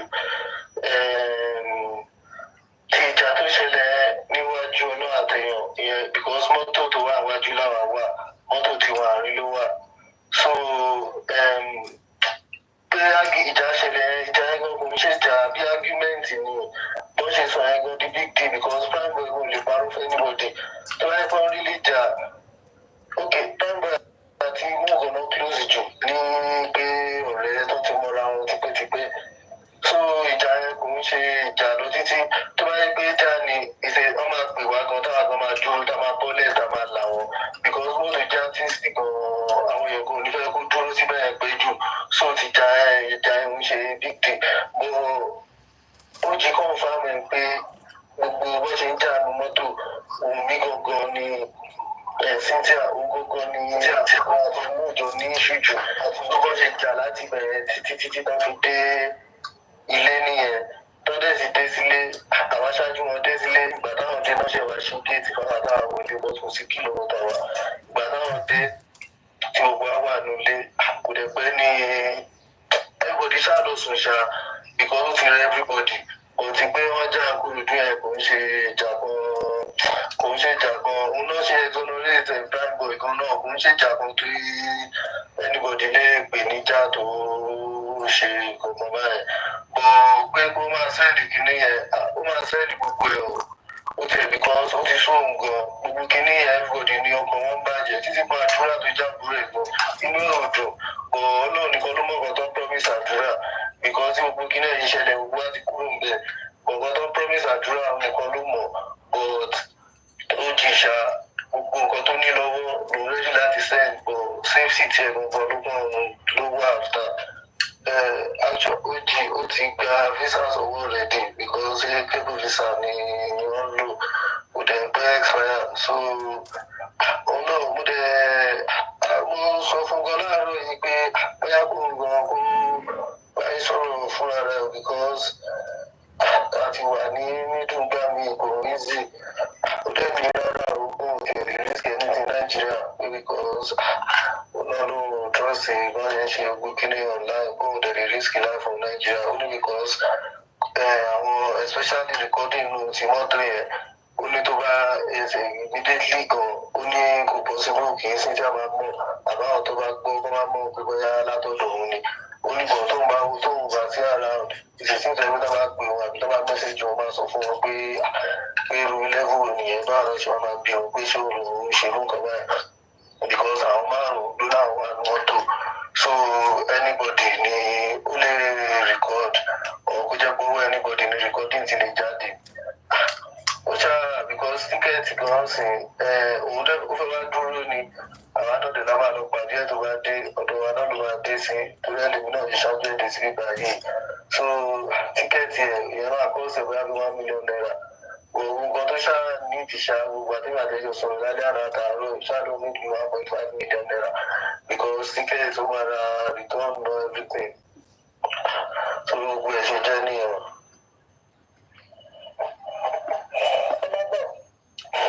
kò ṣe 1.5 yẹn ní iṣu tẹ́mi ní ìsìn ni pé báwo la ṣe bá gba ọkọ̀ tó wà lóye kọ́sà lè fún 1.5 káwá gbọ́ sórí so ibo láti máa meet ní middle end ibo lòun wà tó lè kówó fún tó ti ẹyin abá àlejò wà náìjà ẹni ìyá wa gbà arówó báyìí eléyìí ò dẹ̀ ṣọgbọ́n ọlọ́pàá máa mú trust me arówó báyìí ẹni ìyá wa bá arówó òun arówó á dẹ̀ fi gbogbo nǹkan ta ní ìdíwọ̀n wa tó lè lead wa lọ sí nǹkan tó ṣẹlẹ̀ because àwọn òfin bí ẹgbẹ́ wa ń sàlẹ̀ akọ̀ǹgbàriwo at least àwọn èèyàn lè má sí bẹ́ẹ̀ like but at least irú ìgbà tó ń gbé wọn nìkan sálẹ̀ ṣé mo bá di ti kú ó kẹ́ sọ pé yóò sí bẹ́ẹ̀ anyway but àwọn nǹkan tó ṣáà jẹ́ good evidence so ẹni ẹnu àríwá wá dẹ̀ kó fún òun náà kó gbogbo ẹ̀ fún ọ so ṣó wọ́ọ̀kì bẹ́yẹn so nǹkan tẹ́mi fẹ́ mọ̀ nìyẹn. ó sọ pé rárá o olóhùn ò lè ṣe ó ní the only thing tóun tún lè ṣe ni bóyá tóun bá book ticket òun tán as in because tó bá book ticket ẹ̀ bóyá ọ̀la ọ̀tún làṣà lóun fẹ́ kúrò ó ní bóyá ní ẹlẹ́wálé pàdé oníkẹjà ṣáà o according to ṣàwọn ní tóun bá dé bíbá rí pé òun ò lè take gbogbo risk báyẹn ṣáà There might be no way out of our fine. We are everybody. Anything about it, I figure out the guy. We should go back saying, brother. Oh, no, they should share. So, we are to watch out everybody. Anything to watch out, just more later, anything about for sure. Juices. I'm with you. Okay, yeah, I've listened to it carefully, and I want to ask, anybody can ask, what is your offense of Bukky? What has Bukky done wrong here in this voice note that you play?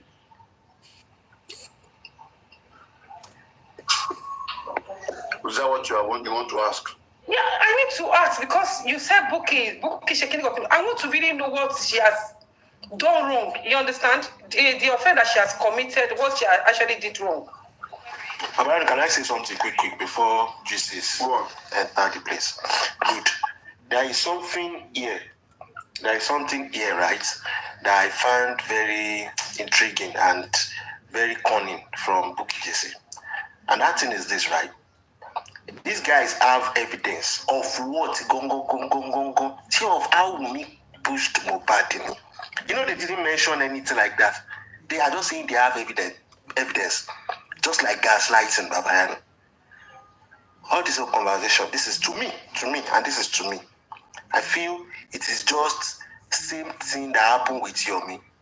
I feel these people are just trying to lure some money out, because if it is not that, at least someone will be able to say, evidence to allow me, my video being covered, then we will swing into action.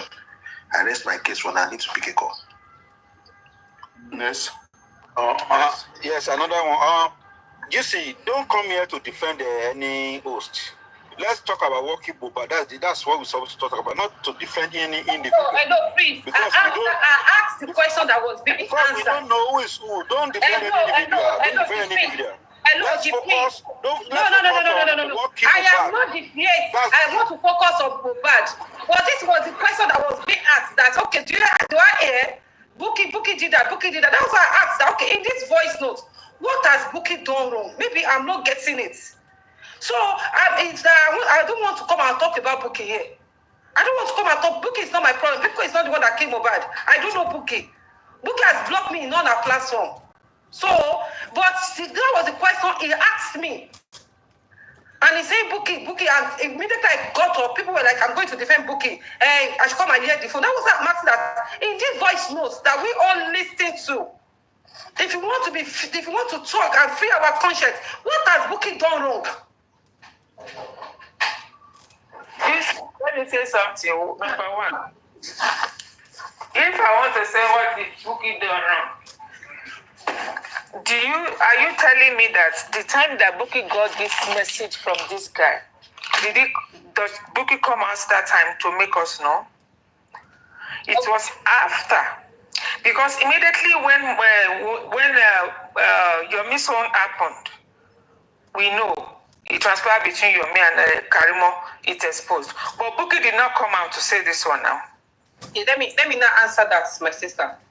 If you listen to that audio freely through your heart without any bias, she said, when I got it, I sent it to Baba. He said, I can't really say if I send it to Muiwa. Please, what do you want Bukky to do in UK than the legal team? Is Bukky the legal team to make use of it? It is not enough for you to come to platform or to come to TikTok and be talking about it, because that's one of the reasons why, personally myself, I am blaming Yomi, that Yomi got this opportunity. He shouldn't have shown Karimo. He should have just make use of it. So coming to TikTok to talk about it or to just bring it, to make it a topic. All right, Joseph. Not making use of it. Can you hear me? Yeah, I can hear you. Yes, I like chewing bones. I like when there's bone, I chew both the bones and also eat the meat of fish. Mm-hmm. You asking me what has Bukky done wrong? Are you sure that is the question you want to ask, or is it wrong, or you mistakenly? No, that is the question. Based on what you are saying, that should listen now, to you. Let us come back to my question. I said to you earlier, before you asked your question, I said, having listening to this piece of audio, because when Yomi Fabiyi and Karimo audio came out then, Bukky was the first person that posted that this is fake. I know how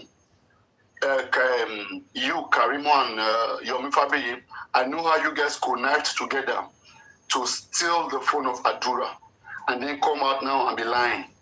Bukky accused them of carrying false information around. Now, this, after listening to this, would you say this information that came to Bukky Jesse, it was a manipulation from the other guy, she's not aware, or Bukky planned it with this guy? Okay, yeah.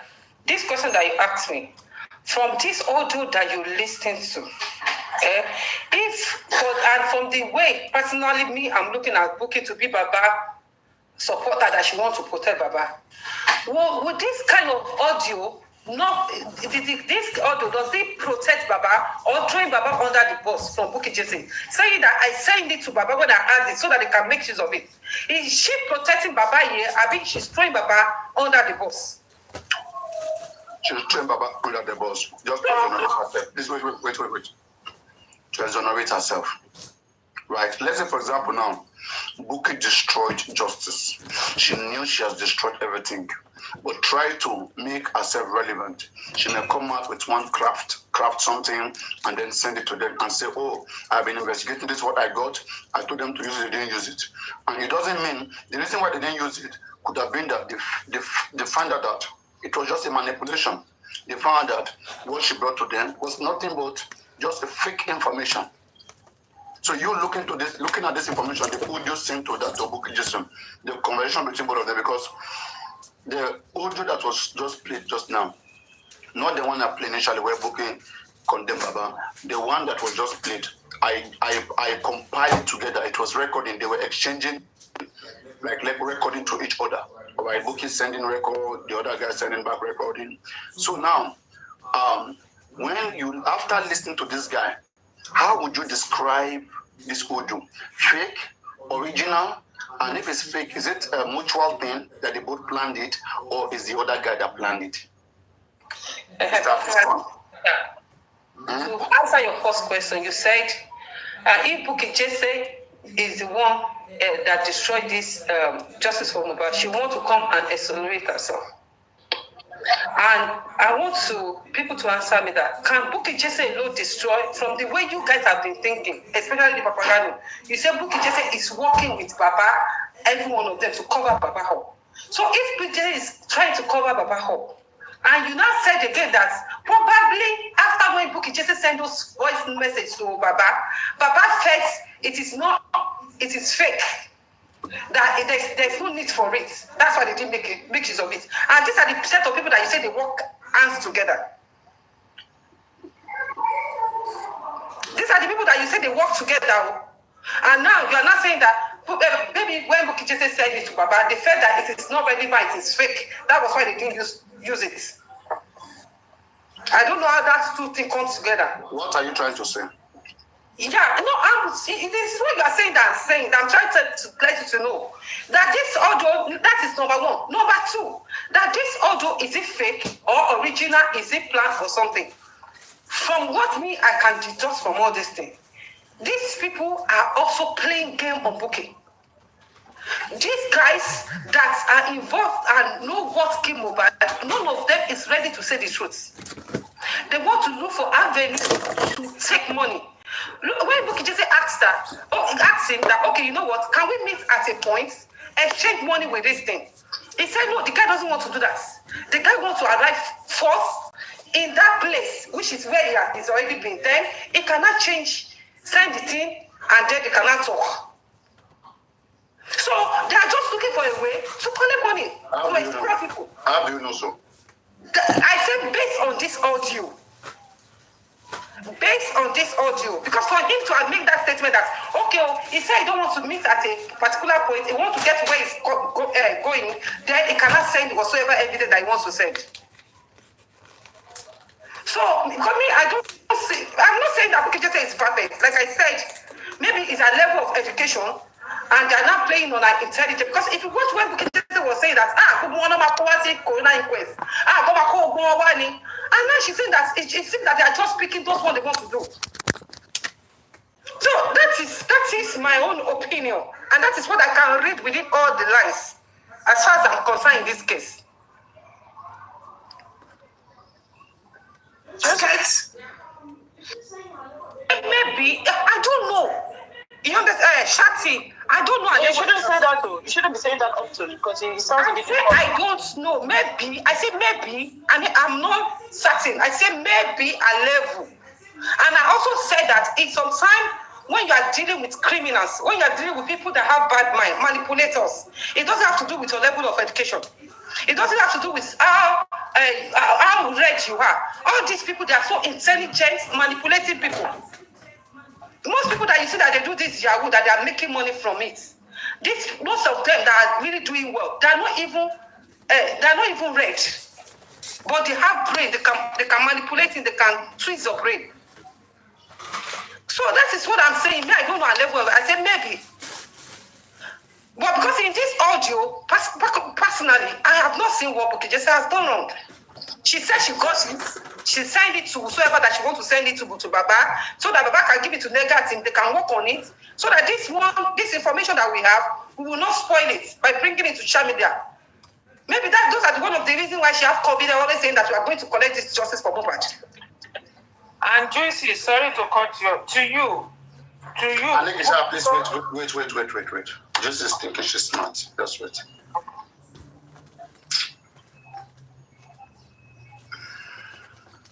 Let me refresh your mind again, Jesus. Please listen. My question is coming. But I will force and she come with me.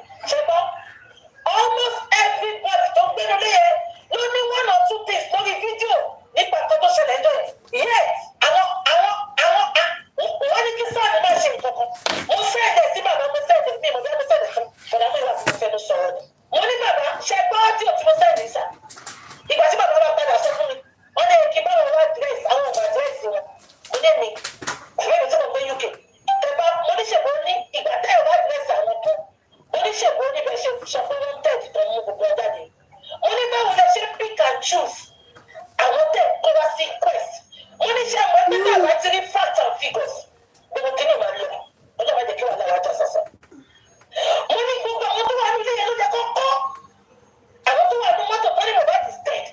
Give no shame. And see a belly. And banana. It will have no shame. Call that to get up there. Now, by the justice. We got to know more about my best you want. Don't shame no fair give up. Don't shame no swimming. Don't go to share the team with the sun. All right. This is Bukola Jesse condemning the attitude of Joseph Aloba and their legal team of being very lackadaisical with evidences of following through with informations. Now, very crucial. If you are indeed and truly looking for justice, Bukola Jesse, or if Bukola Jesse is indeed and truly looking for justice, she got a leading information to unravel a possible homicide case. She gave it to somebody, and the person did not see any relevance in it. If she's truly looking for justice, why didn't she follow it up? That's a question. And I will reference some people like Supreme Iron Lady, when she tried to work with Baba to make things work, and Baba was so slow and was not responding to. They all face the same problem with Joseph Aloba. They don't know what he wants. All right? And those people, they separated from Joseph Aloba. They went to have their own team. They tried to get lawyer. They were still trying their best to fight hard in their own way. Because they know that you don't have to go through Baba to get justice. Now, Yomi Fabiyi came too. Yomi tried to work with Baba Mohbad. Again, there was frustration. Again, Because this thing that Buki said, imagine it was Yomi Fabiyi that said so, they will have problem with it. Imagine it was Supreme Iron that said so, they will have problem with it. Imagine it was African television that says this thing, they will have problem with it. But because it's Bukola Jesse accusing Baba, they don't have issues with that. They feel like the man is always right. And they are always seeking for a justice that will come through that man. And the man is not cooperating with anything that will help.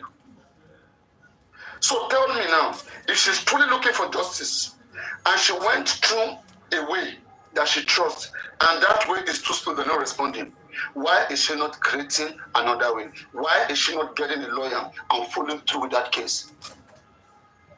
That's the question. Can you answer that? Why she's not getting lawyer to follow through that? Why is she? She said she gave the video to them, the evidence, so that they will give it to Sanshit. Yeah. But they did not do so. They didn't give it to Sanshito and that, right? If she's indeed looking for justice, why did she not follow up with this information like every other persons had followed up with their own information? Why? That's the question. Go on. Okay. Yeah, I'm going to answer you. And I want to open your mind where you listen. All right. Before Buki Jesse will get to know that the information was not used by them, it is when she's expecting those people to be seen in Corona inquest and they are nowhere to be found. Because she can't just believe they didn't use it. She has already sent it to them and they already accepted it and they already said, okay, we've seen what you're giving to us. So it is when she now like, okay, after when she'll be expecting to see results. Those people in Corona inquest to come to Corona inquest. And she discovered, I'm not seeing these people in Corona inquest. What is going on? Is it that you are selecting people that you want? And they said, we don't know the address of these people. She not like, those people that you chose before, how did you get their address? That was what she said in this thing. How did you get those people's address? Gabriano, can I come in, please? Okay, if you still be on the same line of thought. If you yes. Okay, go on. Okay. Now, well, to be honest, Buki Jesse hasn't got a fault here. To be honest, all right. And I've always said this: Buki Jesse has always been a true justice seeker until she was manipulated, all right. And secondly, in this case, it's literally karma. To be honest, it's literally karma because when Yomi Fabiyi got a lead, then she jumped out to water it down, and exactly what she's experiencing now. Now she got a lead, whether it is true, whether it is a fluke, they should actually receive it, with a positive mind. You understand? So I would say it's literally karma coming at her. So when this thing happened to her, she realized that it doesn't look like these people want justice. Like, I'm giving you a lead, you're not even following up or anything like that. She didn't expect that reaction from them. You see? So I would say it's basically karma. Because this thing has actually happened before. Yeah, it's okay. Let's not, repeat it over. Thank you very much. Justice, first of all, I will put this question to both of you, MLH and Justice. In the country where you live, okay, when you suspect any criminal activity, who do you contact? Justice, MLH, can you answer, please? That you say, when you suspect any criminal activity, you contact police. Okay. So would you agree with me that she was supposed to employ the police services who are inaugurated to investigate all crime? You see, one thing they are doing in this case, they are underestimating the police services. They are only focused on the inquest. Paparano, who do you want to contact? You want Buki Jesse to contact the police? Can't she put her mouth fighting everybody? She put up a legal team. Wait, just calm down. Calm down and ask a question and let's answer you. Let me answer you. I don't know. You said in this that is she not supposed to contact police? On this journey of justice for Mohbad, practically everybody I've believed that police, and we've seen evidence that police are not ready to do anything. And she believes that Baba is for justice. Is really looking for justice. Wait, so for justice for his son. Are you getting? That was why, and he also believed that, okay, we've gotten a lawyer now that can help us. That was why he said those things to Baba. And after when he received this thing back, that he's not seeing what he wants. It was shocked. Just to start with, do you consider this information crucial? Let me answer your question.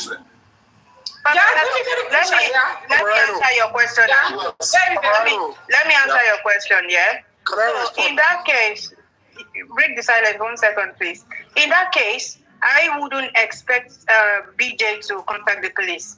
Number one, she's in the diaspora, okay? Our first point of contact is the people that claim that they are seeking justice, okay? I wouldn't expect her to contact the police. Now, if anybody comes to you, Paparano, I have a proof, blah, blah, blah, are you going to contact the police directly or work with the legal team? That you believe that they'll be able to cooperate. What is the legal team refuse to cooperate? Exactly. She's in the same situation now. Yeah. Emelish. Yeah. Emelish, let me explain to you. Paparano, this is the right step, and the first step Bukky Jesse was to take, which is the first right step, was to contact Baba Mohbad, which is okay. But the moment she got the response from Baba that Bahalawa address her, for somebody who lives abroad, as a honest person,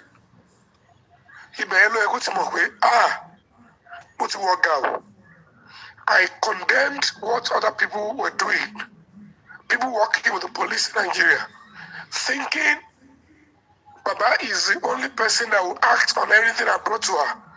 Now that you, Baba, could give this kind of response for such a very credible lead, it shows clearly that I'm having problem with this particular angle.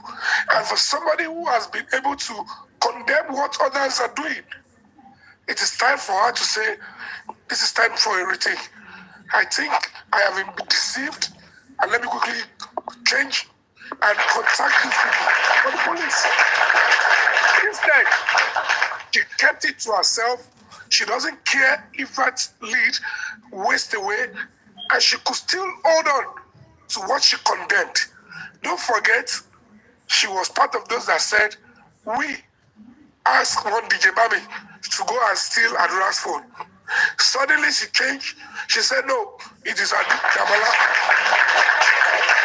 While we were working with the police, trying to get the CCTV, she came up and said, the neighbor, which is original, is fake. Without no evidence, without no basis.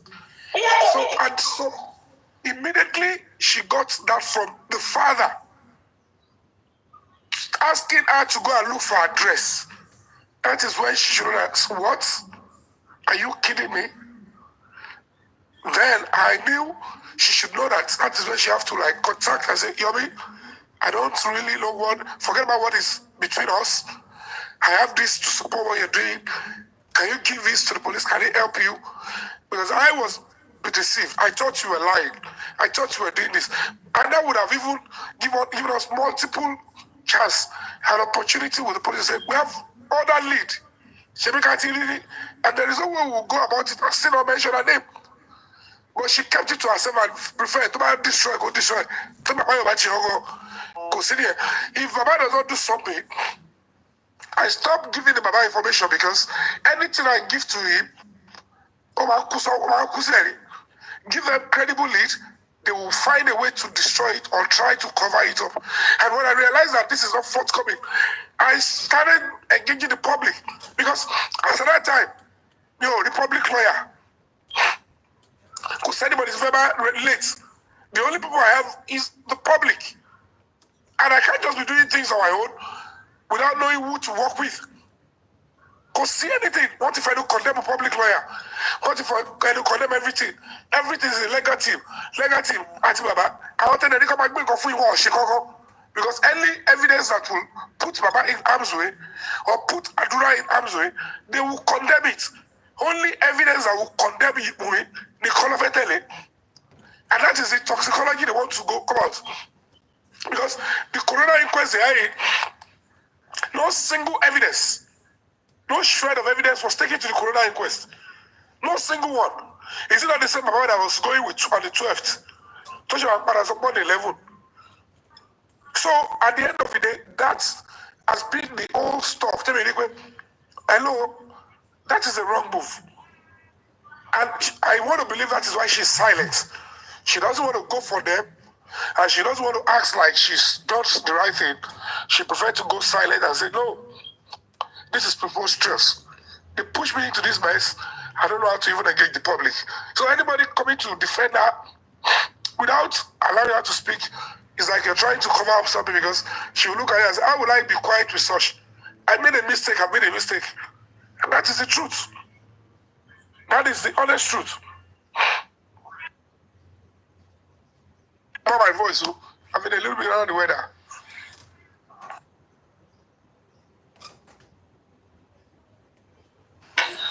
Okay, Mr. Yomi,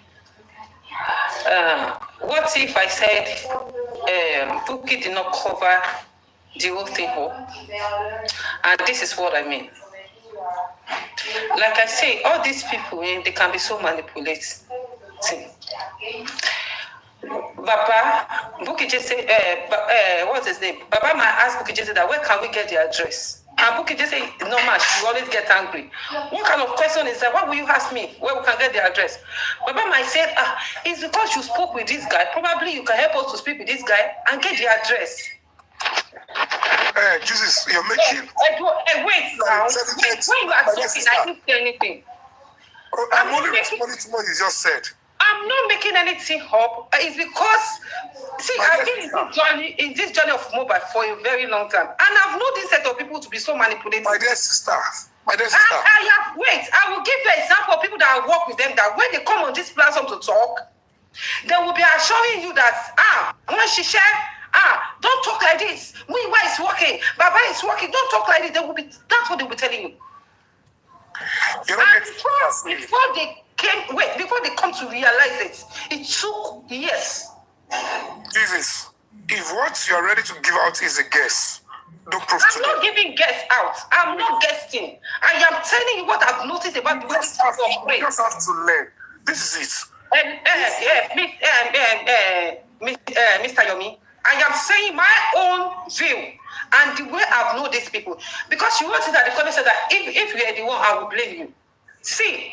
Okay, you're trying to say that the moment they are not working with it, silence on the lead is the right thing. She's not keeping quiet. If she kept quiet, who brought it out now? Is it somebody that went to go and bring it? What else has she done? The same thing you condemned about me is what she eventually did. She brought it out to social media. That is not what I condemn. Let me tell you what I condemn about you, Mr. Yomi. You said something that you are accusing me, and I'm trying to let you to understand my point. Let me explain. No. Please, I will forget my thought of line. What I'm condemning about what really happened in your own case of 3 seconds video is that, and it is not only you. I condemn every human being on this justice of mobile that believe that Karimo is for justice. And you believing that Karimo is for justice and showing Karimo the video, carry Karimo along to do this job with you is what I condemned. Because before me I talk, I put people in my shoe. And I look at things. I don't just talk. I don't just act. I put it in my. I said it, and I'm repeating it. I say if I were in Karimo's shoe, I will not come outside to throw my sister under the bus. The only best I can do is that to disassociate myself from that sister and go away. In fact, you don't even know that she has a sister that exists. Madam Jesus, can I respond to that? The only time I wanted to work with her is on the CCTV to extract from the labor and mobile house. And there is no way I will give her the heads up until I have achieved what I want to achieve. And it was because she came openly to support me on that. Now, don't forget that the 3 seconds video came in abruptly, unexpectedly. The 2 things that made me contact her, number 1, I need to be sure if the video, number 1, Adura was the one I was speaking with. The handle is the original one. I don't know Adura then. I've never seen his picture. Secondly, the floor of that house. If I don't want you to escalate, or more 2, 3, 4, 5 people knowing about it, the only person, the closest person that I can ask to verify and confirm the floor of the house and perhaps the audio is Karimo. And naturally, I wouldn't have expected her to go and respond to Buki Jesse because I wonder. She didn't come out to say, I want to show to the world what it is. Buki Jesse began with her own abracadabra. No, before you go to Buki Jesse, we are going to get there. Mr. Yomi, sincerely in your heart. See what I just said? Yeah, sincerely in your heart, and with the level of intelligence that you have. Sit. I want you to be sincere with yourself. Sit and look at it very well. You said because you want to get information of what buying Mohbad that people are suspecting your own sister to be involved in it. Which probably you know your sister is involved in it.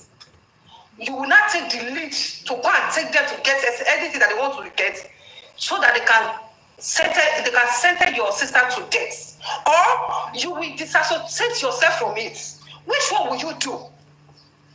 I don't understand your question. No? Okay, I say just assume that you are Karimo and Wumi is your blood sister. And Wumi is in this situation and everybody is suspecting Wumi to be the one to buy a husband. And you are Wumi's sister. Please, I want to ask a sincere question from your depth, from your mind. Okay, you now have the information and you know that, okay, my sister probably have hand in this case. Please, will you take the lead to go and expose your sister, or you will just disassociate yourself and not even want to be reckoned with that sister in the first place? Okay, I can't really get a question, but can I ask you one question, which is very germane? No, before you ask me that germane question, let me explain to you again, please. Your question is... You can't use question to answer question. Let me explain to you. I said if you are assuming that you are Karimo sister. Assuming that you are Karimo sister. Karimo, like Karimo sister, blood sister, blood brother. I mean, Wumi, Wumi, blood brother. Look, in calling you like one of your brother. Brother. And based on what everybody is looking at, the one know what Kasibum look power. One has a boom look power. So, in your co-op, it's what go information with approve me man know what's in the you. But then it's good information, and you want more loyal CCTV you want to be you. Era brew me bell. And kill Tony, I brew me look power. I brew me go one picture you. Abi Emma call. If I want to say more, you more Wumi in the first place. Call law. And if I come association more, I don't want to get involved. Which one will you do? Sincerely.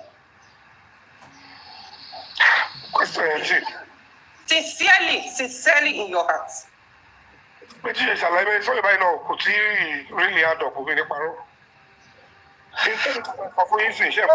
It's like we're deviating. Sorry, I'm nothing to laugh. We're deviating from the BJ topic now, right? No, we're not deviating because he was saying that if he is the one in this BJ situation, I would have come for him. That was the way he wrote it at comment section. Let me just explain because when he was one day, I came for him. That was why I was trying to tell him that I didn't actually came for him. It was the step that he took that yeah. Let me explain this. Number one, I can tell you for free. If I ask you to name one person aside Karimo, anything might be the lower pay, ultimately reveal the time here, I can bet you don't have anybody to recommend to me. And secondly, that Karimo is close to me, or the blood sister, who that come out, which you want to share, confess or for justice Mohbad. The same way, not the Abulo Mohbad, told you to put up Mohbad, till what I saw. So that at the end of the day, some people will still want to believe him and stand by him. People only talk shell, say boy, oh, the first saw. People still appreciate and still believe that. So if Karimo choose the other side, any other person can say, well, she might just want to stand by the truth.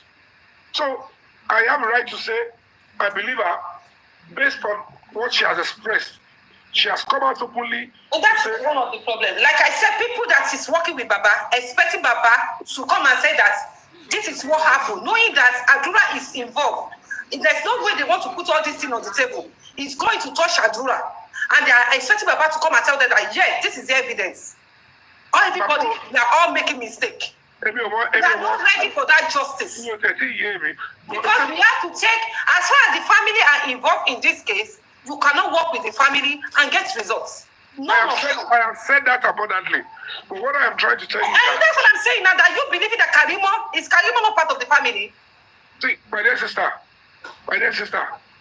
whatever the case may be, at the early stage, none of us looked into the side of a family. We were made to believe some extras actually came to hack the boys and unalive him.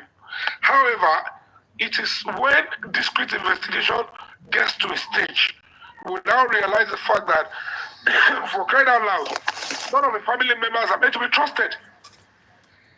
We are not meant to even kill behind any member of the family, whether they are directly involved or they are connected, because there will be conflict of interest. But this case is not coming from Karimo. The evidence is not coming from her. I only need her to authenticate that this is it, this is that. Can you understand what I'm saying? Yomi, let's like they say, let another person talk. You say it's not coming from her, but you need her to lead you, to tell you, to confirm things for you. And you already said that family involved in this thing, none of them will want to say the truth. And you are expecting Karimo to lead you, to tell you, yes, this is it. It is not done. That's what I'm saying. My dear sister, she eventually told me the truth. She told me it was Mohbad's house. She confirmed it. Hello, Mr. Contrary to that, she was here today, and she did say, because we asked that question about it, she denied it. She said she never confirmed, like, because we all heard then that she confirmed to you that was Mohbad's floor. But today she was on this platform to debunk it, that she never confirmed to you that was Mohbad's house, and she was even cursing everybody. Not today alone. I don't know. Like I said, not today alone. Like I said, not today alone. Probably she has said it in one program that I'm not aware of. But if you're not aware of something, you can't vouch. You know what I mean? Like, she's spoken on different, on different occasions regarding this matter. Yeah, Owen came up to then say, "Oh, she never said it was Mohbad's house" and things like that. You can't say something that you don't know for definite.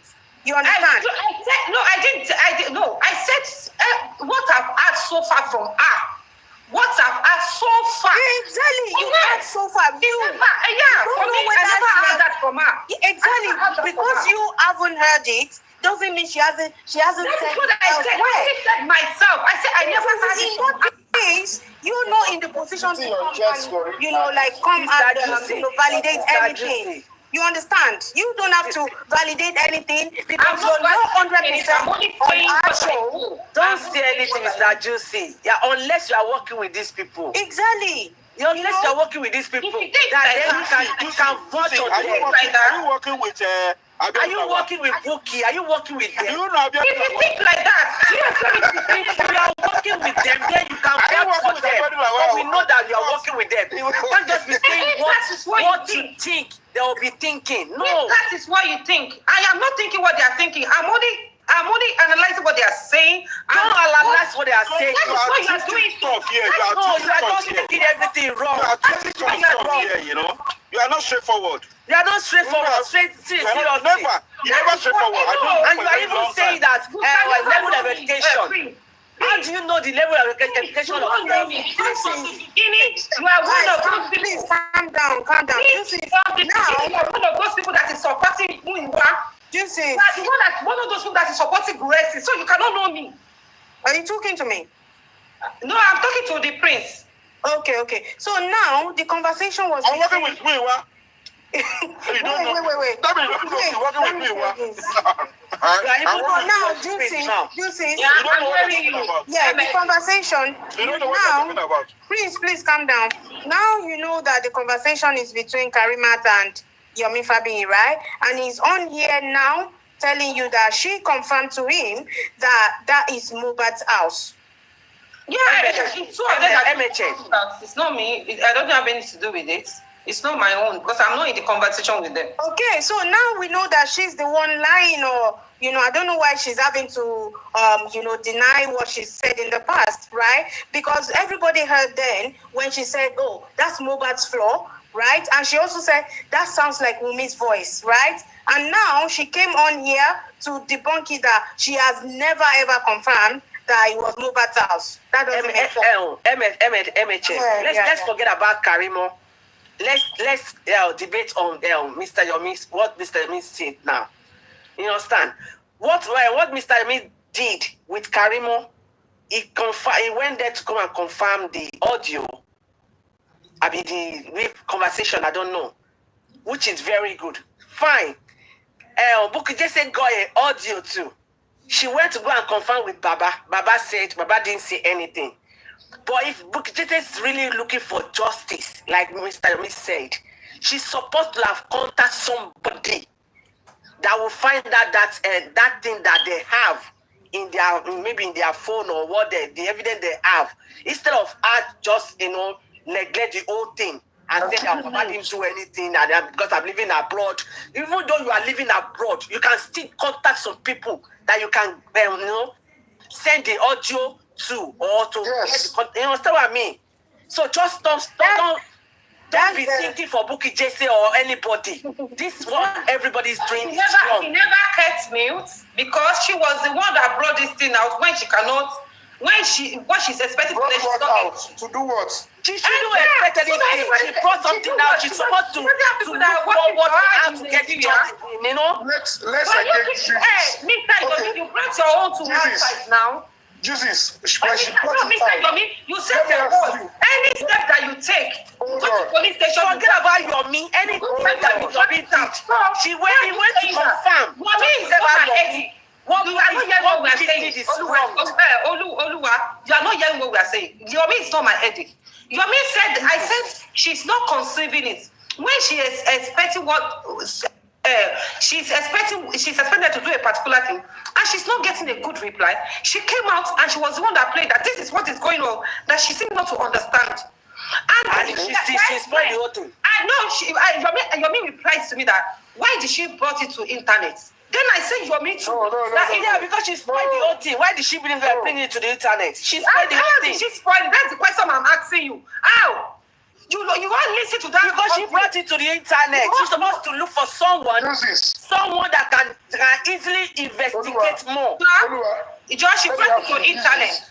When she brought it to the internet, was she bringing it because she wanted it to be investigated, or she was using it she wants to corroborate her claim and to paint the Bababad?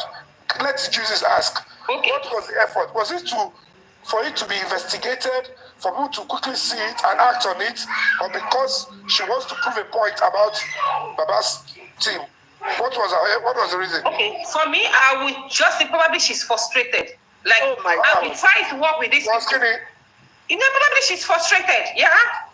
My dear sister, that is what I said. It's not level of education anymore. And she's frustrated. Yeah. Because it's not level of education anymore. Even you brought so many things on the internet. Thank you so much. Even you as a foundation that is supposed to have a lawyer working with you, you brought so many things on the internet. I have lawyers working with me. Anything you see. You brought so many things on the internet. Can I tell you what? What has she done wrong that you have not done? Let me tell you the peculiarity of my own case.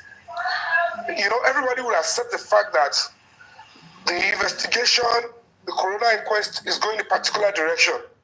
And my foundation came in with the intention to now redirect it to where I think we'll get justice. And immediately I came in, I was met with series of, I didn't know it was competition then, but there was so many attack and correction and caveats. Don't do this, don't go that. There was no public lawyer. There was nothing. I was only told, work with the family alone and the legal team. And with all honesty, my dear sister, I start from the things that I want to expose as things where police are meant to do. Even my conversation with Kuramed Hospital, nobody had it up until now. It's an evidence that I'm still keeping until the trial starts. However, on the neighbors issue, I never discuss it with the public. Nobody knew about it. The details of the exact house, nobody knew about it. What is the name of the neighbor? Nobody knows about it. The particular intent or whatever the person wants to do, nobody knew about it. I sought an audience with the legal team and family and all of them. And they staged a lie that I was to be arrested at the court, Corona court, after we did the protest, just to sway me away. And when I got tired that they were not giving me audience, they were not ready to work with it, I was trying to, then I have to come out and vent that this is a problem here.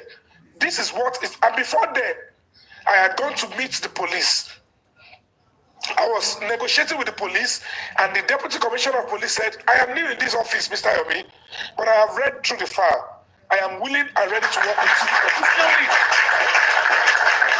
And as at that time, there is still a caveat. Don't do anything outside the legal team or Baba Mohbad. I contacted Baba Mohbad. I said, sir, I have been able to take this thing down to the police. They are ready to work on it. This is the number of the Deputy Commissioner of Police, the number one CID in Lagos State.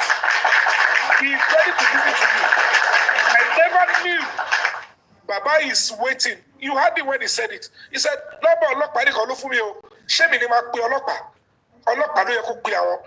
never knew he has that intention in his mind. But when I realized that having I referred to him, when he refused to work with the police, I got frustrated. That was when I came to the public. I have another question. Hey, now you say you got frustrated. That's why you came out and speak. And I say probably Buki just said she's also frustrated. That was why she brought it out. You said what drive you? You didn't come in when I said I engaged the police. Oh. This is wait. Wait. Fabiyi, 1 second, please. Justice, you're missing one point here. It's not even the problem is not even about BJ bringing the evidence to the public now. Yeah, the question is around. No, wait. Let me. No. That was what Yomi said. That. Wait now. Now bringing it to internet. Wait. So now the problem is not even about her bringing it to the public. Yeah, the problem is what step did she take? After, giving the evidence to Baba, and Baba didn't take any action. So what happened to the evidence now? Has it just died like that? Or is she doing anything on the background? Or, that's what the question is all about now. It's not even about her bringing it to the public. Because if we're going to be fair, there are some things, that we have at the moment that is already in the public as well. So it's not about bringing it to the public that I think is subject of discussion. Yeah. Exactly.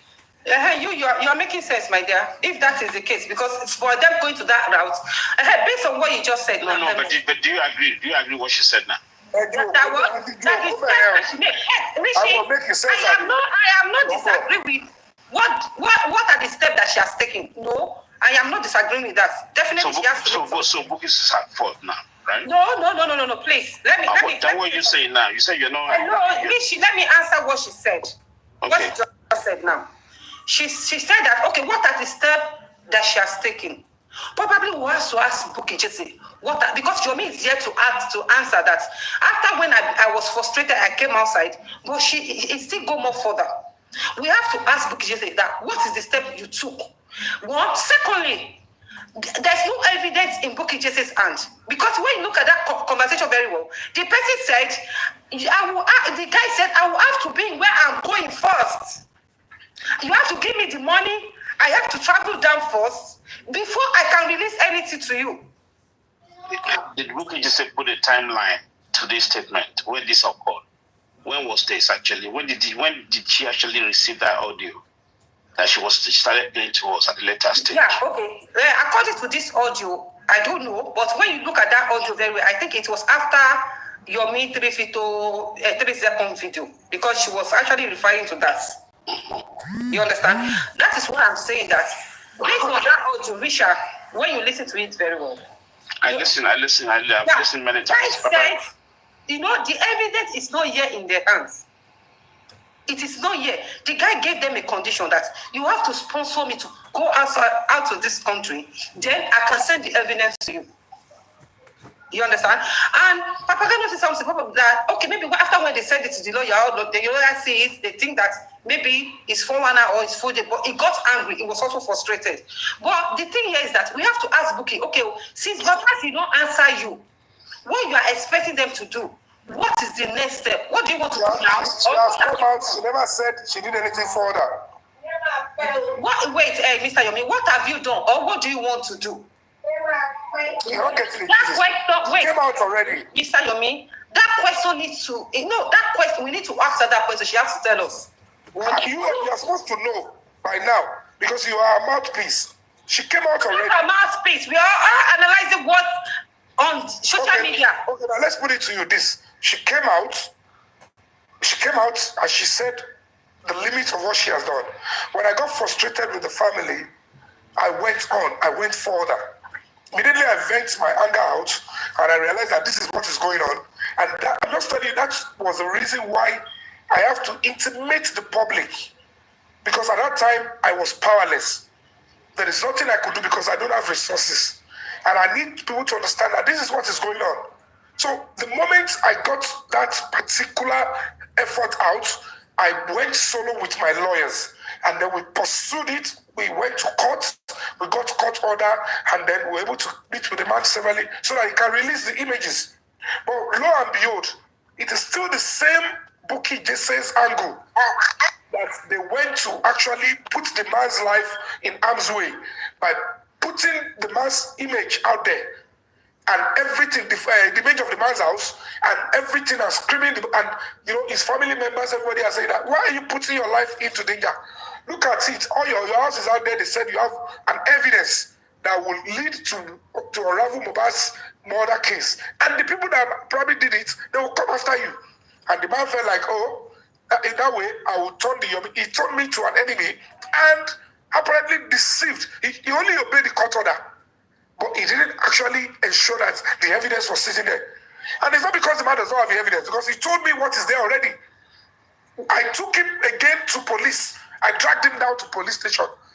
And I was asking that he should be charged for obstruction of justice. And with the man and the lawyer, they were just shouting at me that Mohbad was there, King White was there, Adura was there. Like, what have I done? I'm sorry, if you can give me a gun. The man was demanding for gun. He said, if the AIG can give him a gun, directly license for him, then he will be able to cooperate. He said, I can't do anything outside that. And the AIG said, Mr. Yomi, as it is now, you can allow this person to go. We'll deal with that later. Let's focus on Adura. And that is what happened, what went down. So it is not that I come to the public to engage. You have to understand the fact that... Mr. Yomi, thank you so much.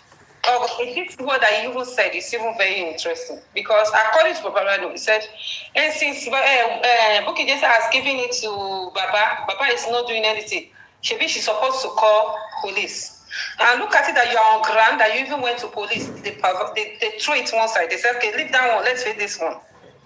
And like I said again, but are you aware that Bukky Jesse never supported Yomi's movement? Not an excuse for her to stop there. Risha, please. She's meant to go further. If Bukky did not support Yomi, everybody here, we have our opinion, different opinion. And some of you are not supporting Bukky Jesse, that you think that she's doing something wrong. No. She was actively involved at this point. Bookie Justice, there's no way out for you. You by Loma Kusi. I have a question for you. Justice, wait now. I have a question for you. Let's do the logic. There's no way out, please. Sorry, Papa, I want to start before you continue. Do you think you can bring an evidence that I'm working with a criminal, Muiwa, and criminal Guresi? I will give you 1,000 pounds. If you can bring evidence and prove evidence. Yes, because you said I'm working with them. We are debating, please. We'll come back to that. We are coming to that, please. You guys should keep reserve that one. That one, you guys can drag it over. Now, Bukola Jesse, sorry. Justice Jesse. Justice. Right? So now you see, right?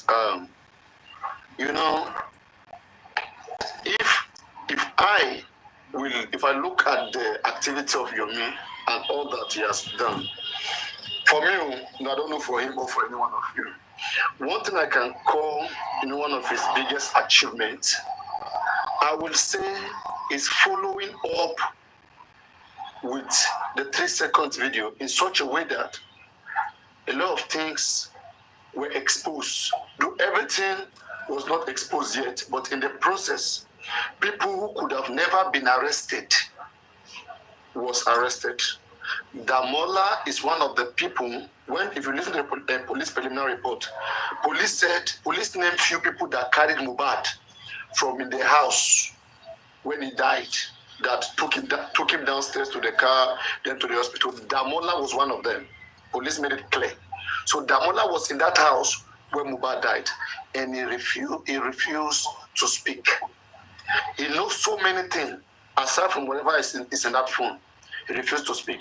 So if Yomi had not followed up with that process, one, there would have not been any opportunity or any scenario that would have, made someone like Damola be arrested. Don't forget, Damola was the guy that lied on Baba Mohbad. He was part of all this team Yomi, going around with fake profiles and sitting around bragging, saying that Mohbad father wanted to steal Mohbad chain money, that the man came asking for Mohbad password to go withdraw Mohbad YouTube money and all of those things. That same day Mohbad died. So the guy was gallivanting, all right? And that pissed everybody up, but nobody knew how to pick him up.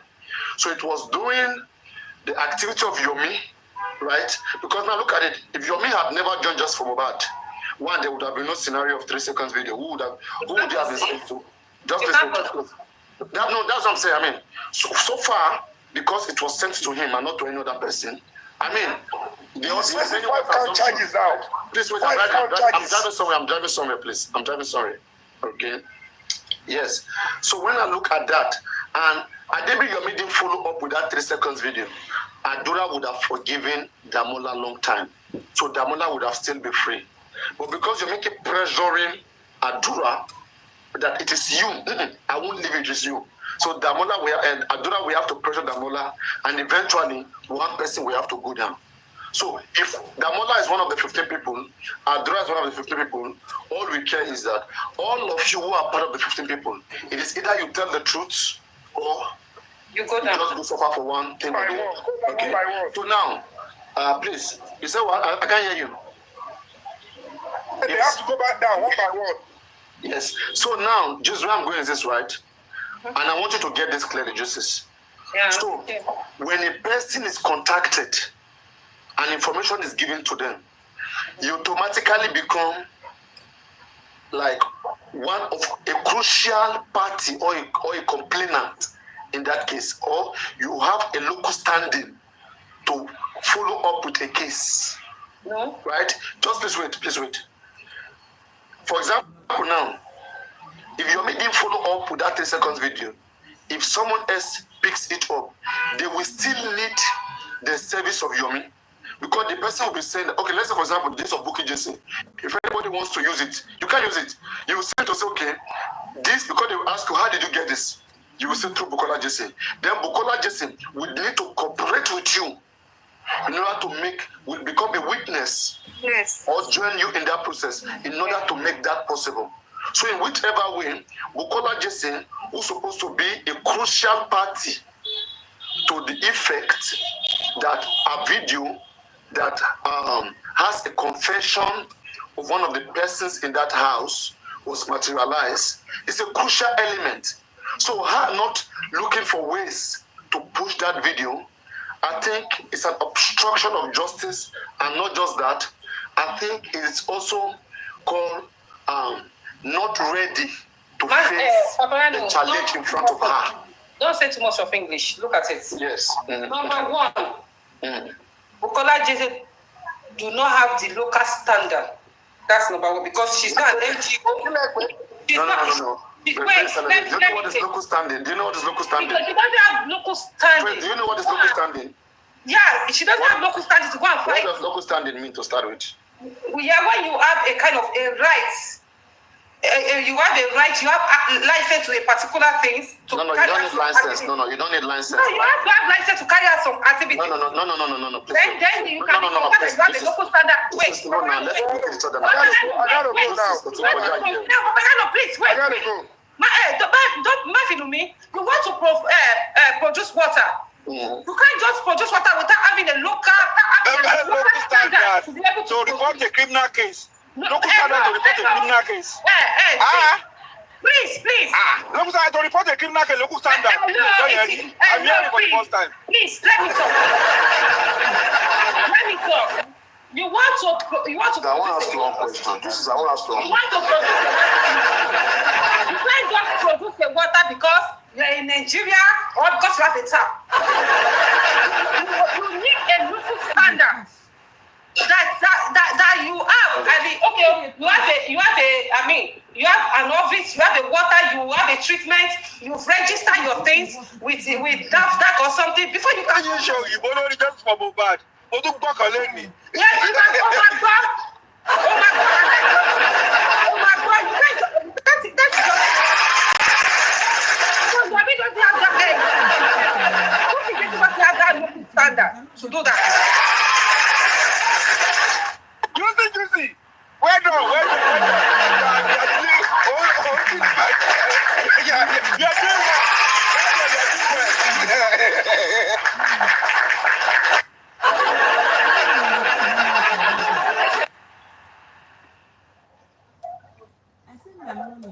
So, like I said, Yomi as a foundation registered in Nigeria as the local standard. So, can I ask you a question? Shanti.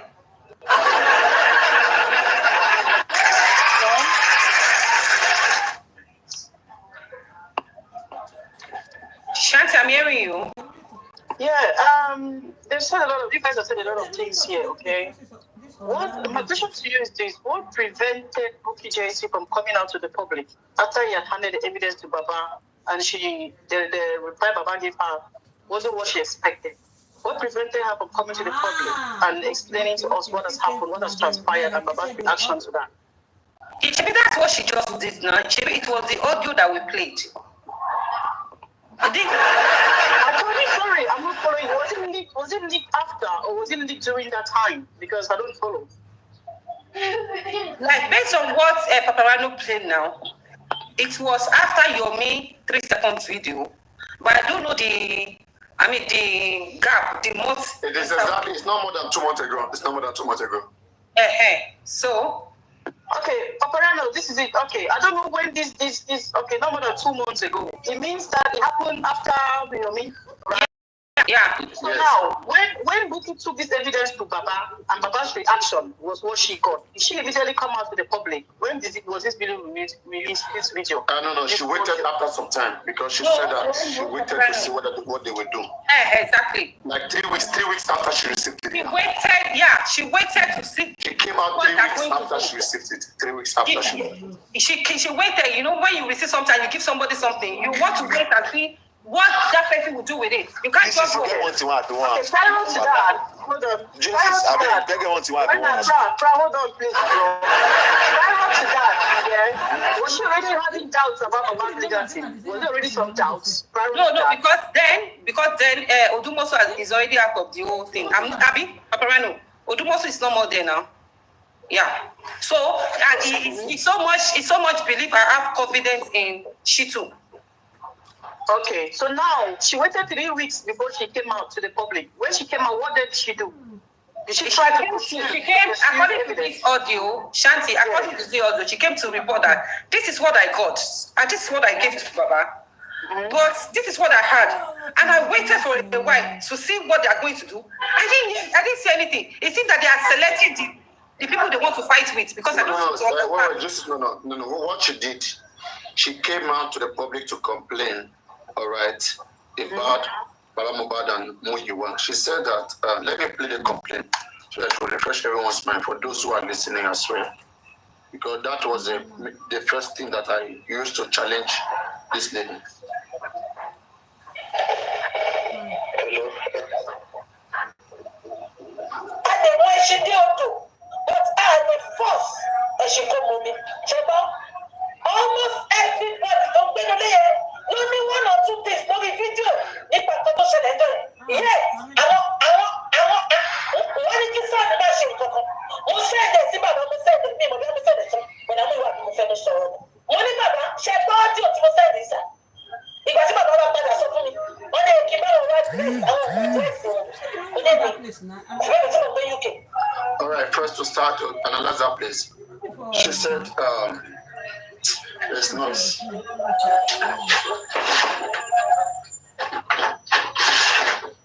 Yes. So she said that 1, we can lead an ox to the river, but we cannot force an ox to drink from the river. She said when she got this information, she sent it to Baba Mohbad, either Baba or Muyiwa, one of them, and they said that she should go look for the address of those people. And then she responded by saying, not to go and look for the address. So they asked her for the address. That's the thing now, just this way. No, it's different to Paparano. I mean, how do you ask? It's different now. Asking somebody for address. Go and look for address. Paparano, I feel like BJ still needs to... Wait, please, let's listen. I'll translate step by step. And then when she did but I will force and she come with me. Almost everybody don't be there. Only 1 or 2 things, no video. Yes, I want. What inside the machine? Who said this? Who said this? When I'm going to finish sorry. Money, she bought you to say this. If I see my brother, so for me. That should help them look for the address. Did you hear that? But I don't have the address. No. The word I used was correct. They told her to help them look for those people's address. Yeah, right? That's what she said. Yeah. That's correct, right? Yeah, very correct. Why were you objecting in the first place in the beginning? No, I didn't hear that part very well. Okay, that's good enough. Okay. I don't like it. First of all, yeah, she said 3 things. 1, you can lead an ox to the river. You cannot force the ox to drink from the river. And after this video, she slowed down. No. I will tell everything she said here. She said you can lead an ox to the river, you cannot force an ox to drink water. She said secondly, she sent them something, whether they send it to San or not. In fact, they said the San should not do nothing about it.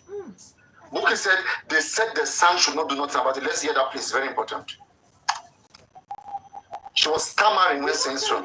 Because she doesn't want to come out and drag Baba, knowing fully that many people have been complaining about Baba.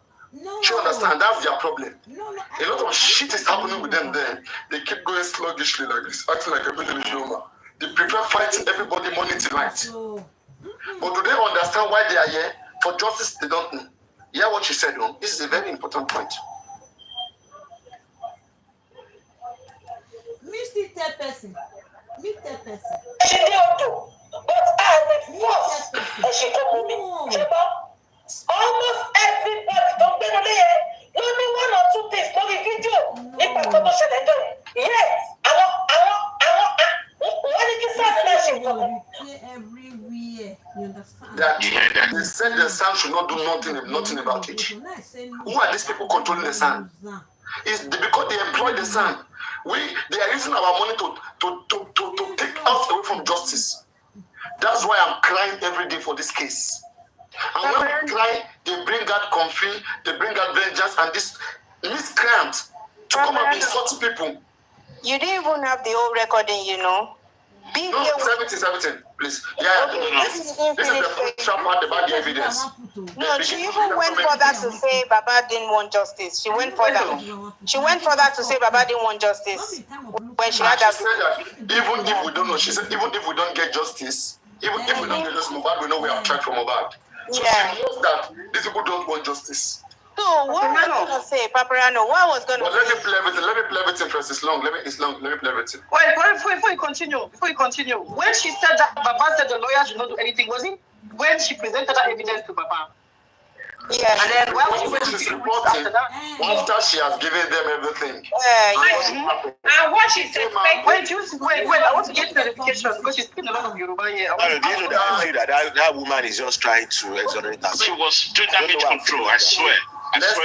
She's not doing damage control. I can analyze it to you. Imagine, just hold on now. Translate. She can analyze it. It was immediately when she presented the evidence that Baba said that, and then she said that Baba said the lawyer should not do anything with it. It was when she presented We don't know. How long does she have the evidence? Don't analyze first now. Only one person first. We don't know at what point they went to the son, at what point she gave to Baba. But what we do know, after all the disappointments, of all the effort, she came out reporting what she went through. That when I give it to them, they said the son shouldn't do anything about it. I gave it to, I think, the father or who you are, and they said I should go and look for the address of the people. And I asked them that me, who is living in the UK, should go and be looking for those people's address. So why looking for all of this report? Shall you understand now? Let me finish it so that you can get more of it. It's just 30 seconds.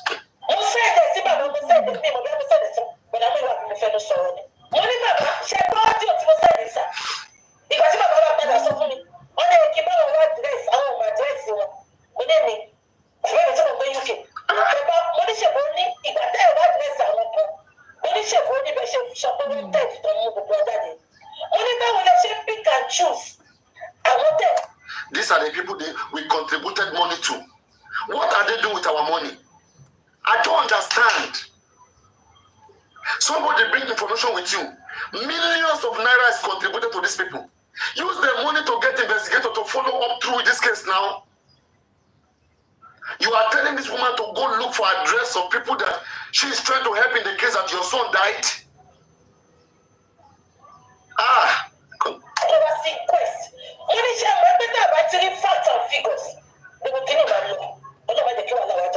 She said she even told them that, do you guys know that if we don't get facts and figures, that all our effort will be wasted?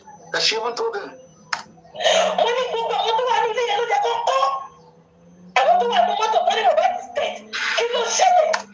She said they should pack everybody in that house and those people in the car and ask them about death. That all of them should have been picked up. He said the family, they leave the most important thing. They are going after unnecessary things. This is what we are saying. These guys, they will cost people money tonight. We will be here analyzing way forward, telling them what to do, yet they will not do it.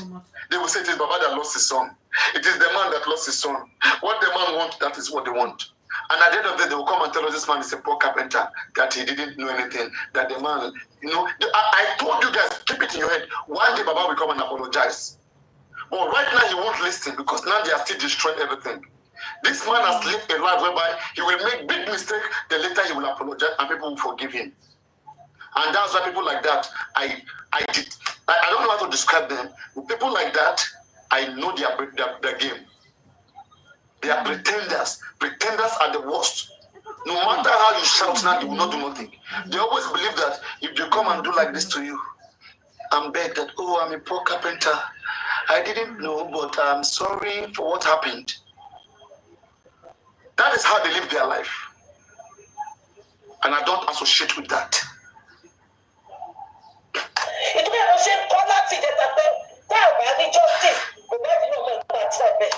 She said that is why she has been shouting recently that if in case we don't get justice in this case, that Mohbad will appreciate us, that we will try. We will try, not the family.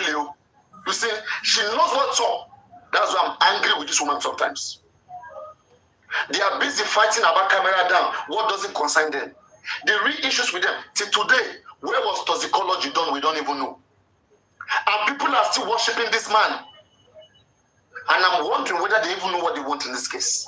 I kept wondering. And that's where I don't agree with Gurexi. Gurexi is a very big manipulator among them. He's intelligent more than many of them. He will just come use some political statement. Oh, don't mind them. Gurexi is an instrument.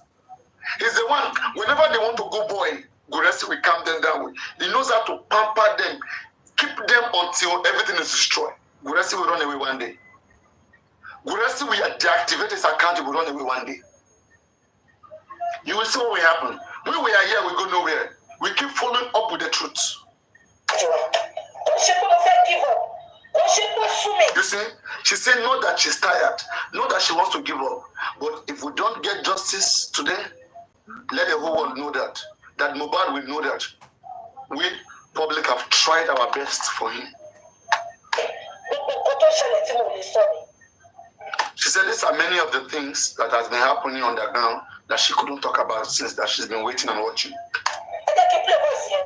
And then she wanted to play the voice. Yeah, that's it. Shut up. But the question is, Papi, why is she keeping quiet? Is it because she's been loyal to the team? Because if she is somebody like you, no. I think most of what she said doesn't have a time frame. Let's put it together. Let's see how long we waited, why she kept quiet. To explain first, from what she heard. Chantal, go on. Let's see whether you got it. Yeah, I was a bit distracted. Yeah, from what I was a bit distracted, but from what I'm getting here is that she got evidence from this guy who presented himself like one of those who were in the house. Okay, and said they needed money to take, was it who?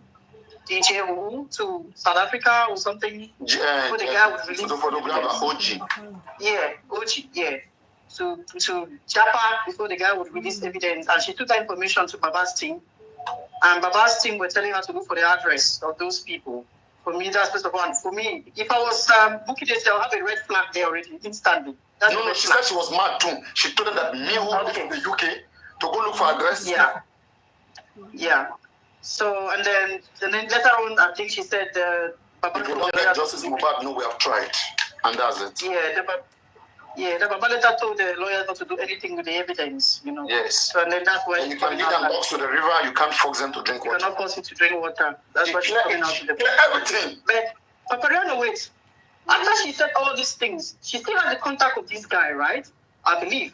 Why did she never heard anything about it? That matter was buried. Nothing come up. Nothing. No, this guy I blame Buki. Nobody in the critical team even follow up. All of them, they are just this. She said there's a lot of things that she knew that she never said. She didn't do that. I wanted to say earlier, Papa. On this particular there is no way she will get that kind of reaction that she won't react. Some things must have happened afterwards. That's why it was after that show that she went completely quiet. There are some things that she just doesn't want to talk yet, because the BJ that I know, she's still going to talk. Trust me. Yeah, she cannot just keep quiet. This is making her an accomplice, because you can't have such information. Then you're not bringing it out to the public. No, exactly. I think you have evidence and you bring it out to Baba. Baba is not willing to sort it out. Why don't you take it upon yourself? That's what I'm saying. She's the whole alleged. You know what it is, yeah? If she had not castigated Yomi, and left to the public, well, she couldn't follow it up. Exactly, because who did she work with? You see the hate in Bukit. That's the thing. Exactly. She would have castigate Yomi, because obviously she's getting the same. Exactly, she's getting the same.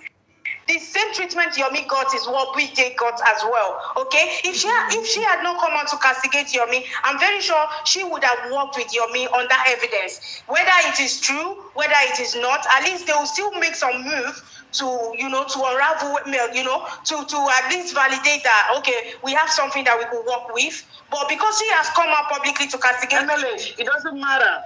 Even if she had castigated Yomi, at least now she's seen that what is happening to her is probably what happened to Yomi. I don't see anything bad in approaching Yomi and apologizing and saying, okay, this is what happened. You get it?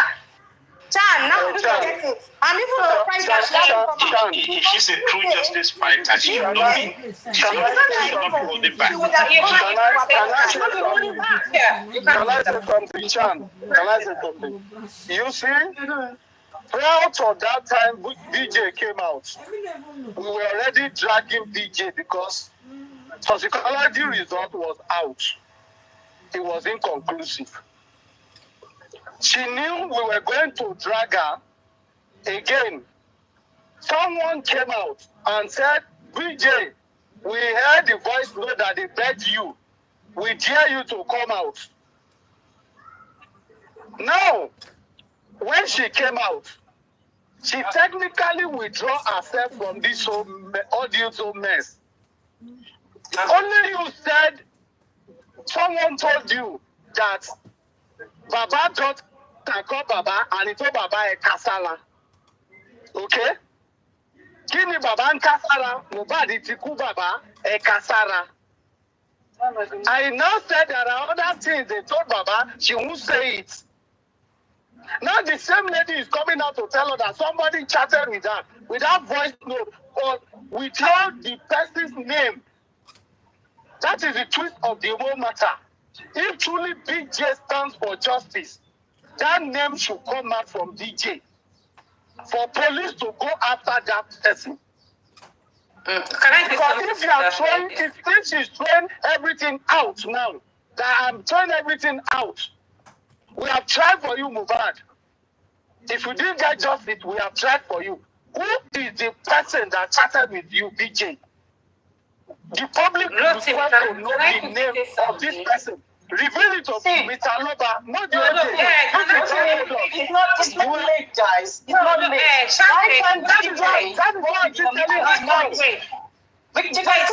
At this point, Shante, look at it.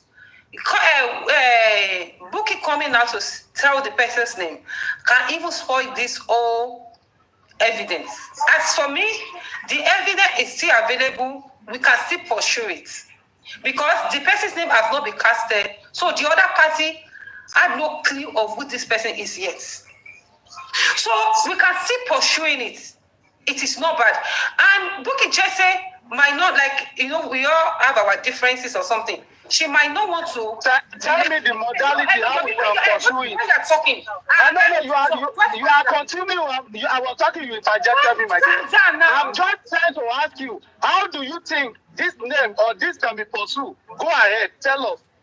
Without knowing the person, tell us the modality. How you can pursue this person? I'm asking you, right?